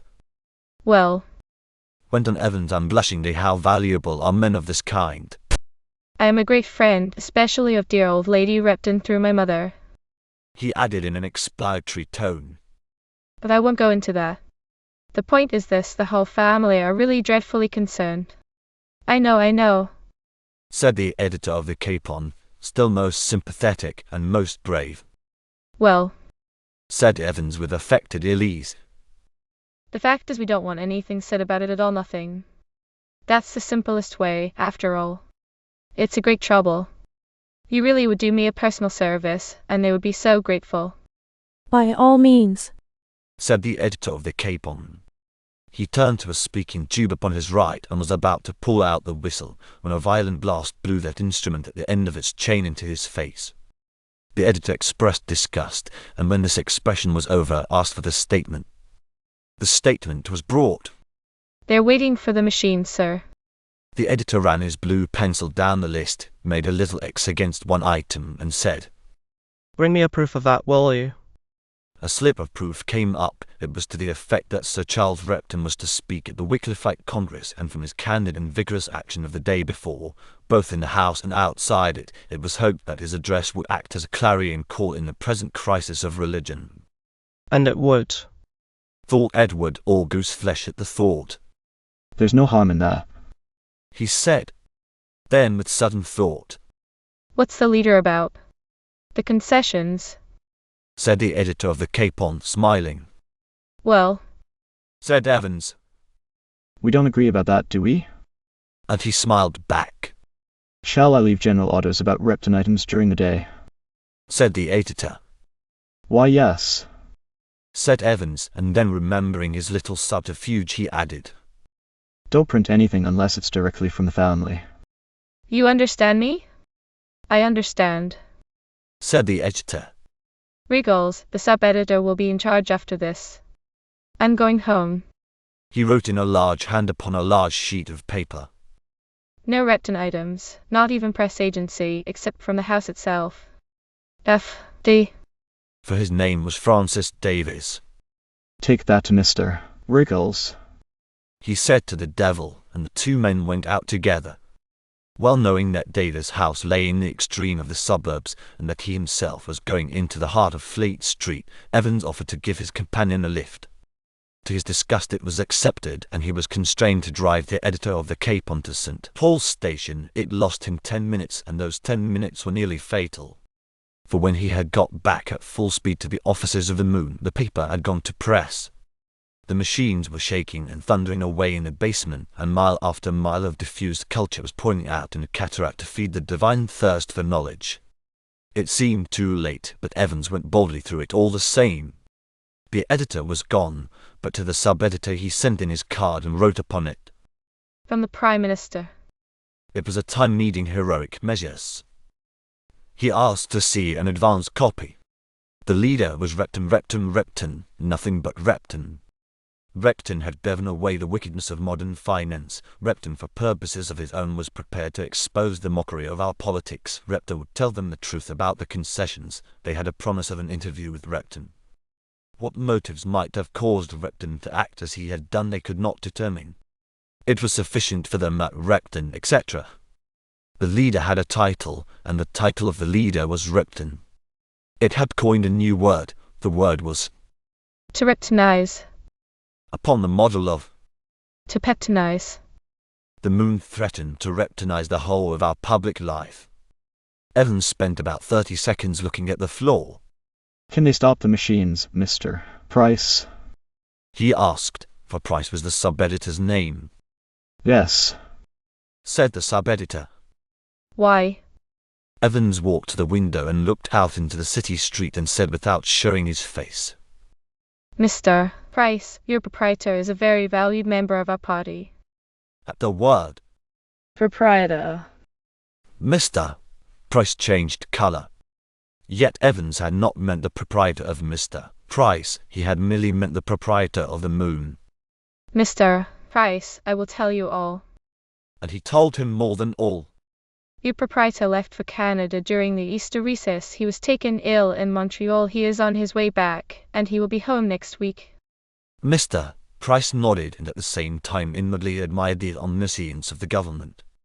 Now, Mr. Price, Continued Edward, still gazing at the street opposite. there's the promise of a peerage. These things are hardly ever mentioned, and I tell it to you quite frankly. If that leader appears, Turning round sharply. The peerage will not be conferred, and your proprietor shall be told that that leader was the cause of it. but Mr. Evans, Began the sub-editor blankly. Evans was suddenly determined. It was astonishing to see the change in the man. His conduct and attitude would have seemed remarkable to the most indifferent observer, to one who knew that the proprietor of the Moon had never been, until that moment, within 500 miles of a peerage. It would have seemed amazing. Mr. Price, Said Evans rapidly and very clearly. you are in a cleft stick. If you don't print your present issue, if you must delay it, it will cost your proprietor a heavy sum directly and indirectly. I know that. But if you do print, it will cost him no money, but Mr. Price thought of the little home at Peckham, of the 3 young Prices, of Mrs. Price, and of sundry affections that grow up in the most arid and most unexpected soils. He was in an agony as to which course would least destroy him. He made one last appeal. may I have it in writing? Certainly not. Said Evans. Very well, Mr. Evans. Said the sub-editor humbly. I'll stop the machines. And with a heavy heart he rang the bell. Thus it was that the Moon came out an hour later than usual, and that the leader dealt at so singular a moment with the pestilent vices of the King of Bohemia, and with his gross maladministration of Spitzbergen, which it summoned to the bar of European opinion. Those who have wondered why Edward, without previous training so soon after this incident, was made a partner of the great bank he now adorns, would wonder less if they had been present at that interview. The press was safe. That the agencies were safe went of course without saying. Block A, as a group of 8 papers owned by one man is familiarly called by permanent officials, had been squared the day before. Block B, another group of 6 owned by a friend of his, was for private reasons unable to publish news of this kind. The Evening German wouldn't dare, and the Bird of Freedom wouldn't know. The press was safe so far as Repton was concerned. But what about Domain? The Herald had been informed pretty sharply that it was compelled for unavoidable reasons to postpone its interview with Sir Charles Repton. The very paragraph had been written out by Edward, and the Herald had swallowed the pill. But what about Domain? That had got ahead of them, and there was nothing to do but to wait until Domain should be found. The very moment that he was found they could act, and an explanation should be given that would soon cause the mystery to be forgotten. But a silence still surrounded that unlucky name. Nothing had been heard in the lobbies, nothing from Scotland Yard. Finally, and more important, Mary Smith herself could tell Dolly nothing, and if she could not, certainly no one else in London could. She was really fond of her cousin, and for his sake she comforted and, what was more important, restrained the imprudent Sudi. As for old man Benson, beyond the natural regret that such an asset as a son-in-law in the cabinet was still held over as a contingent and that he could not for the moment close upon the option, he took the matter in a calm and philosophical spirit. Chapter Roman 12. A liberty, says the Bulgarian poet Machinches in a fine apostrophe too little known in this country. a liberty, Etc. Never had George Mulrus Domain known the sweets of that word in the days when he enjoyed its privilege to the full. Now, as the brilliant dawn of that Wednesday awakened him upon the deep, he learned the beauty of freedom. Its meaning saturated his very being as he woke in his miserable cell, refreshed but very weak, and saw shafts of the happy morning sun coming level with the dancing of the sea, and making a rhythmic change of unreal network in the oval patch of light that was cast by the porthole against the filthy rust of the walls. He felt mechanically for his watch and found nothing but bearskin. Then such a teacher is adversity. He to whom induction was grossly unfamiliar, began to induce away like any child of nature. The sunlight was level, for the image of the porthole upon the wall was but little lower than the porthole itself, therefore the sun had but just risen. It was June, therefore if the sun had but just risen the hour was very early. How early he certainly could not have answered if you had asked him a week ago, but adversity, that admirable schoolmistress, was developing the mind of George Mulrus as the blossom of a narcissus develops under the first airs of spring, and he was capable of remembering a sunrise after the ball at the Buteleys and another after a big supper at Grange's. He was in bed before 5:30 on each occasion.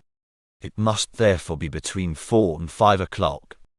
The term solstice, was unfamiliar to this expectant member of the British executive, but he seemed to remember that somewhere about this time of year the nights were at their shortest. He was full of a new pride as he made these discoveries.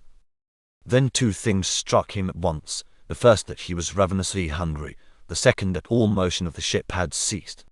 He heard no sound of any kind except the gentle lapping of the tiny waves alongside, for it was calm except for the little breeze of morning. He attempted with his new-found powers to pass the time in further induction, to guess by the position of the light how the ship lay, but as he had forgotten at which end of the ship the anchor is let go, and as he had no notion of the tide in the English Channel, nor even whether tides ran for 6 hours or 12, he was sure it was one of the two, and as, in general, he was grossly ignorant of the data upon which such an induction should proceed, the effort soon fatigued him. He was content to prop himself up against the wall and crave for food. He heard a step outside. He struck the door with his fist. To his delight a key turned in it, and the doubtful visage of the boy once more appeared. Early as was the hour, and divine the weather, the boy was still gloomy. getting us into more trouble, all on us, you dirty skunk, Was his greeting. I'm sure I'm very sorry. Said George. I only knocked because I'm so terribly hungry. Can't you get me something to eat? Use. Said the boy thoughtfully. I don't think. You make me chuck it. Is particular as a hospital nurse. He added, with a recollection of a brazen woman in gaudy uniform whom a kind lady had thrust upon his mother's humble home just before he had gone aboard. Domain was in acute necessity. Look here. He said. Get me some bread. Wafer. asked the boy. Demain nodded mysteriously, and once again was his jaw torn between a desire for some ultimate gain and a certitude that no present gain was obtainable. He was a London lad, with all the advantages that London birth implies, and it had already occurred to him that Demain's accent, manner and cuticle differed in a strange way from those of your stock stowaway. He had been impressed in the matter of the food. He was more impressed by certain little turns of language which he associated with those hateful, but, as he had been told, wealthy people, who came down and did good amid his mother's neighbours in the East End, and when he had thought it well over and tamed his prisoner further by one more well-chosen epithet, he went off and came back with a hunk of bread. You're lucky, he said as he returned. That you're on a short trip. Otherwise TDV been biscuit. Then he added, And great worms in it. George did not reply. He bit into the bread in ecstasy, and his eyes, which his acquaintances in London commonly discovered to be lifeless, positively gleamed upon this summer morning. They got her communicate with you or Faraday's fust, said the boy pompously. Yes, said George with his mouth full. How? Use it is. Sneered the boy, who thought there was something of the toff in this use of the simply affirmative. And after that they'll land here, and you'll ave the Darbies on a fore breakfast, toime. He added nothing this time about hanging. The details of the moment were too absorbing. How do you mean communicate? Asked George carelessly and all ears. Why, with a flag, that's said the boy. Demain had often been told of the long and complicated messages which little pieces of bunting could convey, and he had himself presented to a country school a whole series of flags which, in a certain order, signified that England expected every man to do his duty. But he could not conceive how so complete a message as the presence and desired arrest of an unfortunate stowaway could be conveyed to the authorities ashore by any such simple means, unless indeed the presence of stowaways was so common an occurrence that a code signal was used for the purpose of disembarking the cargo. The boy illumined him. They got th flag up, he said. See and send a bot, and when they seize it, they'll run up with theirselves then's your toime. But the boy's information, as is common with the official statements of inferiors, was grossly erroneous. A voice came bawling down from above, ordering him to tumble up with the prisoner. Tumble up George did, that is, he crawled up the steep and noisome ladder, and as he put his head out into the glorious air, thought that never was such contrast between heaven and hell. He drank the air and put his shoulders back to it, to the risk of a green-black coat. George Morris was one of those few men who have never written verse, but he was capable that moment, if not of the execution, at least of the sentiment which the more classical of my readers are weary of in prose. Think. Sure. A. 1-19 of the godlike hair. The depth and the expanse of sky. The fatherly sky was all light, the sun was climbing, and a vivid belt of England lay, still asleep, green and in repose under that beneficence, and in the midst of it, set all round with fields, lay a lovely little town. It was Parham. Demain had once or twice noted how strangely glad the houses of men seemed from off the sea, but as he was familiar rather with Calais and Dover, with Ostend, Folkestone and Boulogne than with other ports, and as he had more often approached them in winter weather than in the London season, there was something miraculously new to him in this vision which had been the delight of his forefathers, England from the summer sea. The clear spirit bubbling within him encountered another and muddier but forceful current as his eyes fell upon the first officer. That individual surveyed him with hatred but did not deign to throw him a word. He bade the lad stand by George in a particular place upon the deck till he should be sent for. He next threatened several of the boy's vital organs if his prisoner were not properly kept in view, and having pronounced these threats, lurched away. Old man'll want your soon fill in his sheet, said the lad by way of making conversation. My be arva you larupt, my be warrant. You didn't the last done. He put in as an afterthought, as though it were the custom to lar up some 7 stowaways out of 8 by way of parting, and to make capricious exception of certain favourites. You're all ave to take that sheet with you leastwise whoever is in charge of the battle ave to, and thy gives it to th cops, and th cops shaws it to the beak. As to do what to arve everything right and reglar. Otherwise they couldn't put your eye on their bond to do that not off. But Demain was not heeding the discomforting comment of his warder. He was balancing in his mind the poor chances of the morning, and as he balanced them they seemed blacker with every moment. The shore was perhaps half a mile away, the hour say 5, perhaps half past. By 6 or half past 6 at the latest, the earliest people in Parham would be astir. The fixed inveterate hope of the governing class that a gentleman can always get out of the hole had dwindled within him to that dying spark to which it dwindles during invasions and at the hour of death. He did not trust his accent, he did not trust his skin, he did not trust his parentage, he did not trust his wealth, alas, his former wealth. To speak more accurately, his wife's former wealth, to speak still more accurately, the former wealth of his wife's father. He trusted nothing but blind chance, his muscles and flight. He hated the vision which was in immediate prospect of the little weasel-faced captain with his pointed red beard, reciting by rote yet another string of idiotic sentences from a manual. He hated the vision of the next step, the men in blue, with their violence and their closing of his mouth by brutal means. Whether he could convince a magistrate he did not pause to inquire. The way was too long, it was a dark corridor leading to doom. He heard a second voice calling the boy to the accompaniment of oaths quite novel and individual and in a high voice that he had not yet heard, and he thought that his hour had come. But the boy's reply undeceived him. "Oi dursn't." He yelled down the decks. I gotta look after TH's gun. Apparently, thought George bitterly, he already had a fixed traditional name aboard the Lily like Blackie and the old man.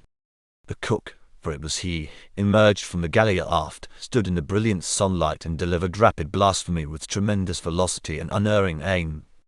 The boy whimpered and was irresolute. If the threats of the mate had been less practical, those of the cook might have had less effect, but between the prospect of the excision of his liver and of a series of hearty buffets and mighty kicks and ways, what reasonable youth would hesitate in a civilization such as ours? The boy faltered visibly, and turning upon the skunk informed him once again that he was always getting people into trouble. Nay, more, he threatened to pay out the innocent cause of his despair for the divided duty in which he found himself. The cook re-emerged. He had fixed on a new belt of ammunition and began firing in a manner if possible more direct and devastating and quite as rapid as that which had distinguished the first volley. And the boy, who was, after all, more directly the servant of the cook than of any one else on board, wavered and broke. With a clear statement of the consequences should the main move an inch from the spot, and a promise to return before a man could spit to leeward, the boy dashed off to the galley, and for perhaps 5 seconds, perhaps 10, the prospective warden of the Court of Dowry was free. A movement of the human mind, says Marcus Aurelius, imitative in this sentence, as in most of his egregious writings, resembles that of a serpent.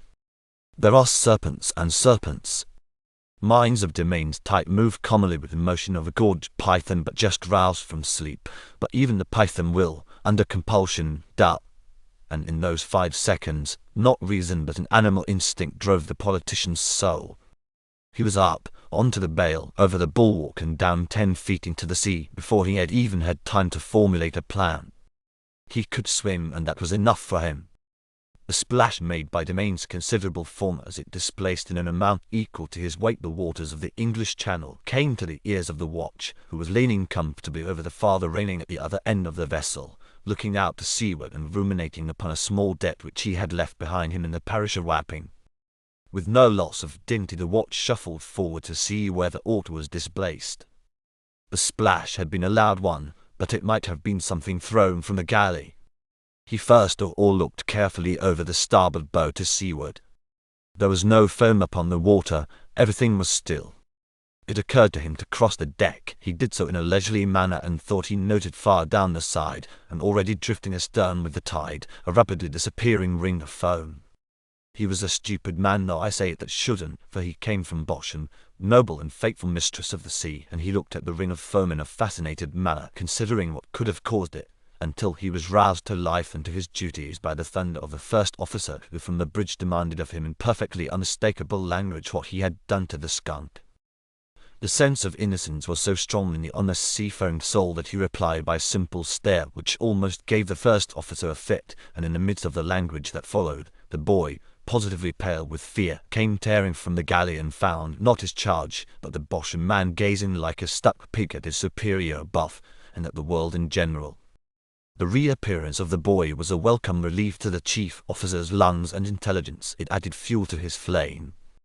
He very nearly leapt down from the bridge in his paroxysms of wrath, and heaven only knows what he would have done to the wretched lad whom he would render responsible for the misadventure had he not at that moment caught sight of a little speck upon the sunlit water far astern.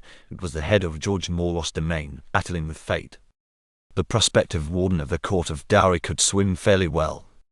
It had been his practice to swim in a tank.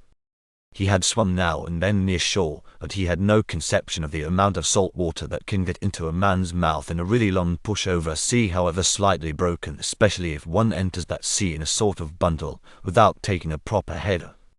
Moreover, the phenomenon of the tide astonished him. He had imagined in his innocence that the sea also was a kind of tank, and that he had a dead course of it for the shore, the nearest point of which lay just eastward of the harbour mouth.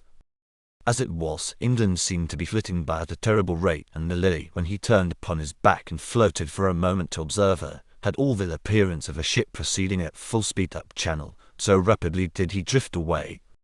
He swam too hurriedly, and he exhausted himself, for his mind was full of terrors. They might fire upon him. He did not know what dreadful arsenal the Lily might not contain. He remembered having noticed upon the cross-channel steamers exceedingly bright little brass guns, the purpose and use of which had often troubled him. Now he knew, and he hoped against hope, that no such instrument of death swiveled upon the poop of the Lily.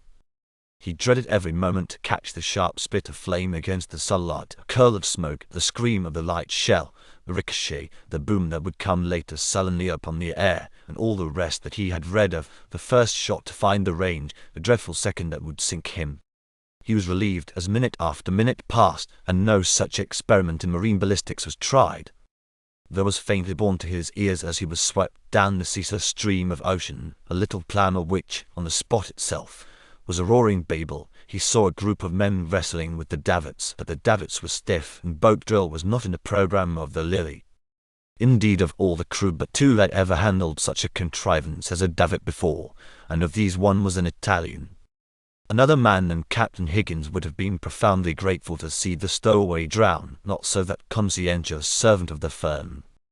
The stowaway received such food and lodging as had kept him living until such time as he could be handed over to the sheriff or his officers, or any other servants or justices of our Lord the King, who were competent to deal with breach of contract, tort, replevin, and demurrer. The stowaway was responsible to the law, and Captain Higgins was responsible for the stowaway. Therefore must a boat be lower. And because there was something grander in swinging out the davits in full view of a British town and harbour than in chucking the dinghy into the water, swing out the davits he would, and he lost 10 minutes over it, 10 precious minutes during which the tide had carried the little speck that was the head of George Morros Domain almost beyond the power of his spyglass. Captain Higgins capitulated. He left the davits as they were, one stuck fast, the other painfully screwed half round, a deplorable spectacle for the town of Parham, and one shameful to the reputation of the sailormen aboard the Lily, and he ordered the little dinghy out over the side. They unlashed her and let her down. 2 men tumbled into her. The second officer took command, and they rowed away down tide with all the vigour that Captain Higgins' awful discipline could inspire, directed in their course by his repeated injunctions, and proceeding at a pace that must surely at last overhaul the fugitive. When Domain heard the beat of the oars and again floated to look backwards, he estimated the distance between himself and the shore and gave himself up for lost. Now indeed there could be no doubt of the rope's end.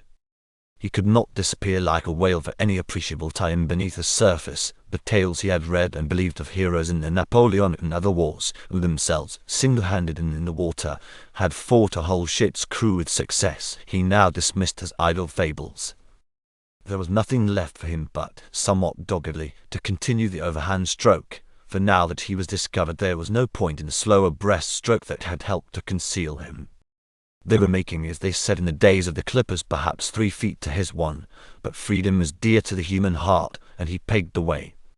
The shining goddesses of the sea loved him more than they loved the odious denizens of the Lily. They set the tide in shore, and the sea lady, the silver-footed one, led the little waves along in his favour.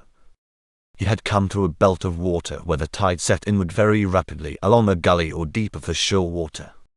It was a godsend to him, for his pursuers were still in the outer tide. He was now not a quarter of a mile from the watermark, and still going strong, with perhaps 200 yards between the boat and him. He could not feel their hot breath upon his neck, but he could hear the rhythmic yell of the officer astern criticizing the moral characters of his crew with the regular emphatic cadence that followed the stroke of the oars. When his cold, numbed right foot struck something, then his left struck sand. It was England, and the English statesman, Lycanthus, was glad and was refreshed. He stumbled along out of it. The water on the shelving sand was here not 3 feet deep. He stumbled and raced along through the splashing water. It fell to his knees, to his shins, to his ankles, and he was on dry land. A very pretty problem for the amateur tactician learned in the matter of landing parties was here presented. The dinghy must ground far out. She could not be abandoned. It was an even race. His pursuers would be one man short from the necessity of leaving someone in a boat which had grounded too far out for beaching. Some such combination occurred in a confused way to Domain, but he had no time for following it up. He did what he had done more than once in the last unhappy days. He ran. His numbed feet suffered agonies upon the shingle above the sand, but he ran straight inland. He crossed a rough road, went stumbling over a salted field, and made for a wind-driven and scraggy spinney that lay some half a mile inland, defying the sea winds. As he approached that spinney, he saw 2 men from the boat just coming full tilt over the ridge of the sea road. As he plunged into it, they were in the midst of the field beyond. The undergrowth in the spinney was thick, but Domain had the sense to double, and he crept cautiously but rapidly along, separating the thick branches as noiselessly as he could, and bearing heroically with the innumerable brambles that tore his flesh. He halted a moment to look through a somewhat thinner place towards the field, and there, to his considerable astonishment, he perceived the 2 sailor men dawdling along in amicable converse, and apparently taking their time, as though they were out on a holiday rather than in the pursuit of a criminal. It dawned upon George that there was a reason for this. The second officer could not leave the boat. The boat and the sea were hidden by the ridge of the sea road, and the longer the time the hearty fellows could spend ashore, the greater their relief from labour and their enjoyment of a pleasant day. He saw them sauntering towards the spinney. They took sticks and beat in a sort of aimless, perfunctory manner, poking into the brushwood half-heartedly here and there, as though Domain had been a hare whom they desired to start from its form. They wandered off along the edge of the wood in a direction opposite to his own, and paused a moment to light their pipes upon their way. It was a peaceful scene, but a moment would come when that scene could not be prolonged, and when their activity must be renewed. Domain, therefore, pushed through the brushwood, still going as noiselessly as he could, and came out to the landward side of it upon a disused lawn. The grass was brown and rank and trampled. It had not been mown that season. An old sundial stood in the midst of it, a wall bounded it upon 2 sides, and there was the beginning of a gravel path. He followed that path between 2 rows of rusty laurels, and round a sharp turn came upon the house to which this derelict Domain belonged. He came upon it suddenly. It stood low and had been masked from him by a belt of trees. He saw a little back door, and fatal as had such reasoning been in his immediate past, he reasoned once more, that where there was a house with servants' offices, there would be a difference of social rank, there would be education, there would be understanding, and he must certainly come into his own. His bleeding feet, the soaked rags that clung upon him, his hair hanging in absurd straight lines clogged with salt, would, could he have seen them in a looking-glass, have given him pause. But the exhaustion of these terrible hours was now upon him. The heat of the sun was increasing. He was under an absolute necessity for food and repose.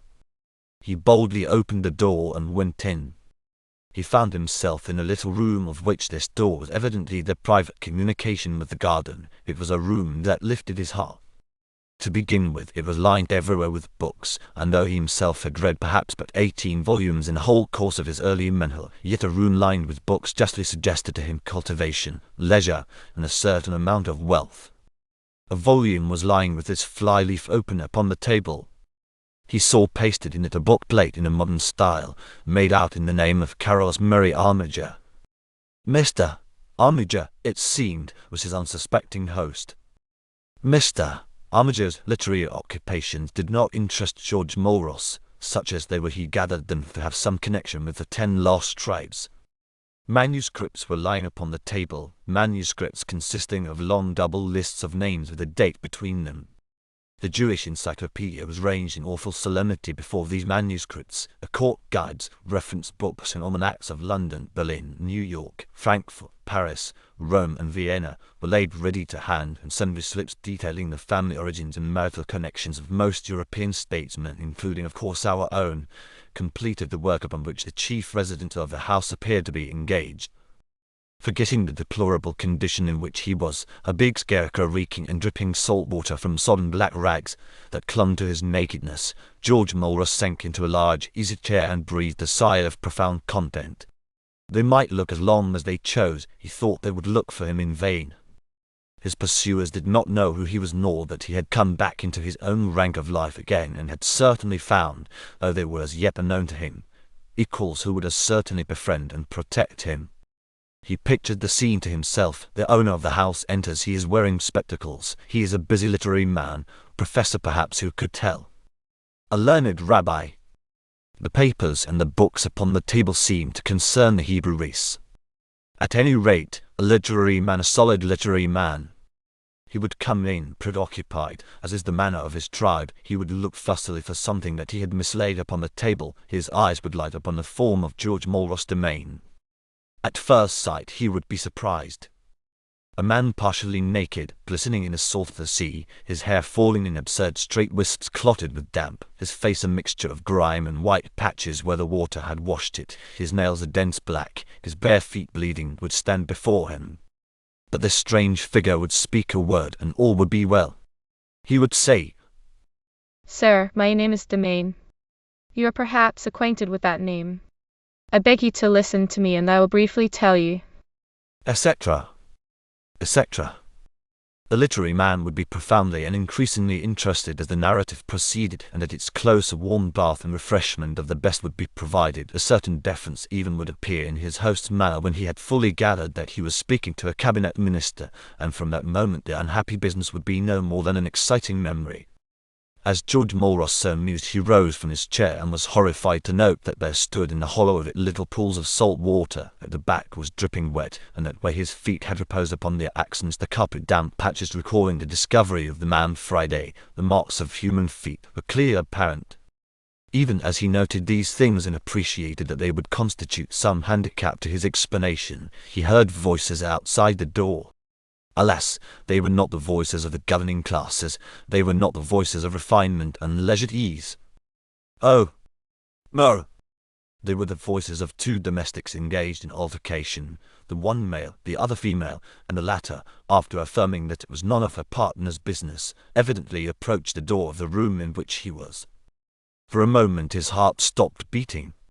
He heard a hand upon the outer handle of the door. By what form of address could he melt that uncultivated heart? Those bitter hours of his just past had filled him with a mixture of terror and hatred for such English men and women as work for their living. He had always regarded them as of another species. He beheld them now in the aspect of unreasoning wolves. By the grace of heaven the door was locked. He heard a female expletive, extreme in tone though mild in phrase, directed towards the domestic habits of her master, especially with regard to the privacy of his study, and he next heard her steps moving away. She was coming round by the garden. There was not a moment to lose, and there was not a cranny in which to hide. I have expatiated on the effect of misery and of terror upon George's brain. I have but here to add that for 2 seconds he was a veritable Napoleon in his survey of terrain.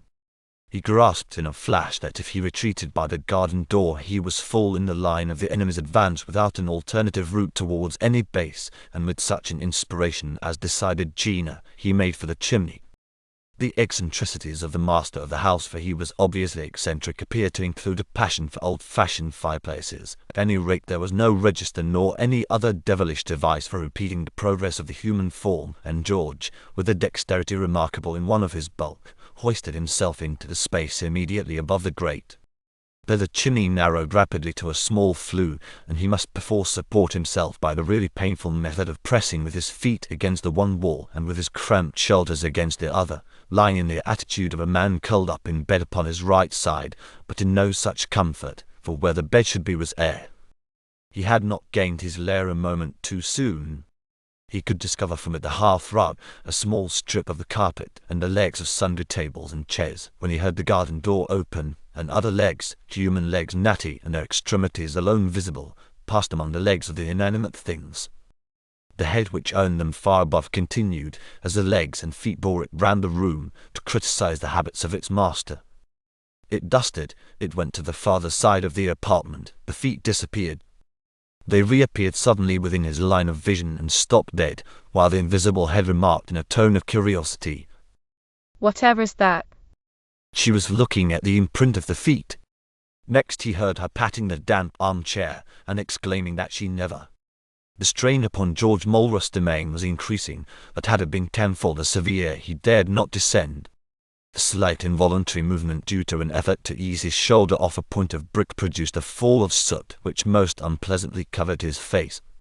He could hear a startled exclamation from the wench, her decision that she didn't understand the house at all, and her sudden exit. Hardly had she shut the garden door behind her when a key was heard turning in the lock in the other door opening into the house, and the expected stranger, the unknown host, entered. The moment of George's salvation was at hand. Two very large flat boots slowly tramped into the narrow region he could survey. Above each 9 inches of creased grey trouser leg could be seen. The boots, the trouser legs, did not approach the armchair. They took little notice apparently of things about them. The owner grunted dissatisfaction that none of his papers had been removed by the maid to whom he applied a most indiscreet epithet. He grunted further satisfaction that she had laid his fire and not lit it. Apparently it was among his other eccentricities to have a fire upon a June morning simply because the room was cold, and to let it die down before noon. The unknown came close to the grate. George heard large hands fumbling upon the mantelpiece, the unmistakable rattle of a matchbox. Next an arm midway to the shoulder, and at its extremity a hand bearing a lighted match appeared, and the stranger host thoughtfully lit the newspaper upon which the fire was laid. The dense and acrid smoke produced by our great organs of opinion when they are put to this domestic purpose rose up and enveloped the unhappy George. It was a limit. And with one cry and with one roll, as Macaulay finally says of another crisis, the prospective warden of the Court of Dowry slid down into the grate, ruining the careful structure of coal and wood, and stood in the presence of, he could scarcely believe his eyes, William Bailey. That tall, bewhiskered, genial oligarch expressed no marked astonishment. It is, alas, a characteristic of the eccentric that, just as he sees the world all wrong where it is normal, so, before the abnormal he is incapable of expressing reasonable emotion. All he said was in a mild tone of voice, Well, Well, to which Demain answered, with the solemnity the occasion demanded, William, don't you know me? Yes, I know you. said William Bailey thoughtfully. Dimmy, by God. Dimmy, do you know that you present a most extraordinary spectacle? You needn't tell me that, said Dimmy bitterly, drawing his hand across his mouth and displaying 2 red lips which appeared in the midst of his features like those of a comedy negro. The point is, what can you do for me? My dear Dimmy, said William Bailey, his interest increasing as the situation grew upon him. I'm delighted to hear that phrase. I haven't heard it since I gave up politics. I haven't heard it since they tried to make me an undersecretary, only that used to be worded a little differently. Old schoolfellows of mine whom I had thrashed with a cricket stump in years gone by used to come up washing their hands and saying, "What can I do for you?" Now for once in my life someone has asked me what I can do for him. Sweet Dimmy, all I have is at your disposal. Would you like to borrow some money, or would you prefer to wash? I wish you chucked that sort of thing, said Demain, angrily and with insufficient respect for a senior. It isn't London, and I'm not out for jokes. I'm in trouble. In trouble? said William Bailey, asking the question sympathetically. Oh, don't say that. Dirty, maybe, and very funnily dressed, but not, I hope, in trouble. Damn it, said the other. What are you in this house? What I am out of it. Said William Bailey cheerfully.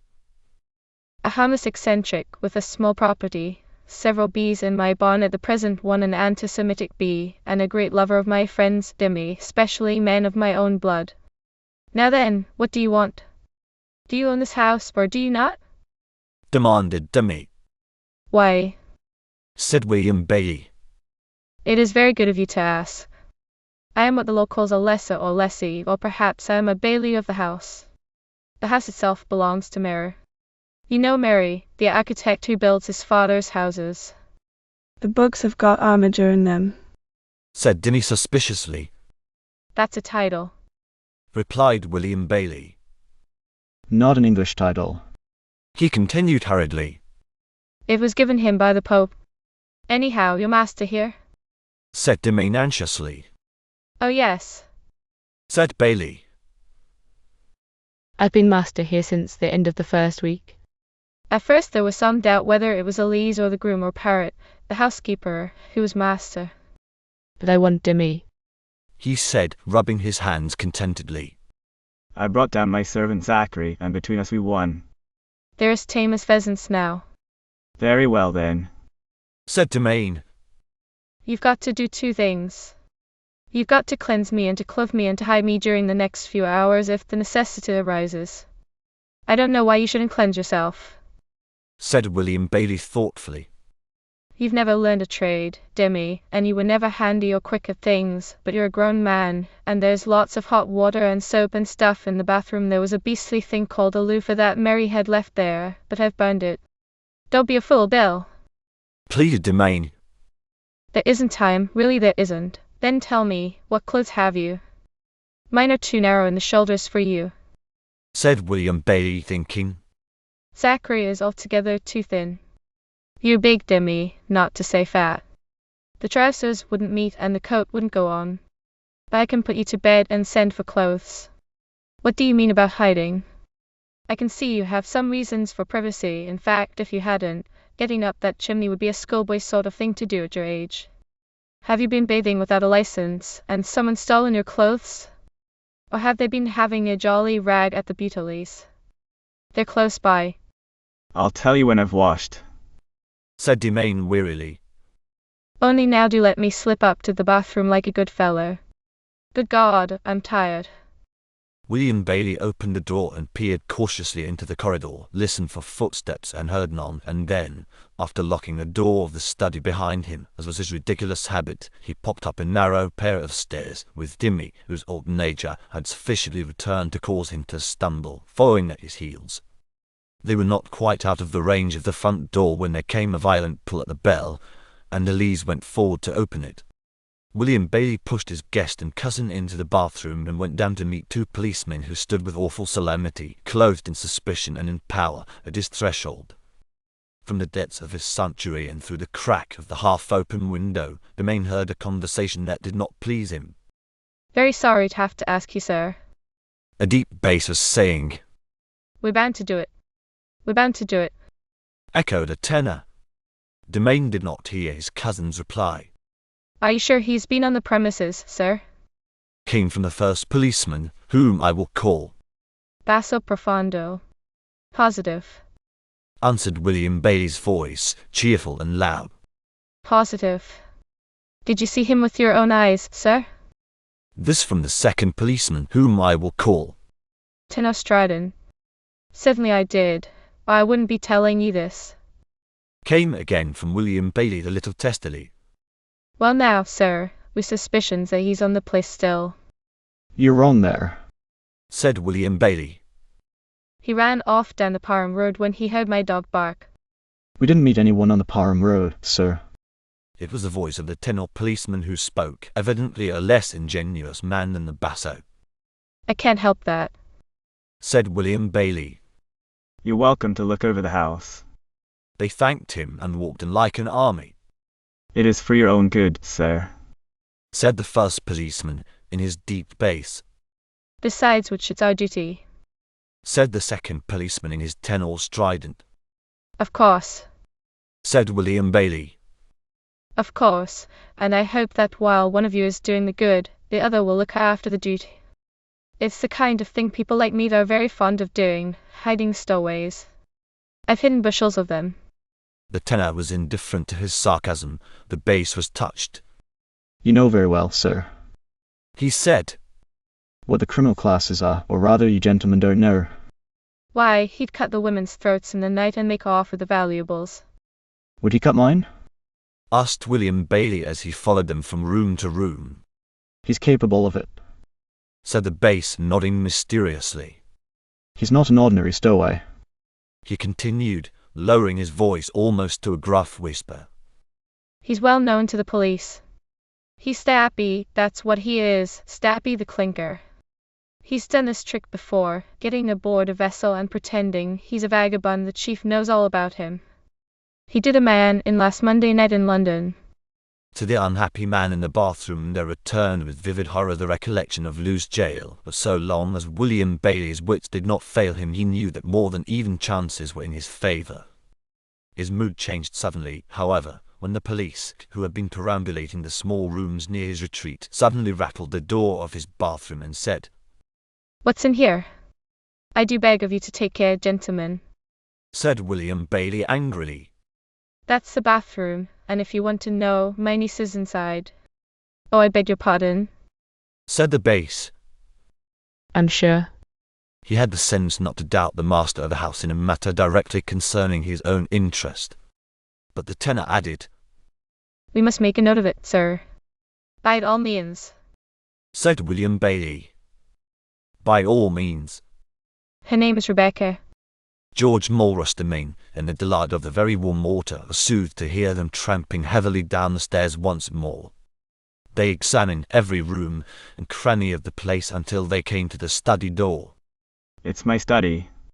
Said William Bailey apologetically. I'd always keep it locked. He unlocked it and they entered. Their trained eyes had seen nothing unusual in the aspect of the room until the tenor, inadvertently putting his hand upon the back of the armchair, discovered it to be both wet and to the taste sore. He had found a clue. In a voice of excitement unworthy of his office, the intelligent officer shouted, We've got him, sir. We've got him. "He's been here. Look, sea water. We've got him." He looked round wildly as though expecting to see the runaway appear suddenly in mid-air between the floor and the ceiling. It is certainly most disconcerting. Said William Bailey in evident alarm. But wait a minute. "Perhaps he came in here from the garden to see what he could get, found the door locked on the outside and made out through the garden again. That would explain everything." No, it wouldn't, sir. Said the bass respectfully. "It wouldn't explain that." And his mind, which, if slower than his colleagues, was prone to sound conclusions, pointed his hand to the wreck of the fire, to the heaps of soot that lay upon it, and the disturbance of the fender. "He's gone up the chimney, that's what he's done." Said the tenor. "That's what he's done." Said the bass, putting the matter in his own way. "He's gone up the chimney." William Bailey put his head in and looked up the flue, the top of which was a little square of blue June sunlight above. I don't see him.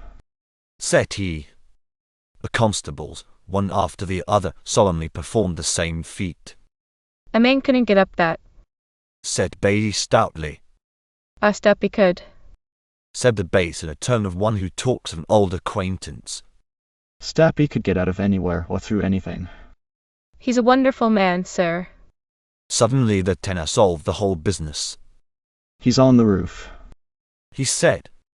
Nothing would suit them but ladders must be brought, and they must climb upon the slates, while William Bailey, consoling himself with the thought that the property was not his, took the opportunity of dashing out to the bathroom and banging at the door.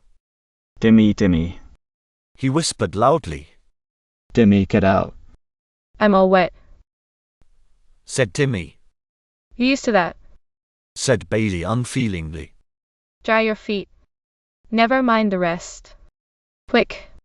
He threw a dressing gown in, and Dimmy, as clean as Sunday morning, emerged. "Are your feet quite dry, Dimmy?" "Yes." Said that great commoner, still a trifle ruffled. "Well then, let me think. Go in there." He pushed Dimmy into a little writing room that gave out of the corridor. "Now then, go to that little table and sit perfectly tight. Do as I tell you and you're saved.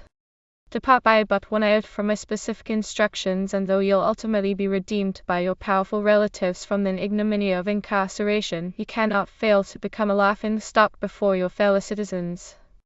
Do you take me, Dimmy?"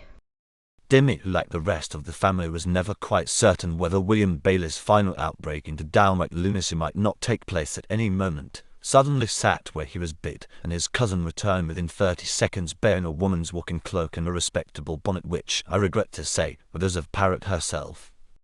Bailey huddled the cloak upon the younger man, banged the bonnet upon his head, tied the ribbons under his chin, disposed his person with the back to the door in the attitude of one writing a note, and said, Dimmy, could you talk in a high voice? No, I can't. Said Dimmy. Try. Say, oh, don't, I'm busy. I can't. Said Dimmy again. Great heavens. Is there no limit to the things you can't do? Said William Bailey testily. Try. At a vast sacrifice of that self-respect which was his chiefest treasure, Dimmy uttered the grotesque words in a faint falsetto. Excellent. Said William Bailey. Now when you hear the word Rebecca, that's your cue. Say it again. The second step is easier than the first, and Dimmy this time replied at once, the falsetto quite just. Oh, dolt, I'm busy. And William Bailey was satisfied. By this time the policemen could be heard scrambling down from the roof. They had found nothing which, seeing that the roof was in shape exactly pyramidical, was not wonderful. Well, he's gone, sir. Said the bass a little relieved. We must see the bathroom before we leave, though. Added the tenor fixedly. By all means. Said William Bailey. If it's empty. He added with a decent reserve. They went upstairs, and on their way he opened the writing room door and said, Oh, there she is. Rebecca. Oh, don't worry me, I'm busy. Boomed in a manly voice from the seated figure. Sir, I'm sure, sir. Said the tenor, who was now sincerely apologetic. We have no desire to disturb the lady, but it was our duty. Of course. Said William Bailey hurriedly. Of course. And he shut the door, mentally renewing his profound faith in the imbecility of political life. The active and intelligent officers of the law gazed mechanically round the bathroom. They were too modest to examine a certain damp heap of black cloth that was flung huddled into a corner. They went out with every assurance that they would not have disturbed Mr. Bailey for a moment had they not been compelled by that sense of duty to their country to which they had already so frequently alluded. William Bailey accompanied them to the gate in the fixed desire to see them off the place, and with a heartfelt silent prayer that Parrot would not go into the writing room until he had returned. As they reached the gate, the bass, who remembered the necessity for subscriptions to local clubs, charities and balls, and especially to the policemen's balls, charities and clubs, said once more that he hoped Mr. Bailey understood they had only done their duty. Of course. He added, We know Mr. Mary very well, and we take it you're a friend of his. Yes, sir. Said the tenor more severely. And we know who you are. We know everybody in the place, sir. It's our business. We know what they do, where they come from and where they go to. They can't escape us. With this chief assurance the bass and the tenor both slightly saluted, and the gate shut behind them. Outside the gate a little crowd consisting of the two sailormen, a dingy officer of the mercantile marine, 3 young boys, a draggle-tailed village girl and a spaniel awaited the return of the police, and when it was known that they had drawn blank, this little crowd paradoxically enough gave a cry. Each was now as certain that he had seen the fugitive in some one of 100 opposing and impossible directions as he had formerly been determined that the refugee was still concealed in Mr. Mary's house. William Bailey hurried back. He went straight to the writing room. He thanked heaven that no one had disturbed Rebecca. Without an apology, he rapidly untied the ribbons of the bonnet, hoiked off the cloak, and was bearing them back to Parrot's room when he heard the voice of that admirable female raised in hot remonstrance against the misdeeds of a domestic. In tactics as in strategy there is a disposition known as the offensive defensive. William Bailey was familiar with it.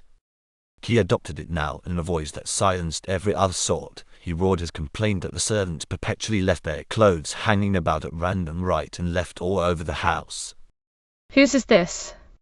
He demanded, pointing to the cloak and bonnet where he had flung them sprawling on a chair. It's mine, sir. Said Parrot with considerable dignity. Oh, it is it? Said Bailey a little mollified. I'm sorry, Parrot. If I'd known it was yours I'd have spoken to you privately. I never left them there, sir. Said Parrot all arrowful with indignation. I never said you did. I never said you did. It's none of my business. I don't care who left them there, but I will have this house orderly or I will not have it at all. With which enigmatical sentence for the further discipline of Mary's impossible household, he went back to Domain in his dressing gown and brought him through the corridor to the study. "Now, my dear fellow," he said. "Are you cold?" Yes. Said Dimmy. Are you hungry? Yes. Said Dimmy. Are you thirsty? I am very tired. Said Dimmy. Very well then, you shall eat and drink. I will try and light the fire. He did so, and the room, which was already warm with the June sun, became like an oven. As he rose from his chair, Domain said in some anxiety, "For heaven's sake, don't send for the servants." I'm not going to. Said William Bailey simply. He went to a cupboard and brought out some ham, a loaf and a bottle of wine. Domain ate and drank. When he had eaten and drunk, he could hardly support himself for fatigue. William Bailey took him to his own room and told him to sleep there. "I've established," he said in a genial tone, "so healthy a reign of terror in this house that you certainly will not be disturbed if you sleep in my bed." I will see about the clothes. And thus, after so many and so great adventures, George Mulrus Domain slept once again between sheets in a bed well aired, in a room with reasonable pictures upon the walls, and reasonable books upon the table, with blankets, with curtains, with pillows, with mahogany tallboys, with 3 kinds of looking-glasses, with an eider-down quilt, with a deep carpet, with a silver reading lamp, soothed by complete cleanliness, and, in a word, amid all that the governing classes have very properly secured for themselves during their short pilgrimage through the wilderness of this world. Chapter Roman 13. All through that hot noon, and down the beginning of the sun's decline, George Mulrus slept heavily. He slept as in a death in Parham. He slept in the house of Carolus Maria Armiger, under the shield and tutelage of William Bailey, eccentric, and with God's benediction upon him. His troubles were at an end. Meanwhile in London, the young and popular Prime Minister had received his secretary's report. The moon and the capon were squared. How squared he was not busy to inquire. Gold and silver he had none, for those purposes at least that would not be in the best traditions of our public life, but they were squared. Edward assured him they were squared, and there was an end of it. There was more even than Edward's assurance, though that was as solid as marble. There were 2 early copies of the papers themselves which had been ordered and brought to him. The leader of the one dealt with those eternal concessions in Burma, and he smiled. There was not a word about Repton. The leader of the other was on fiddle-de-dee, and the Prime Minister experienced an immense relief. But there was still Domain, or rather, there was still no Domain. And there was still Repton, mad, mad, mad. Between Dolly and the awful unstable equilibrium of the modern world, between him and the cosmic explosion, was nothing but the 4 walls round Repton, Lady Repton who brought him, and the sagacity of Edward. It was 2:45, a time when meaner men must wend them to the House of Commons. He also wended. He was the shepherd, and he must look after his sheep. That August Assembly was astonished to perceive the Premier positively present upon the front bench, during the process of that appeal to the Almighty which precedes the business of the day. But that did not get into the papers. There is a limit. As he knelt there, he knew that a man whom he could not disobey was about to ask a question of which he had given private notice. He feared it much. He more feared those supplementary questions which are so useless to the scheme of our polity, but which buzz like unnecessary midges round the cooking of the national food. And when prayers were over, and questions begun, not an inquiry as to an Admiralty contract, not a simple demand for information from the Home Secretary as to the incarceration of a beggar or the torture of some insignificant pauper, but put his heart into his mouth. Mr. Maloney's long cross-examination on the matter of the postmistress at Crosshorrig gave him a little breathing space. They couldn't bring Repton or Domain on that. But there was an ominous question about a wreck, and who should answer it? He had indeed arranged that the answer should proceed from the Treasury, but the clouds were lowering. The question came as mild as milk. It was concerned with the wreck which still banged and battered about on the Sovereign shoals. It had been put down days before, and the chief legal adviser of the Crown rose solemnly to reply. My right honourable friend has asked me to answer this question. He has no further information beyond that which he has already furnished to the honourable gentleman, but every inquiry is being made, and papers will shortly be laid upon the table of the House. The fanatic rose, the inevitable fanatic, towering from the benches, and thundered his supplementary demand: what had been done with the gin? He was told to give notice of a question. For 3 dreadful seconds the Prime Minister feared some consequence. His fears were well grounded. A gentleman rose and spoke from the darkness under the gallery, and desired to know why the Warden of the Court of Dowry was not present to deal with matters concerning his department. He would have been reproved by the chair had not the young and popular Prime Minister taken it upon himself to rise and reply. It is the first time, He said, and I hope it will be the last, that I have heard the illness of a colleague made the excuse for such an interruption. From the benches behind him, those who knew the truth applauded, and those who did not applauded more loudly still. With what genius had he not saved the situation? And the questions meandered on, and all was well, save for that last dreadful query of which he had had private notice. It was put at the end of question time, not oddly enough, by the member who most coveted the apparently vacant wardenship, nor even by any relative of that member, nay, not even by a friend, a member surely innocent of all personal motives put that question. He desired to know whether rumours appearing in the papers upon the wardenship of the Court of Dowry were well founded, whether the wardenship of the Court of Dowry were not for the moment vacant, and if so, what steps were being taken to fill that vacancy. The reply was curt and sufficient. The honourable member must not believe everything he reads in the newspapers. It is not often that wit of a lightning kind falls zigzag and blasts the efforts of anarchy in the National Council. Wit is very properly excluded from the exercise of legislative power. When it appears, when there is good reason for its appearance, its success is overwhelming, and by the action of this one brilliant phrase, perhaps the most dangerous crisis through which the Constitution has passed since the flight of James Roman II, was triumphantly passed. Question time was over. The young and popular Prime Minister, now wholly oblivious of his left lung, answered 1 or 2 minor questions, gave assurances as to the order of business, and left the House a happier man than he had entered it. He went straight to Downing Street. When he got to his room, Edward was there awaiting him. They've got to Maine, He said. The luck had turned. For half a minute Dolly couldn't speak, then he gasped. Where? I don't know. Said Edward. I don't think anybody knows. There was a telephone message sent to the press everywhere. 1,000 horrid thoughts. Found dead. Found wandering an imbecile. Found. He was faster bound than ever, and that just in the hour when he must act and decide. He said again. Where did it come from? I couldn't find out. Edward, Said the Premier faintly as he sat down and fell to pieces. you know how to do these things. Huff. Do go like a good fellow find out.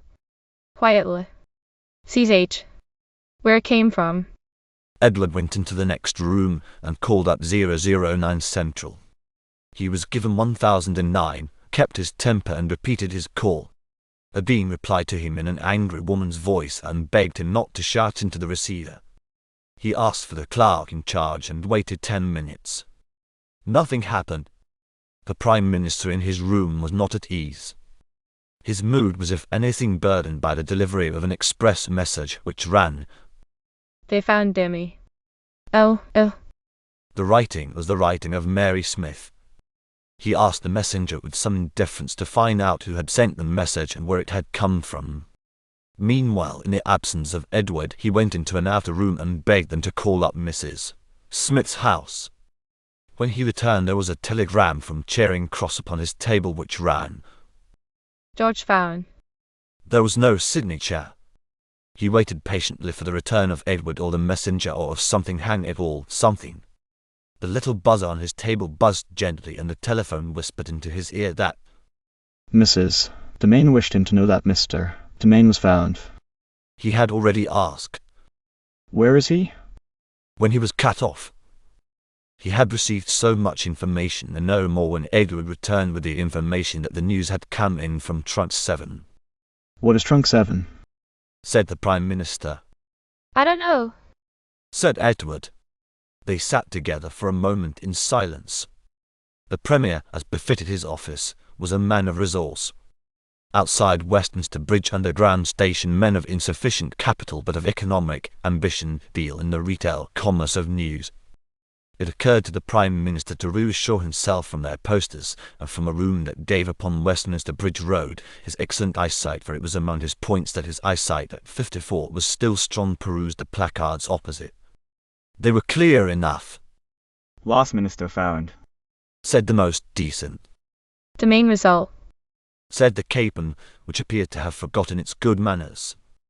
It ought not to be difficult to get the capon without loss of dignity. He returned to his room, and in about 5 minutes the capon was brought to him. Under the heading, Stop Press News. He saw, The main result.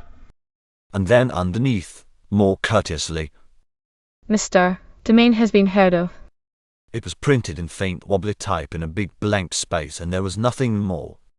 Edward, entering at the moment, told him that the exact point from which the message had been sent could not be discovered until Brighton had cleared. Oh, said the Prime Minister. He was going to call up Mary Smith, but Edward assured him that nothing more than an inept half-wit maid would answer the demand. He had tried it. Dolly sat on in patience and wondered where Domain had been discovered. The matter was of some moment. Without the least doubt he would have to make up his mind as to the succession of the office that very afternoon. It was already close on 5. Domain might be discovered suffering from a loss of memory, though what he had to remember Dolly couldn't conceive. He might have been discovered in the hands of the police. He might have been discovered attempting for some unknown reason to fly the country. Till the Premier knew more he could not act. For a good half hour he persuaded himself that it was better to wait. Then he went out and motored to Mary's. And Mary, of course, was not at home. He went on to Domain House, and found there nothing but a man making a very careful inventory of all the pictures, all the furniture and all the glass. He came back to his room, and at last the mystery was solved. All good things come to an end, as do all delays and all vexations, and life itself. By a method less expeditious than some of those which modern civilization has put at our disposal, the full truth was revealed to him. George Mulross Domain was at that moment, it was 6 o'clock upon that afternoon of Wednesday, the 3rd of June, drinking brandy and soda in great quantities and refusing tea at the Liverpool Street Hotel. A courteous message from the manager thereof was the source of the information, and Edward, who never failed, had been the first to receive it. The message had gone up and down London a good deal before it had got to the House of Commons. At Domain House the manager had been told to try Mary Smith's number, and at Mary Smith's, the half-wit, having almost had her head blown off by Edward's repeated violence, very sensibly suggested that the manager should telephone direct to the House of Commons and give a body peace. An instant demand, said Edward, that Domain should himself come to the instrument, had been followed by a very long pause, after which he was told that the gentleman had gone off in a four-wheeler with a lame horse, and had left the bill unpaid. There was nothing to do but to wait. 6:30 struck, and the quarter. The fears were renewed when, just upon 7, a figure strangely but neatly clothed was shown into the room by a servant who displayed such an exact proportion between censure and respect as would have puzzled the most wearisome of modern dramatists to depict. It was Domain. His clothes were indeed extraordinary. You could not say they fitted, and you could not say they did not fit. The trousers and the coat and the waistcoat were made of one cloth, a quiet yellow. The lines of the shoulders, the arms, the legs, the very stomach, were right lines. They were lines proceeding from point to point. They were lines taking the shortest route from point to point. They were straight. They were plumb straight.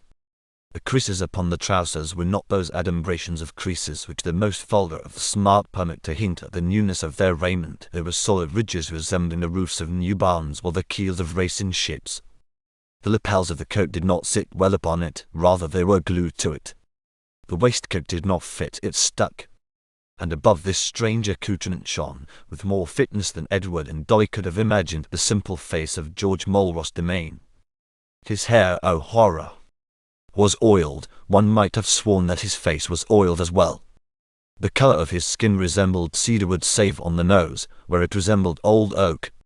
If ever a man was fit, that man was George Mulross, but if ever a man was changed, George Mulross was also that man. Sit down, said the Prime Minister delightedly. oh my dear George, sit down. I can't. said George, using that phrase perhaps for the 20th time during the last 48 hours. They're ready-made. He explained, blushing as Homer beautifully puts it of Andromache through his tan. I didn't sit down in the train, and I didn't sit down in the cab. Where have you been, George? Asked the Prime Minister. I've had an adventure. Said George modestly. But hang it all, where have you been?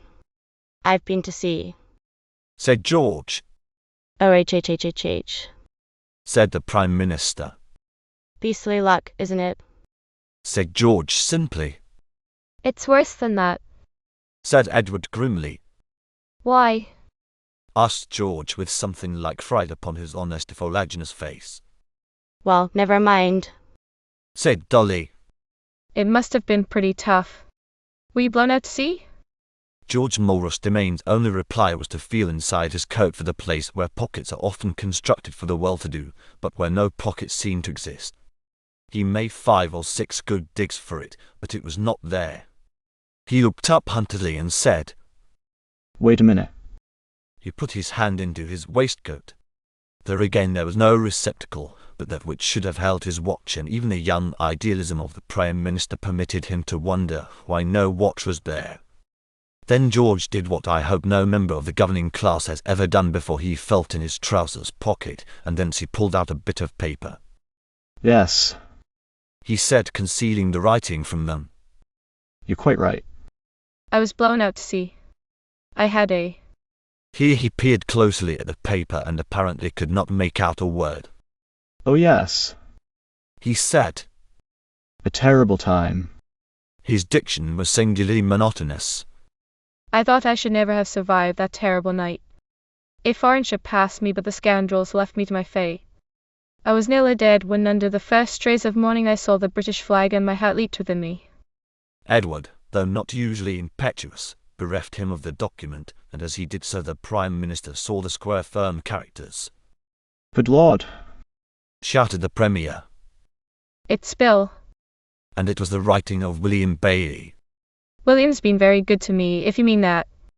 Said Demain reproachfully. The Prime Minister burst into the first hearty laugh he had enjoyed in 15 years. After all, men like Bailey were of some use in the world.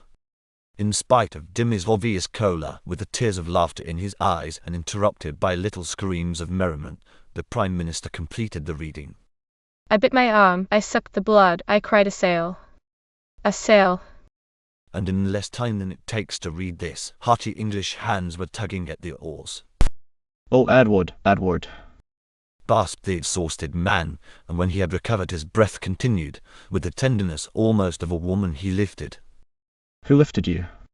He asked between his shrieks and wagging his forefinger to George Demain. Oh, George, who lifted you? He lifted me on board the good ship Lily, and when I told him of the treacherous action of the foreigners, muttered, Scoundrel! between his teeth. But a man has naught to fear when the brave hearts of his countrymen are his shield. They landed me at Lowestoft, pressing into my hands their petty savings, and left me with 3 hearty cheers that did me almost as much good as to feel my feet once more upon British soil. The Prime Minister laid his head upon the table, wagged it gently from side to side, uttered a series of incongruous sounds, and very nearly broke down. George Mulrus Demain was exceedingly angry. It may seem very funny to you. He began. Off. Don't judge. Said the Premier, going off again. Don't. But George was boiling. How would you like it? He began shouting, when the door opened and there was announced with extreme solemnity Mr. Pickle, Mr. Hogg, Mr. Gracechurch, Mr. Fuel, Mr. Ned, Sir John Clegg, Lord Cuthbertson, and last but by no means least, Mr. Howell. One would have said that nothing had happened. There were 3 doors to the room, as is proper to every room in which farces are played. Through one of these Edward very gently led the stiff but still burning George. Through the second appeared an official gentleman commonly present at interviews of this kind. Through the third a deputation had entered, and the young and popular Prime Minister, all sympathy, all heart, all ears, all teeth, all intelligence, heard such an indictment of the maladministration of Spitzbergen by the infamous King of Bohemia as he had perhaps not listened to more than 38 times during the course of the last 2 years. Edward took George by the arm through room after room, down a corridor, into a hall, then as though by magic an excellent motor appeared. They got in, Edward still making himself perfectly charming, Dimmy in a constrained attitude stretched tangentially to the edge of the seat, and the motor drove them for a very great number of miles, during which journey Edward learned all the main story, the robbery, the refuge aboard ship, the escape, and the fortunate discovery of William Bailey. George was given to understand with that method and insistence most proper to his character that that story had better be forgotten, and that only what he had been given to read, and only the gist of that, might very well be published to his wife and to the world. It was an understood matter. George did now and then like to row and fish. A friend had asked him to run down to Port Victoria. It was only an hour. The friend hadn't turned up. George only meant to go out for a minute, put up the spritz like a fool, got blown right away in front of a sou'wester into the swing, then the wind going round the point too got blown, begad, right over the gun fleet. High tide luckily, and the rest naturally followed. These nautical experiences filled George with doubts. There wasn't any sou'wester, he said with bovine criticism. You silly ass, said Edward. Who notices a thing like that in London? You'd notice it at sea, said George with profound conviction. Anyhow, unless you want a good story against you to the end of your life, you've got to be outside for 36 hours, and you've got to land a damn long way off from Parham, I can tell you that, said Edward firmly. And George agreed. They dined together at Richmond, which suburban town they had reached by Edward's directions, and George, replete after so much suffering, became most genial. He betrayed in his conversation the fact that Sudi might or might not know the truth. He had not dared to communicate with her. William Bailey had done so after getting his new clothes, but there had been no one at home. There was only a man in, making an inventory, and the footman thought the message had something to do with him. What Sudi might have heard from others he didn't know. Where did the telephone message come from? Asked Edward, who remembered the torturing anxiety of his chief upon that point which now seemed so futile. I don't know, George bleated, if I may use so disrespectful a term of a man with 100 a week. I really don't know. He hired a motor, I know that, and he drove it himself. Oh, he did he? Where did he drive it to? To a station, said George lucidly. A long way off. Asked Edward. Oh dear, said George. don't ask me. right away over all sorts of places. Now to me and listen. Said Evans, concentrating. Could you see the sea? No. Said George with a shudder. Could you see the river? Anything? No. Said George. We got there at 3 and William telephoned from the station. But damn it all, Cried Edward. what was the name of the station? I don't know. Said George. I didn't notice. Edward tried another approach. Were there houses round it? Oh yes, lots. Said George. Lots, and they had laurels, and there was a lot of gas lampposts, and there was a tramway. Oh, it was a beastly place. Then Evans understood, and Kent, the Garden of England, was in his mind. Kent and one of its deeply bosomed towns, Chisleyhurst, Happy or St. Mary Cray. But why did you go to Liverpool Street when you got in a Cannon Street? He said. How did you know I got in a Cannon Street? Asked George with wide-open eyes like a child who sees the secretly marked card come out of the pack. Never mind. Why did you go to Liverpool Street? William told me to. Answered George simply. You'll make a good front benchman. Said Edward half to himself. Do you know why he told you to go to Liverpool Street? No. Said George. I don't. I don't know. Well, Said Edward as though conveying a profound secret. if ever you happen to be at Lowestoft, that's the way you get into London. Oh, is it? Said George blankly. Where did you buy your clothes? Asked Edward suddenly. What shop? Oh, in Parham somewhere. Said George. I don't know where. I put him on before I started, of course. I couldn't stay in a dressing gown. A thought occurred to Edward. He pulled back the collar of Demain's coat and saw marked upon a tape, Harrington Brothers, Parm. Without so much as asking his leave, he cut the label. What's on the shirt? He asked laconically. George opened his waistcoat and looked. 6626. He said. It is the mark of the beast, said Edward. Who do you mean? Said George, bewildered. William Bailey lent it to me. If you told me that, Said Edward. I wouldn't have asked you what the mark was, and what's more, if you had told me the mark, I could have told you the owner. Good Lord. He muttered. What other man in England? Had he hold his Jewish encyclopedia down there? He suddenly turned round to ask. Yes. Said George eagerly. How did you know? Oh, nothing. Said Edward. Only I know he is fond of it. Did you eat ham? Yes, Said George, thinking closely. I did. Yes, I remember distinctly, I did. The expression of Edward was completely satisfied. The time had come for their return. George, whose carelessness about money had received very distinct and very severe shocks in the last few months, nay, in the last few days, insisted upon paying, and Edward, who knew more than was good for him, allowed him to pay, and further advised him to spend the morrow, Thursday, in bed. At any rate. He concluded. Not where the sharks can get at you. Wait till Dolly sends, and that'll be Friday, I know. They drove back to Demain House, and Sudie, having heard the news from half London, was left to deal with the truant as she saw fit. As for Edward, he was back late at night in Downing Street, where bread and butter called him.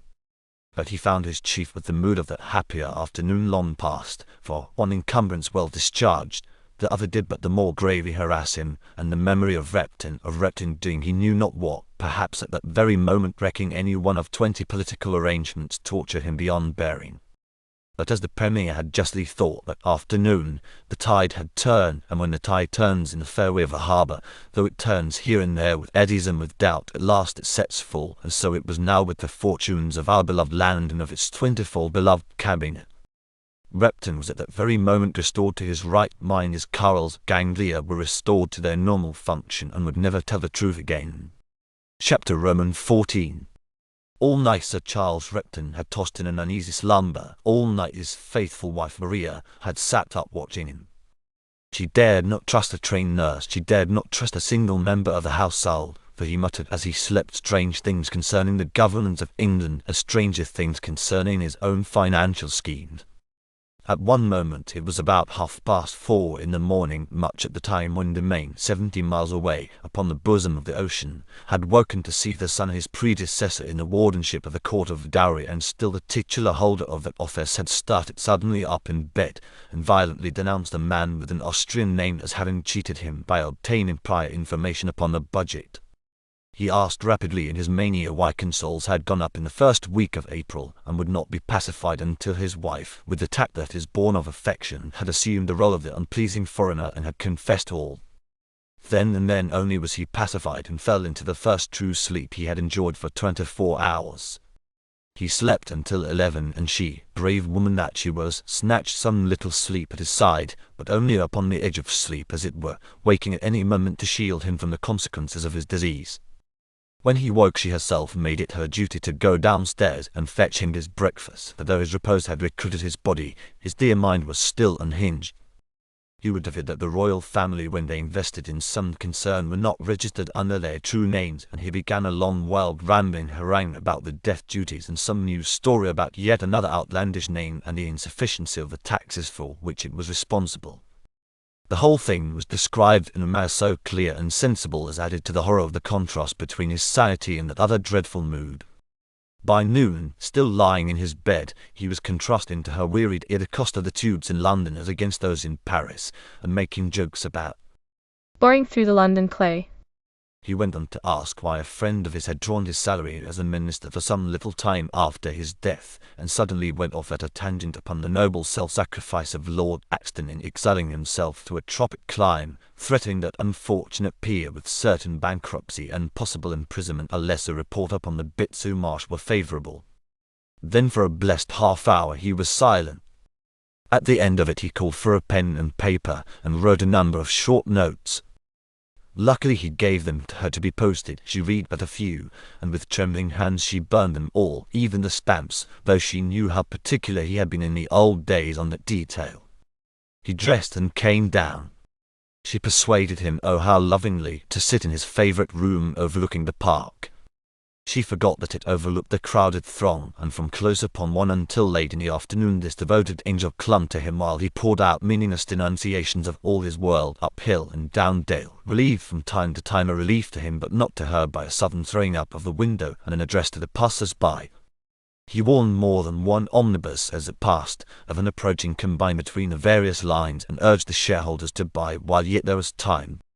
At one awful moment he had begun excitedly to point out the figure of a bishop upon the opposite pavement and to begin a full biography of that hierarch, when she thought it her duty to slam down the window and to bear the weight of his anger rather than permit the scene. Small knots of people gathered outside the house, but the police had been warned and they were easily dispersed, with no necessity for violence beyond the loss of a tooth or two on the part of the crowd. As though her task were not enough, the house was full of the noise of bells, message after message calling for news and for information, but she had already given orders to the secretary to write out whatever commonplace messages might occur to him, and he faithfully performed his duty. In her confusion she could see no issue but to try yet another night's sleep, and when he carried his hand to his head as he now and then did, and the touch of pain stunned him, she comforted herself with this assurance that a paroxysm of such violence could not long endure. I say a paroxysm of such violence, though there was nothing violent in the man's demeanour. The horror lay in a cold contrast between the pleasant easy tone in which the things were said and the things that were said in that pleasant easy tone, while the violence was no more than the violence of contrast between his absurd affirmations and the quiet current of the national life. The printing of 1/10 of those simple, easily delivered words might have ruined the country. We owe it to Lady Repton, and I trust it will never be forgotten, that no syllable of them all was printed, and that the greater part of them were not even heard by any other ear than her own. She had persuaded him to an early dinner. She had even put it at the amazing hour of 7:30. She had ordered such food as she knew he best loved, and the wine that soothed him most, which happened to be a Norman champagne. She was particular to request a full service of attendance, for her experience told her that in such surroundings he was ever at his best. Another attack of pain in the head seized him and passed. She sat doggedly and endured. This admirable wife, after her day-long watch, was exhausted and heart-sick. She saw no issue anywhere. She sat by her husband's side, starting nervously at the least sound from below, and listening to his impossible commentaries upon contemporary life, his hair-raising stories of his friends, his colleagues, and even of her own religious pastors, and his bouts of self-revelations, or rather, let us hope, of diseased imaginings, when there was put into her hand an express letter. The superscription was peculiar. It ran: to the R.T. Hon. To the Lady C. Repton, M.V.O. She opened it in wonderment. Its contents were far simpler than its exterior. They ran as follows: Madam, your husband's case noted as per enclosed cutting. I know what is wrong with him and I can cure him. My price is $500, $500.00 £100 100. This operation is warranted not to take more than 10 minutes of his valuable time. We'll call upon you when you are through tea and he is quite rested, somewhere round 8 o'clock. Etc. Scipio Knickerbocker. Caught in the fold of this short note was a newspaper paragraph and a card printed in gold letters upon imitation ivory. Dr. Scipio Knickerbocker, M.D. 415 10th St. London, Ont. And the Savoy Hotel. Had she been alone she would have prayed for guidance. 8 o'clock of all hours. And what was? All. Drowning women catch at straws. Under no other conceivable circumstances would Lady Repton have caught at such a wretched straw as this. But the faculty had deserted her. She had no remedy. She saw, She knew, everybody knew, that her husband was mad. She divined from 20 indications, and especially from the suddenness of the pain, that the madness was some simple case of mechanical pressure. And suppose this man really knew how to cure him? She dared not ask her husband to put yet earlier the hour of his meal, at which he had already grumbled, beside which it was too late. The incomprehensible Scipio would arrive. She was still in an agony of doubt, but she accompanied her husband as he went down the stairs and entered the dining rooms, chatting gaily upon the amours of a prominent member of the opposition. And as their lonely meal proceeded in the presence of those great overdressed mutes, their servant, to all her other anxieties was added her irresolution upon the prime question, whether she should or should not accept the desperate aid of an utterly unknown man, perhaps an adventurer. Just as Sir Charles had finished his soup, and with his amusing little story about the baronetcy, which though it had been paid for by the son and heir who was solvent, came out after all in the birthday list as a knighthood, just as he had finished his soup, I say, he gave a loud cry and put both hands to his head just behind his. Cricky, how it hurts, William, he remarked to the butler. Yes, Sir Charles, said the butler in the tone of a hierarch at his devotions. It's gone now, said the baronet with a sigh of relief. But it does hurt when it comes. What's the fish? And he continued his meal. He drank a great gulp of wine and was better. It's dry, he said doubtfully. It's too dry. But there are advantages to that. You know why they make wine dry, William? Yes, Sir Charles. Oh, You do you? You're getting too smart. you couldn't tell me, I'll bet Brazils. No, Sir Charles. Why? said Repton with a merry wink. It's to save your mouth next morning. Then up went his hands to his head again, and he groaned. Is your head hurting you again, darling? said Lady Repton when she saw the gesture repeated. Yes, damnably. said Sir Charles in a loud tone. It's hurting just under both ears, just where Sambo gave. Oh, that's better. A gas. Give a Tom to the nasty one in the big fight I went to see last week the night I telephoned home to say that I was kept at the house, he added by way of explanation. The servants stood around like posts, and Lady Repton endured her agony.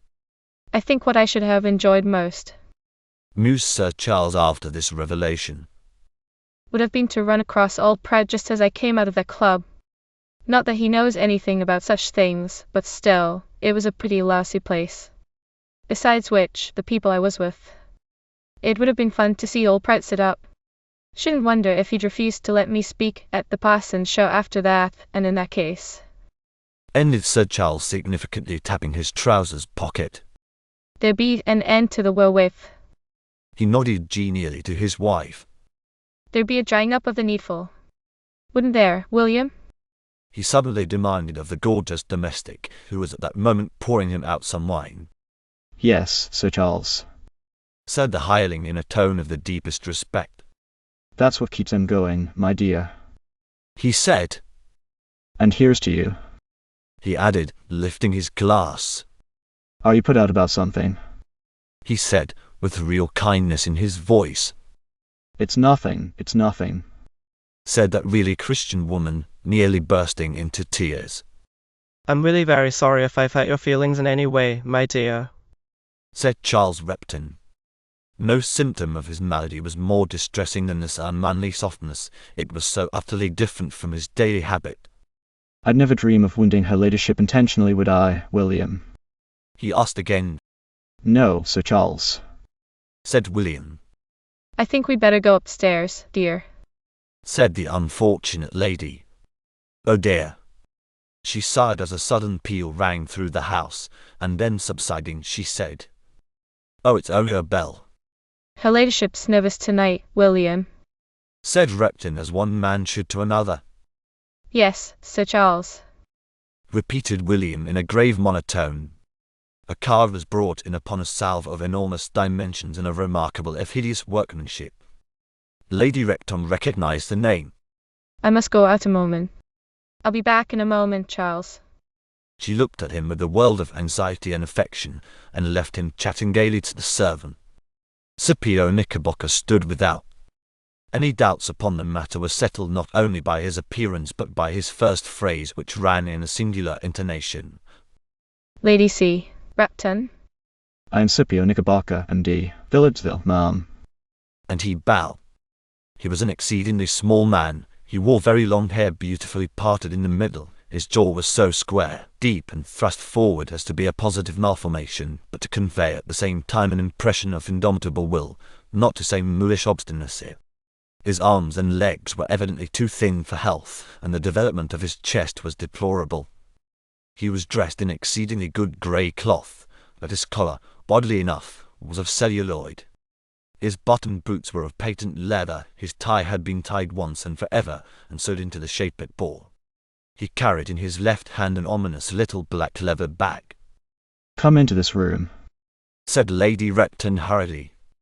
She took him into a small room next to the dining room, and communicating with it by a little door, she switched on the electric light and stood while she asked him breathlessly what credentials he had. Mela, said the physician in a metallic staccato. I have no credentials. What I propose tonight will be my sole credential. In the silence before her reply, Sir Charles' merry monologue, occasionally broken by the grave assent of the butler, could be heard in the next room. What do you say you can do? She asked. Ma'am, let me first tell you right now what the senator's gotten wrong with him. In 1914, month of September, I could not have told you, but in 1914, month of October, I could, for your distinguished British physicist and biologist, Henry Upton, then promulgated his epoch-making discovery. You have heard tell of Karl's ganglia? No, said Lady Repton nervously and in a quavering voice. I have not. Mama, said the imperial authority with perfect composure. I have them here. He dived into his bag and produced a little card on which was perfectly indicated the back of the human head, only with skin and hair removed. 2 lumps on either side of the neck of this diagram bore in large red letters Karl's ganglia. And 2 white lines leading from them bore in smaller type Karl's duct. This card he gravely put into her hands. She looked at it with some disgust. It reminded her of visits to the butcher's during the impecuniosities of her early married life, when, as the son of Empire fondly imagined, his hostess had thoroughly grasped the main lines of cerebral anatomy. He suddenly thrust his hand into the bag again and pulled out a little pamphlet, which, as it is carefully printed at the end of this book and as the reader will most certainly skip it, I shall not inflict upon her in this place. It was a reproduction, in portable form, of the great lecture delivered in the January of that year at the Royal Institute. It set forth the late Henry Upton's discovery that Karl's ganglia were the seat of self-restraint and due caution in the human brain.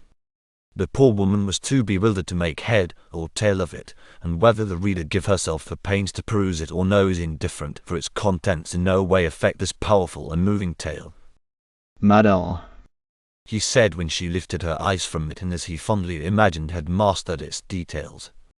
You do not perhaps see the connection. Her face assured him that she did not. Neither, he added grandiloquently, did the world, until I perceived that if indeed such functions attached to Karl's ganglia, why the least obstruction of their ducts would condemn the sufferer to occasional violent pain accompanied by such an ability to refrain from expression as must ruin his career and ultimately make a wreck of his bodily frame. Madame, cases of such obstruction I have found to have occurred in the ducts. Madame, I discovered by with slight touch of the lancet the tiny impediment could be instantly removed. Madame, he continued, the Karl's ducts in Sir Charles' head are obstructed, hence the recurrent pain and the lamentable attack of versatitis from which he indubitably suffers. They'll see what? Gasped Lady Repton. Versatitis, ma'am. The phrase is my own, for it is I who have identified the relation between the ganglia and the distressing symptoms you have observed. He stands before you, he does. Madame, it is already enshrined in the proofs of the Columbia Encyclopedia. He dived once more into his bag and handed her yet another paper. As versatitis knickerbockerensis. In Ontario since Washington's birthday, we have had 3 cases. I was called over privately a month ago for a most distressing case, luckily suppressed, never heard of, madam, outside the family. I have operated with success. Ma'am, I can operate with success upon your husband. At this moment a loud scream of pain from the next room, followed by a gasp of relief and the expletive, Great Seesaw's ghost. almost decided Sir Charles' faithful spouse. Another scream that proved the spasms to be increasing in violence quite decided her. She hurriedly re-entered the dining room, found Sir Charles white with the severity of the suffering, and took him gently by the hand. Darling, She said, I have a practitioner who can relieve this. He is waiting for you. Oh, sighed Sir Charles as the pain left him. I'm glad to hear it, profoundly glad. They're all such scoundrels, Maria. But if he's a surgeon and can cut something out, I'll trust him. it won't be as bad as that. Said Maria, tenderly helping the baronet out through the small door towards the inner room. Hardly had he set his eyes on the little doctor when he burst into a hearty laugh. What a ridiculous little ass, Mauricer. He said at the top of his voice. Good Lord, what a little rat. If proof were wanted of the truth of Scipio's contention, his demeanour at this painful moment was sufficient. It was plainly evident to Lady Repton's not insufficient dose of intellect that no man would have stood firm who had not seen the ghastly disease in its worst forms before. well, Said Sir Charles. so you're going to cut me up, are you? Oh, no. Said Scipio. Lady Repton would never have permitted a serious operation without your full concurrence. My proposition, Senator, is nothing but 2 slight pricks in the neighbourhood of the pain. You'll hardly feel it, but it'll change ye. Added the determined Knickerbocker with a suspicion of a smile upon his bony jaws. What with? Said Sir Charles a little nervously, Och. by way of digression, as there was a stab of pain. Yes, anything, as long as you can do it quickly. It don't take but a moment. Said Scipio. But there'd better be someone hold your hands. There's no pain with the captain. Might we request the senator to be seated? He politely suggested to the lady. Sir Charles as politely commented. I'm not a senator, you skimpy little fool. Good Lord, Maria, where do people like that come from? And as he chatted thus, Scipio passed one firm hard skeleton hand over the top of that great brain, and with the other, even as Sir Charles, with his chin bent upon his chest, was occupied in explaining to Maria the physical deficiencies of his medical attendant, he put the edge of the lancet in the precise position behind the ear which his science had discovered. It's his beastly Yankee accent, if it isn't that beastly thing, the Australian. The great imperialist was in the act of saying when the lancet struck suddenly and was as suddenly withdrawn.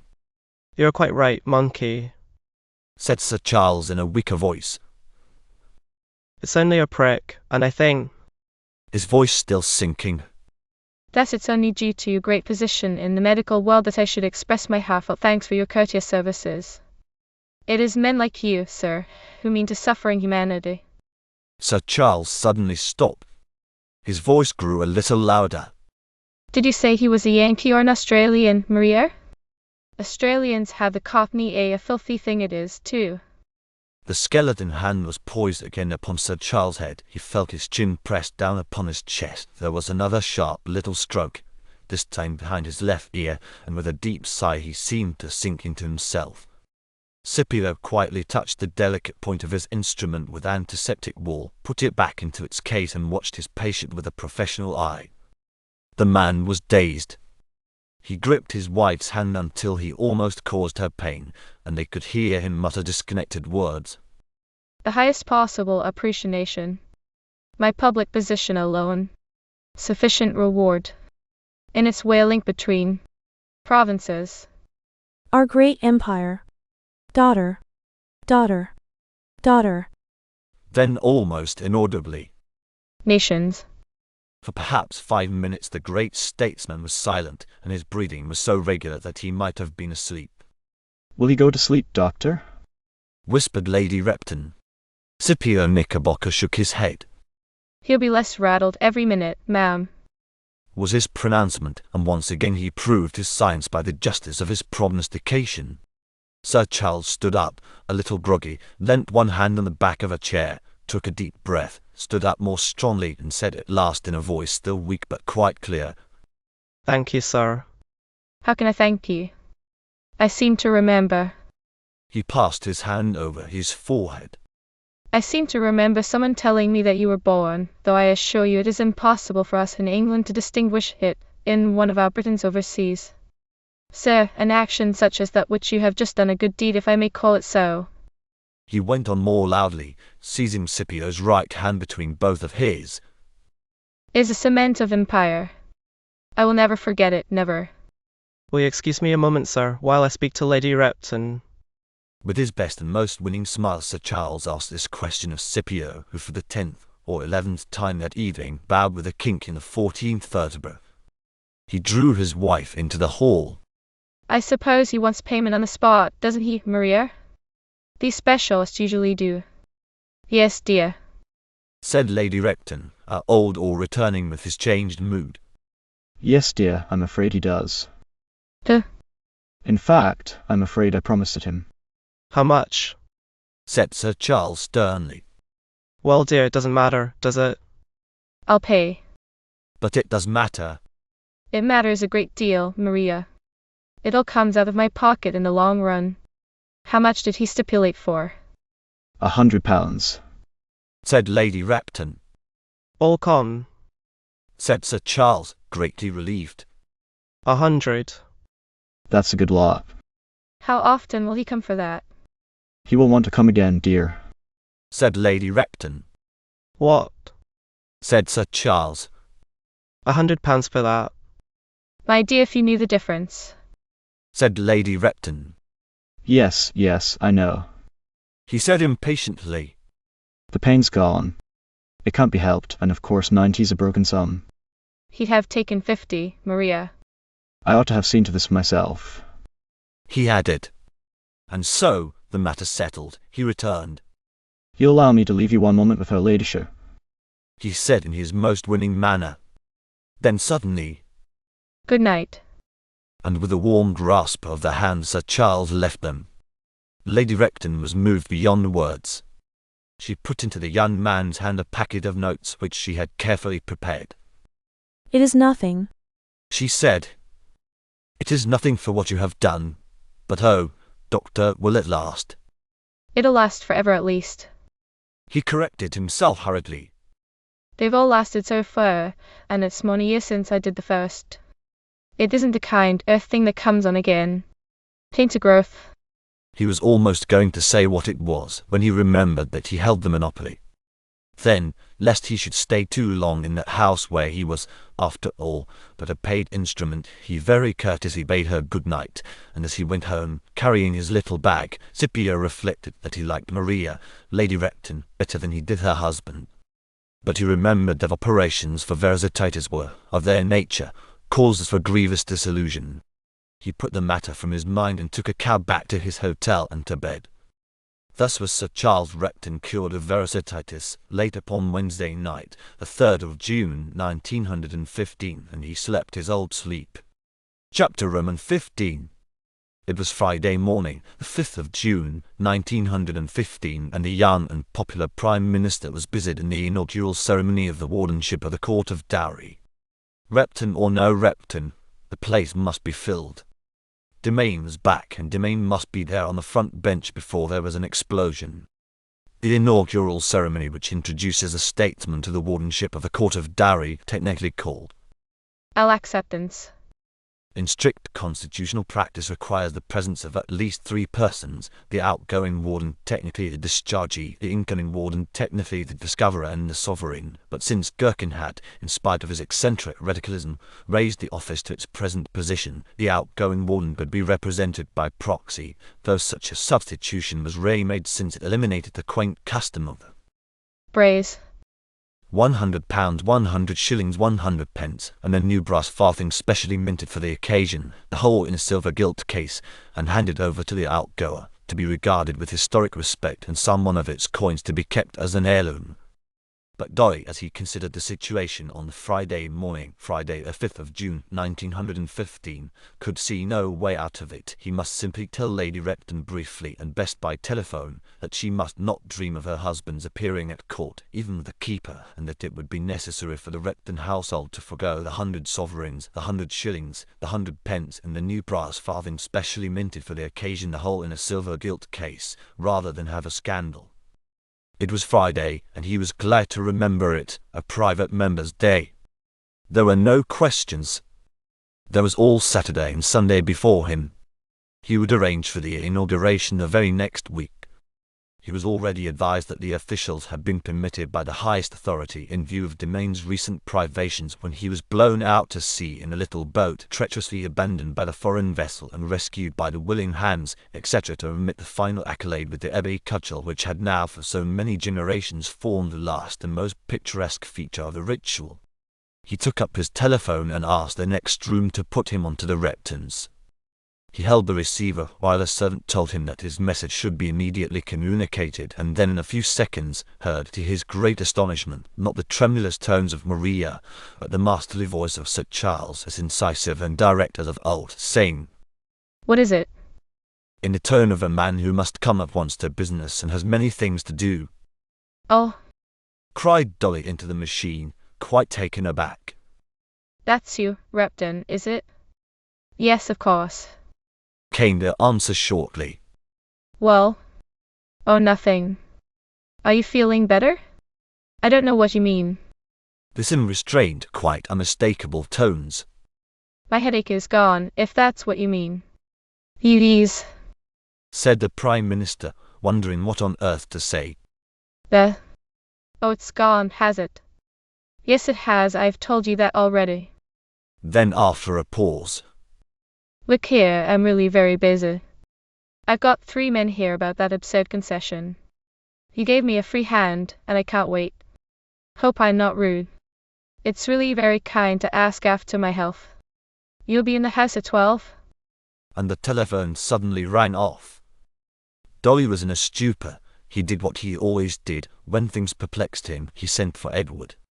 Edward, He said, that crack dissenter has got 3 men in his house and is talking about the oil concession to them.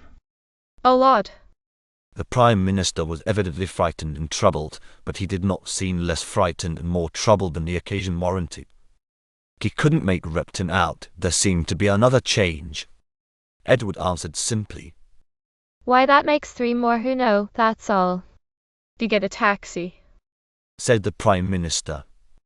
And see what you can do. And he waited anxiously till Edward returned. Well, Said Dolly as he entered. well, Said Edward. He wasn't very polite, but are you quite sure that you weren't worried when you saw him on Tuesday? worried. Said Dolly. I should think I was. Well, that's what I mean. Said Edward a little uneasily. Didn't you? Didn't you perhaps exaggerate a little? Exaggerate.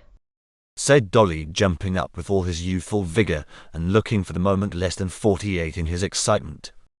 Why, man alive, he was wearing a huge great Easter lily in his buttonhole, and he tried to wrestle with the butler in the hall. Yes, but you know. Said Edward. There's gaiety in everybody, and it comes out knowin'. Oh, Gaiety be blasted. Interrupted Dolly. The man was raving. Well, they wouldn't certify him anyhow. Said Edward. And he's not raving now. He's as sane as a waxen image, and as sharp as an unexpected pin. I'm glad I'm not doing business with him today. Look here. Protested the Prime Minister. If he wasn't off, why did he stay at home like a prisoner all Wednesday, with Lady Repton preventing anyone seeing him? And what was he doing all yesterday, Thursday? Why didn't he come down to the house, if he wasn't off? I didn't say he wasn't ill. Said Edward blandly. I only said there might have been some exaggeration. Oh, very well. Ended the Prime Minister wearily. Oh, very well. Edward came to a swift decision and telephoned first to the Moon, then to the Cape on privately that it was all right about Repton, there'd been a mistake.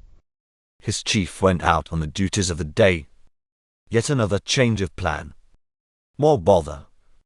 He would have to go through with the peerage now. He went gloomily down to the House of Commons and learned that Charles Repton was already in his place, stiff, groomed and regular upon the Treasury bench. Dolly came in nervously and shook hands with him. Sir Charles took his hand rather coldly. He did not see why a couple of days' headache which no one had heard about should be made the excuse for so much public affection. It emphasized the theme, and he sat through the first hour of the debate looking as if he would have been just as well pleased to be made less fuss about. Anyhow, He thought to himself by way of consolation, I shall be rid of it next week. and his mind turned in an equable fashion to his taking his seat in the upper house and to what his first business there might be. As he was so thinking, George Mulross Demain came in quietly by one of the side doors. As he entered there was a little subdued cheering from those who remembered the announcement of his approaching appointment. It flurried him a little. He sat down and tried to forget it, while the debate maundered on. In the lobbies Repton continued to suffer somewhat from occasional congratulations on his return to health. He did not easily understand them, and he was a trifle gruff in his replies. He was going into the library for a little piece when a messenger put a note into his hand. It was from the Duke of Battersea. More fuss, He thought, but he went immediately with his stiff, upright gait to where that great financier was waiting for him, and he greeted him warmly enough. The Duke, like the businessman he was very brief and to the point. He congratulated Charles Repton, not thank heaven, on having got rid of the slight headache which seemed to have filled the thoughts of too many people, but upon the great accession the upper house was to receive, and then the Duke, having said so much, went on to what he really had to say, his pronunciation marred only by that slight lisp which ill-natured reports so constantly exaggerated.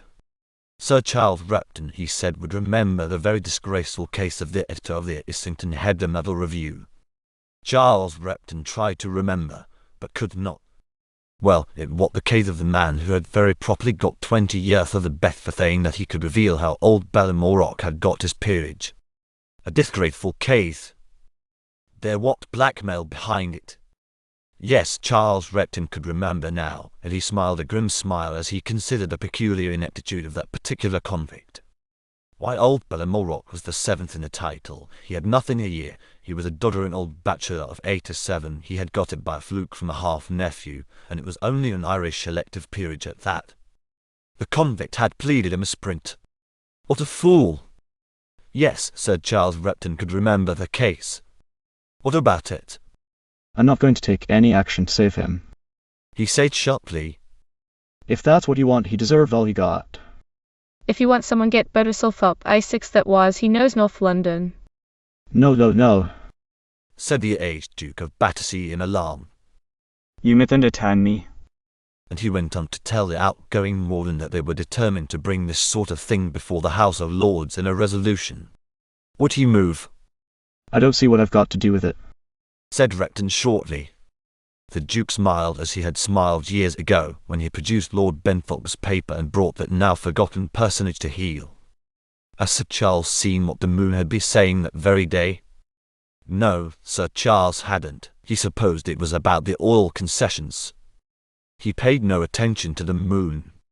But Edward's telephone to the moon and the capon had borne dreadful fruit. Each editor had thought to have regained his freedom. The Duke of Battersea's smile grew more portentous. He discovered a cutting in the inner pocket of a coat which somehow or other always looked greasy upon him, and as Sir Charles read it, his face darkened. It's pretty scandalous, He said as he laid it down. For the leader in the moon gave it to be understood in no very roundabout way that there had been a deal over Repton's peerage. The capon worth, far worth. Insinuated the Duke of Battersea. Is it? Said Sir Charles. Indeed. Yes, indeed, yes. Said the aged Duke, putting the paper forward as though over a counter, and Sir Charles Repton could not forbear to read it. It certainly was worse. It simply said point blank that the Burma oil concession was the price of Repton's promotion to the upper house. And the passage ended with these words. We have no desire to add to a domestic affliction which no friend of the government regrets more sincerely than we do ourselves, and we are willing to believe that the unfortunate gentleman, who we fear can never again take his old place in public life, was himself quite innocent of any such dealing, but ambitions other than his own may have been concerned in this matter, and the giving of permanent legislative power to a man who now notoriously can no longer take part in active public life does but add to the scandal. That decided him. He would nip off that headache legend at once and sharply. Yes. He said. I'll move as soon as you like, and the sooner the better. He did not say it as though he was granting a favour, and it was easy to see that the Duke was a little afraid of him. After a pause during which the two men rose to part, the old gentleman suggested that Methinghamhurst should speak after him. Methlingham who? Said Repton, puzzled. The name was unfamiliar to him. No, not Methinghamhurst. Methinghamhurst, said the Duke of Battersea, rather too loud. Methinghamhurst. Sir Charles shook his head, still puzzled. I dare say he's all right. He said all starch. You know, said the Duke of Battersea, craning forward in a confidential way. Clutterbuck that what? Oh, Clutterbuck. Yes, I remember. well, Can he speak? not very well. Hesitated the Duke of Battersea. But you know he wanted. I really don't care. Said Sir Charles, moving away. Anyhow, I'll do it. The Duke was profuse in his thanks.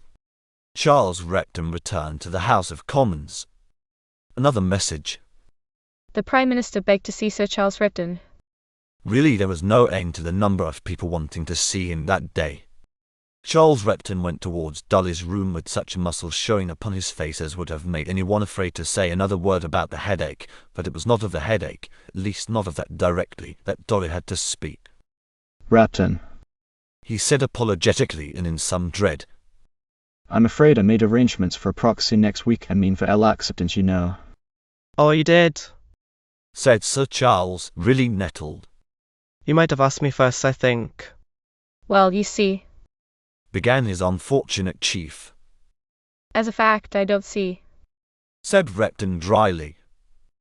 But I suppose you've put it right. I've written to say I should be there.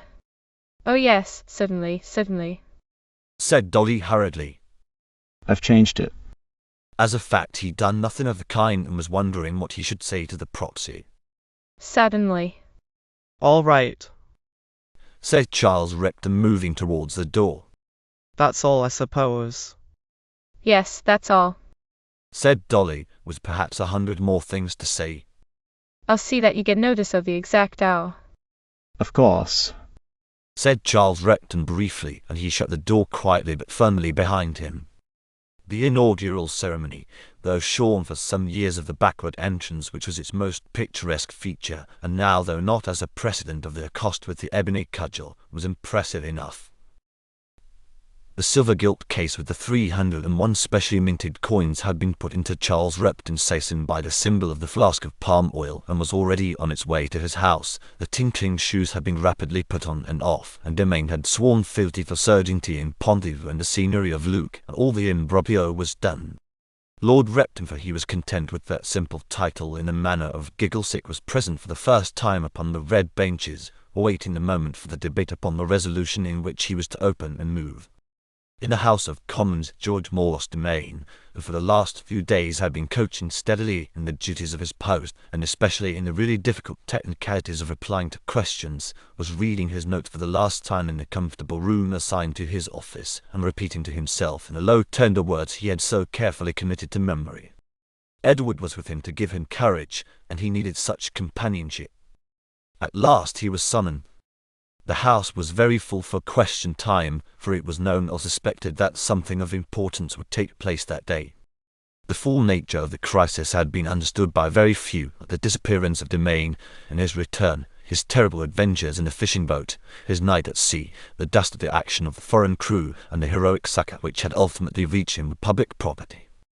The silent and little-known young member whose disappearance from the benches under the gallery would never have been noticed was half a hero already in the popular mind, and had become particularly dear to his colleagues during the anxious moments when he was believed to be lost, and when the press of London had worked that mystery for all it was worth. The House of Commons knows a man. There was, therefore, loud and hearty cheering, which, according to the beautiful tradition of our public life, was confined to no one part of the assembly. When, that happy Friday, George Mulross entered rapidly from behind the Speaker's chair, stumbled over the outstretched foot of the Admiralty, his second uncle by marriage, and took his seat for the first time among his new colleagues upon the Treasury bench. The Prime Minister accompanied him. Congratulations suitable to the occasion were to be seen in the gestures of those in his immediate neighbourhood, and he himself wore the blessed but sickly smile of a man who is about to be hanged but who is possessed of a fixed faith in a happy eternity. Only one question was set down to him. He had read it and reread it. He had read and reread the typewritten answer which Mr. Sorrel had furnished him, and which he had now got by heart beyond, he hoped, the possibility of error. The questioner had chivalrously offered to withdraw his query in deference to the fatigues and anxieties through which the new warden of the Court of Dowry had so recently passed, but the Prime Minister, though appreciative of that offer, rather determined that his dear young relative should win his spurs, and trivial as the subject was, question no. 31 was by far the most important upon the paper for most of those present. It concerned of course the wreck which still banged about, the sport of wind and wave, upon the Royal Sovereign shoals.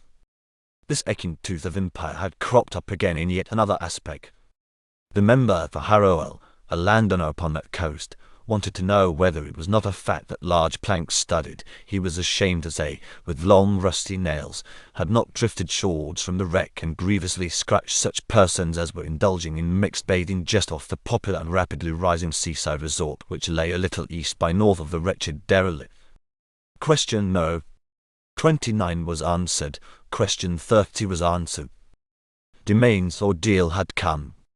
He heard a low mumbling noise some distance down the benches which he would never have taken to be the single word. 31. Had not his mother's half-sister's husband, the Chancellor of the Exchequer, given him a sharp dig in the ribs with his elbow, and jolted him onto his feet?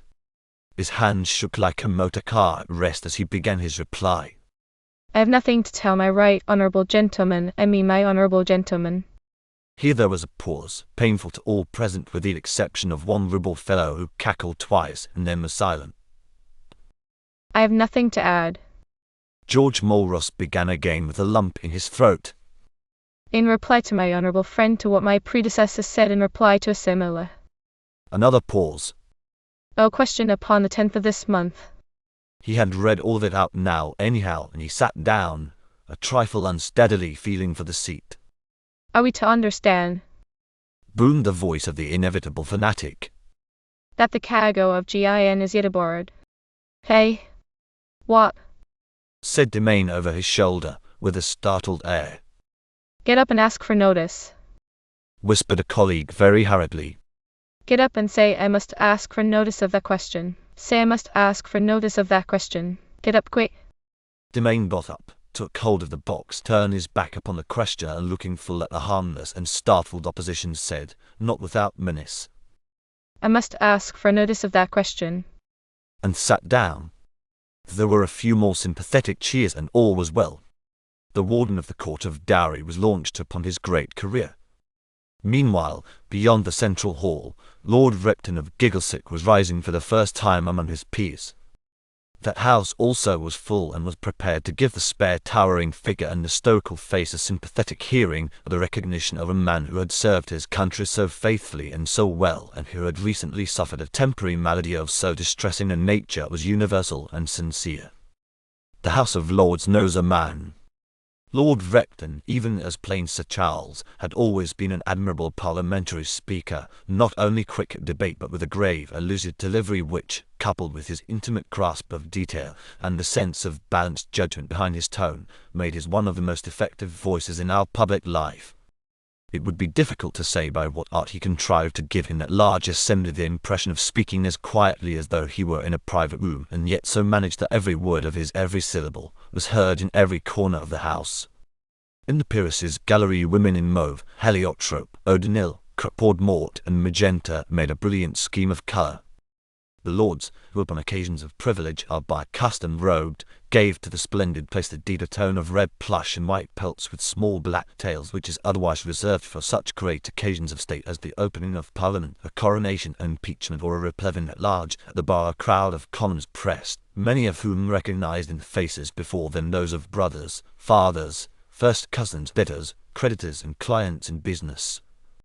It was an animated and an impressive scene, and the audience, large as it was, would doubtless have been larger but for an unfortunate blunder by which the Eton and Harrow match and the particularly interesting rehearsal of the Mizraim dance were both fixed for that very afternoon. As it was, the 200 or more peers present were finely representative of all that is best and worst in a national life. The aged Duke of Battersea had made a point not only of coming but of speaking upon such an occasion. The bishops had turned up in full force, and the colonial peers, now happily added to the ancient house, were remarkable not only for their strict attention to this historic business, but for their somewhat constrained attitudes. Not one was absent from this seat. A report of a speech, however excellent, is but a dull reflection of the original, as all may judge, who consider the contrast between the entrancing rhetoric which daily holds spellbound the House of Commons and the plain prose appearing in the morning papers. It would ill repay the reader for the courtesy and charm she has shown throughout the perusal of these pages, were I to inflict upon her a mere verbatim transcript of Lord Repton's famous harangue.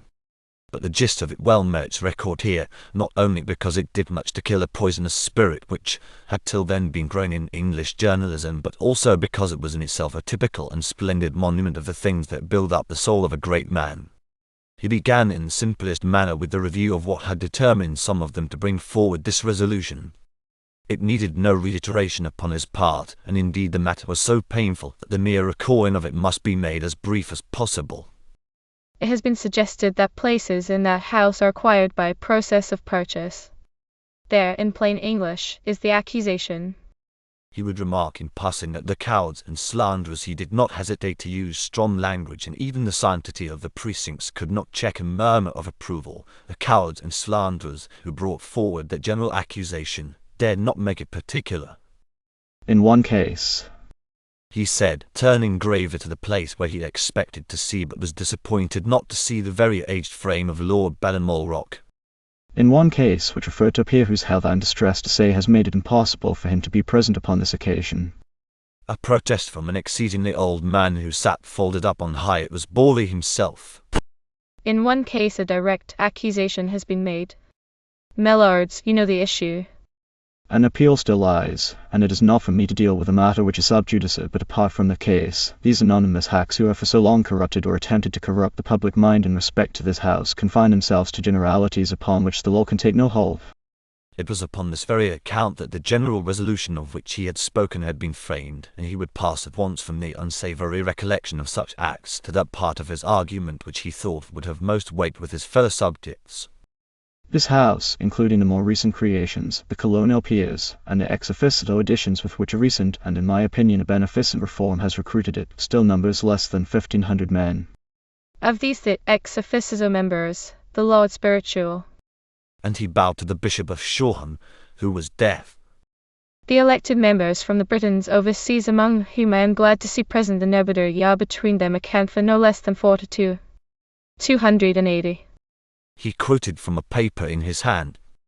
Our imbeciles, minors or permanent invalids, somewhat over 50, are for one reason or another incapacitated from attendance at their debates. 10 are in jail.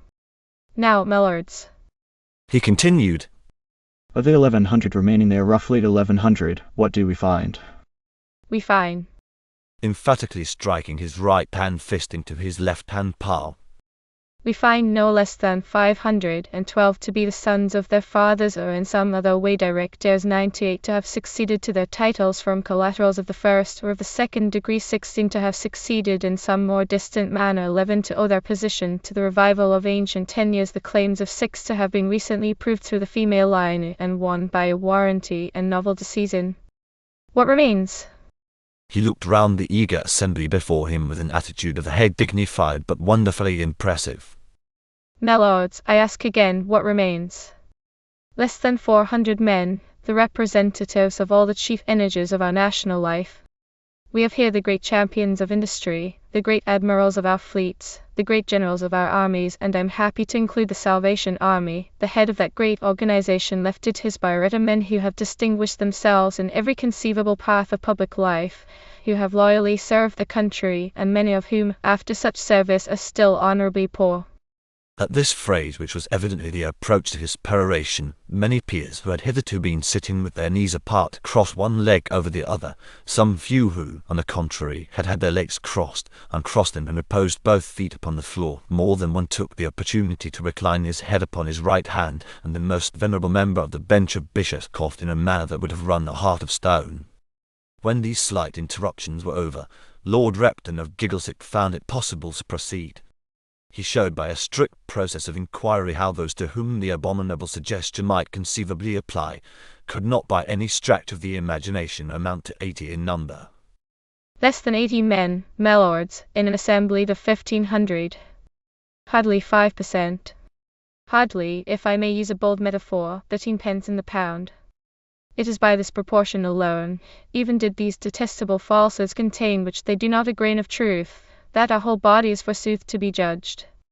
But, my lords, who are these 80 men, if I do not insult them by permitting my argument to approach their names? I will not cite my own case, and my public career is open for any man to examine, and I think I know the temper of my own people too well to delay upon that score. But there are around me others perhaps I know not more sensitive, or less experienced in the petty villainies of the world, than am I, who may have thought themselves especially marked out. I ask, against which of them could such an accusation be levelled by name, without the certitude of such a result in any court of justice as would silence the mouth of the libeller for many years? Is it, my lords, the man to whom we owe the great reservoir at Sing Yen? Is it that world-famous Englishman who by his organizing ability, his untiring industry, and his knowledge of men has built up the United Sausage Company's emporiums throughout the length and breadth of the land? I might extend the list indefinitely, my lords, to no one of these, to no one member of this house I venture to say, can words of this kind be addressed without their falsity being apparent almost without need for proof. I repeat in the words of Burke, no, no, no, 1,000 times no. I am not ashamed to recall the glorious phrase with which these walls echoed to the voice of Ephraim 10 years ago. Give me such principles as these, and I will trample them into the dust beneath my feet. Having said so much, Lord Repton sat down, and it is a tribute to the fire and the conviction of the man that a young heiress of African origin but recently married, who had been listening intently from the peeress's gallery throughout the latter part of the speech, gave a low moan and fainted clean away. Her young form was borne down to the buttery by a strong posse of attendants, where the air from the terrace soon revived her. I mention the incident only as a signal proof of the oratorical powers that had illumined Repton's great career. After such an effort, Lord Methleyham was necessarily somewhat palled, especially as an imperfection in his diction, failing eyesight, and a certain loss of memory compelled him to make long and uncomfortable pauses over the large printed slip which he held in his hand. But it was over at last, and the Duke of Battersea rose amid the evident interest of such as remained to hear him, no less than 5 of whom were concerned with himself in the Anaputa Ruby mines. The great financier did well to interpose upon such an occasion. His lisp, with which the House was now familiar, was the only impediment to a sincere and vigorous piece of English. There was not a word which the most exuberant would presume to add, nor one which the most fastidious would dare to erase. The proceedings had occupied something close upon 3/4 of an hour, and the Senate, unused to such delays, was impatient to pass to the vote, and, to the universal horror of that hall, Ballamorock tottered to his feet. There was almost a stampede. Luckily the aged man was as brief as he was inaudible. It was a couple of squeaks, several mutters, and a collapse. They proceeded to put the question. The peers flocked back again to their places in great numbers, others stood ready for the lobbies, but there was no need.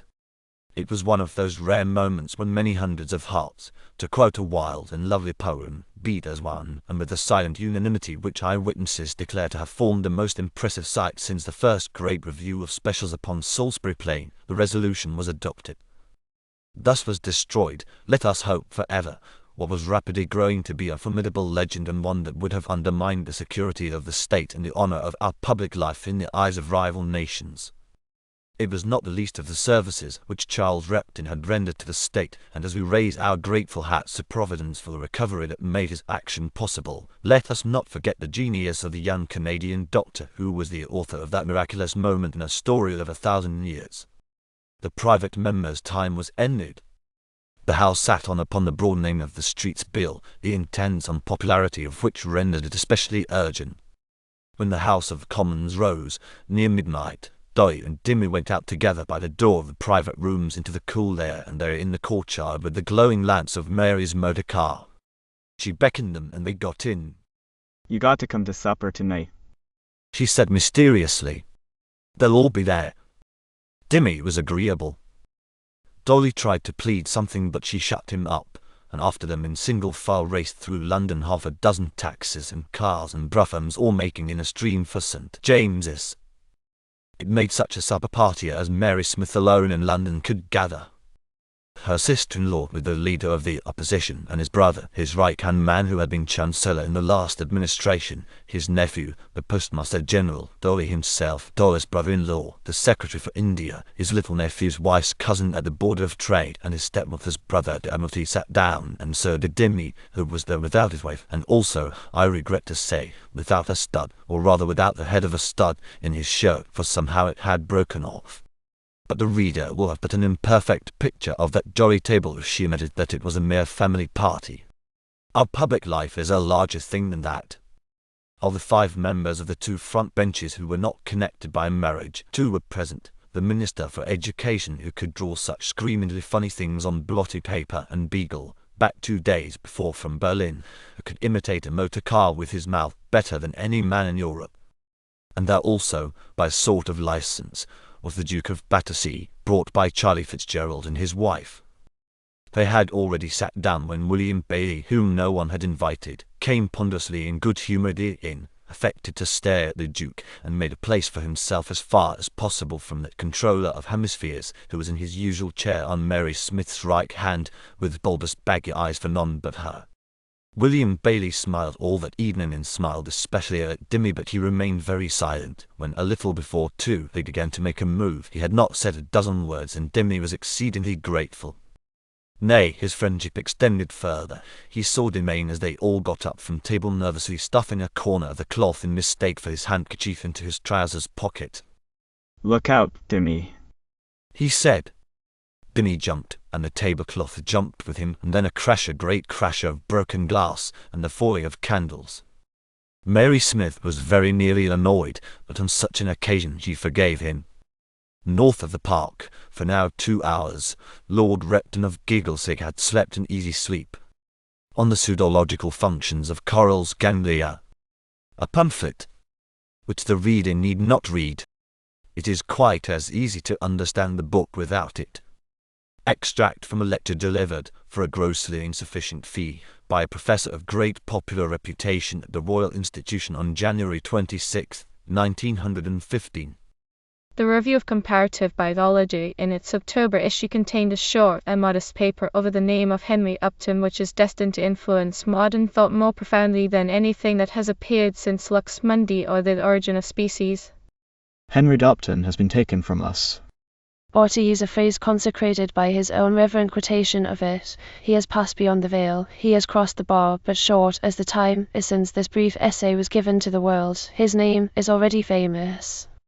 You will have heard the echoes of passionate discussions upon his famous theory. It is my business this afternoon to put before you in clear and popular language that you can easily understand what that theory was, and when I have done so I make no doubt that you will see why it has been thought so transcendently important. Briefly, Henry Upton declared himself finally convinced that between man and the Simius gabiensis there existed a differentiation so marked as to destroy all possibility of any recent common origin for the 2 species. When I add that Simius gabiensis is but the technical name for the ring-tailed baboon of our childhood, you will at once appreciate what a revolution such a pronouncement must work if it can be sustained. And it has been sustained. It is common knowledge, and will be familiar to the youngest child in this room, that the ring-tailed baboon is the highest of the anthropoids, and the one nearest approaching the majesty of the human species Homo sapiens, and if between him and ourselves the link of affinity prove far removed, it seems indeed as though the whole edifice of modern biology and of modern thought itself will fall to the ground. The superficial differences to be discovered between a cleanly and well-bred gentleman and the ring-tailed baboon are common property. The beard in the anthropoid is not so clearly defined as in the allied organism of man, but covers the whole face. The superciliary arch is more prominent, the diaphragm tessellated and refulgent, while the cardiac aneries are at once paler and less vasculate in form. The rings upon the tail are of course peculiar to the simian, and almost universally absent in the human species, while the speech of the latter is far more complex and articulate than that of the former. But I need not detain this cultured audience with considerations quite unworthy of physical science. All the weight of real evidence pointed to the close relationship between the two types, and it was a commonplace of the classroom that in all fundamentals the two animals betrayed an ancestor less remote than that of the dog and the wolf. Now, since Henry Upton's work appeared, we are certain that that ancestor is more remote than the ancestor of the hippopotamus and the Jersey cow, and probably more remote than that of the mongoose and the great awe. In every textbook we read and we believe the statement that between a really poor man and the highest specimens of our race lay a gulf wider than that which separated the former from the ring-tailed baboon and even from the gorilla and the barbaric ape. Today all that is gone. Now let me turn to the evidence. Briefly, again, Henry Upton proved that Karl's ganglia were not, as had been imagined, unimportant or useless organs, but were organically necessary to the full conduct of man. It had of course been known since Karl first described and mapped these ganglia that they were present in man and absent in all other animals. But they were not unique in this, and an obscure part which they seemed to play in our economy attracted little attention from the student. Suddenly these humble agglutinations of organic matter were lifted into the blaze of fame by an Englishman whose name will not perish so long as our civilization endures. For Henry Upton showed that in these ganglia lay the capital distinction between man and his congener. If I, myself, for instance, differ in any way from Pongo in Regent's Park, it is to Karl's ganglia, under Providence, that I owe the privilege. Henry Upton was not the man to proceed upon a priori reasoning, or to state as a conclusion what was still a bare hypothesis. He had suspected the truth 10 years before committing it to print. They were 10 years of anxiety, nay, of agony, during which a bolder or less scrupulous man might snatch from him the merit of prior discovery, but he felt it was his duty to science to continue the vast labor and the patient research, until he could speak once and for all. Upton tabulated in all the enormous number of 57,752 recorded experiments. He first noted the comparative sizes of the ganglia in children and adults, in women and in men, showing them to be larger in men than in women, and in children rudimentary before the 7th year. He next proved that in certain professions, notably in those of the moneylender, the solicitor, and the politician, hypertrophy of the ganglia was to be discovered. The conclusions to which this pointed will soon be evident. His theory already began to take shape. Luckily for English science, this great man was possessed of private means. He organized a staff of enthusiastic young workers who occupied themselves in treading upon the toes of people in omnibuses, sitting upon top hats, asking direct questions of slight acquaintances concerning their financial affairs, and coughing violently and with long, uninterrupted spasms at the most exciting moments of melodramatic plays. The result was in each case tabulated, and in over 508% of the cases it was possible with care to discover the position of the ganglia in those who responded to the stimuli. Without a single exception, the importance of the ganglia varied directly with the self-restraint exercised against such stimuli. Those who struck out, swore, or in any other way betrayed immediate violence, were found to possess small and sometimes partially atrophied CTs. Those who protested sullenly or confined themselves to angry glances were normal, and those who contained themselves as though nothing had happened invariably possessed ganglia of a large and peculiarly healthy type, while those who actually expressed enjoyment and begged for a repetition of the performance had ganglia of so astonishing a size as to cause protuberances on either side of the head. For Karl's ganglia lie, as most of you probably know, a little southeast and by east of the oral cavity. It might by this time have seemed sufficiently proved that Karl's ganglia were the seat of all that restraint and balance upon which human society depends, but Upton was not satisfied until he had clinched the process of proof by a negative experiment upon animals, and here let me point out in passing that had certain well-meaning fanatics their own way, this great revelation would never have been made. The horse, the pig, the common housefly, the bee, the dog, and the wild goose, to give but a few examples, were severally tested, and in each case it was discovered that a clout, a fillet, or any other simple stimulus was at once responded to. In no case was a trace of Karl's gangler to be found. You all know the end. The essay was printed. Upton's name had already flown to the utmost corners of the globe, when he read in some obscure narrative of travel the little armadillo that can sleep without a pillow, though possessing no ganglia, was capable of the same balance and restraint as man, could control himself under all but the most violent stimuli, conceal his most poignant necessities, and smile in the presence of death. Upton was a scientist of the scientists. One single exception and he would retract from his position. He sailed for the Amazon, interviewed the armadillo, but at the first pin he thrust into the fleshy portion of the animal's stakes, a little below the armored belt, it belied the false report by turning savagely round and biting off his head. His remains were reverently brought home to London. He lies in Westminster Abbey, the last and perhaps the greatest of martyrs to scientific truth. If Henry Upton's immortal achievement seems for a moment to have broken down the very keystone in the arch of social progress, and to have made null the whole structure of biological truth, if it leaves man no longer propped up by a knowledge of cousinship and brotherhood with the beasts of the field, but all alone, an exile upon earth, nevertheless we must take courage. The Bishop of Shoreham has told us, etc., etc., etc. I hope you enjoyed reading the book A Change in the Cabinet with me. If you like this, please remember to like and subscribe. Please visit Odonomy if you want to see different types of videos we produce. For statistics on our videos, visit Odonomy Core.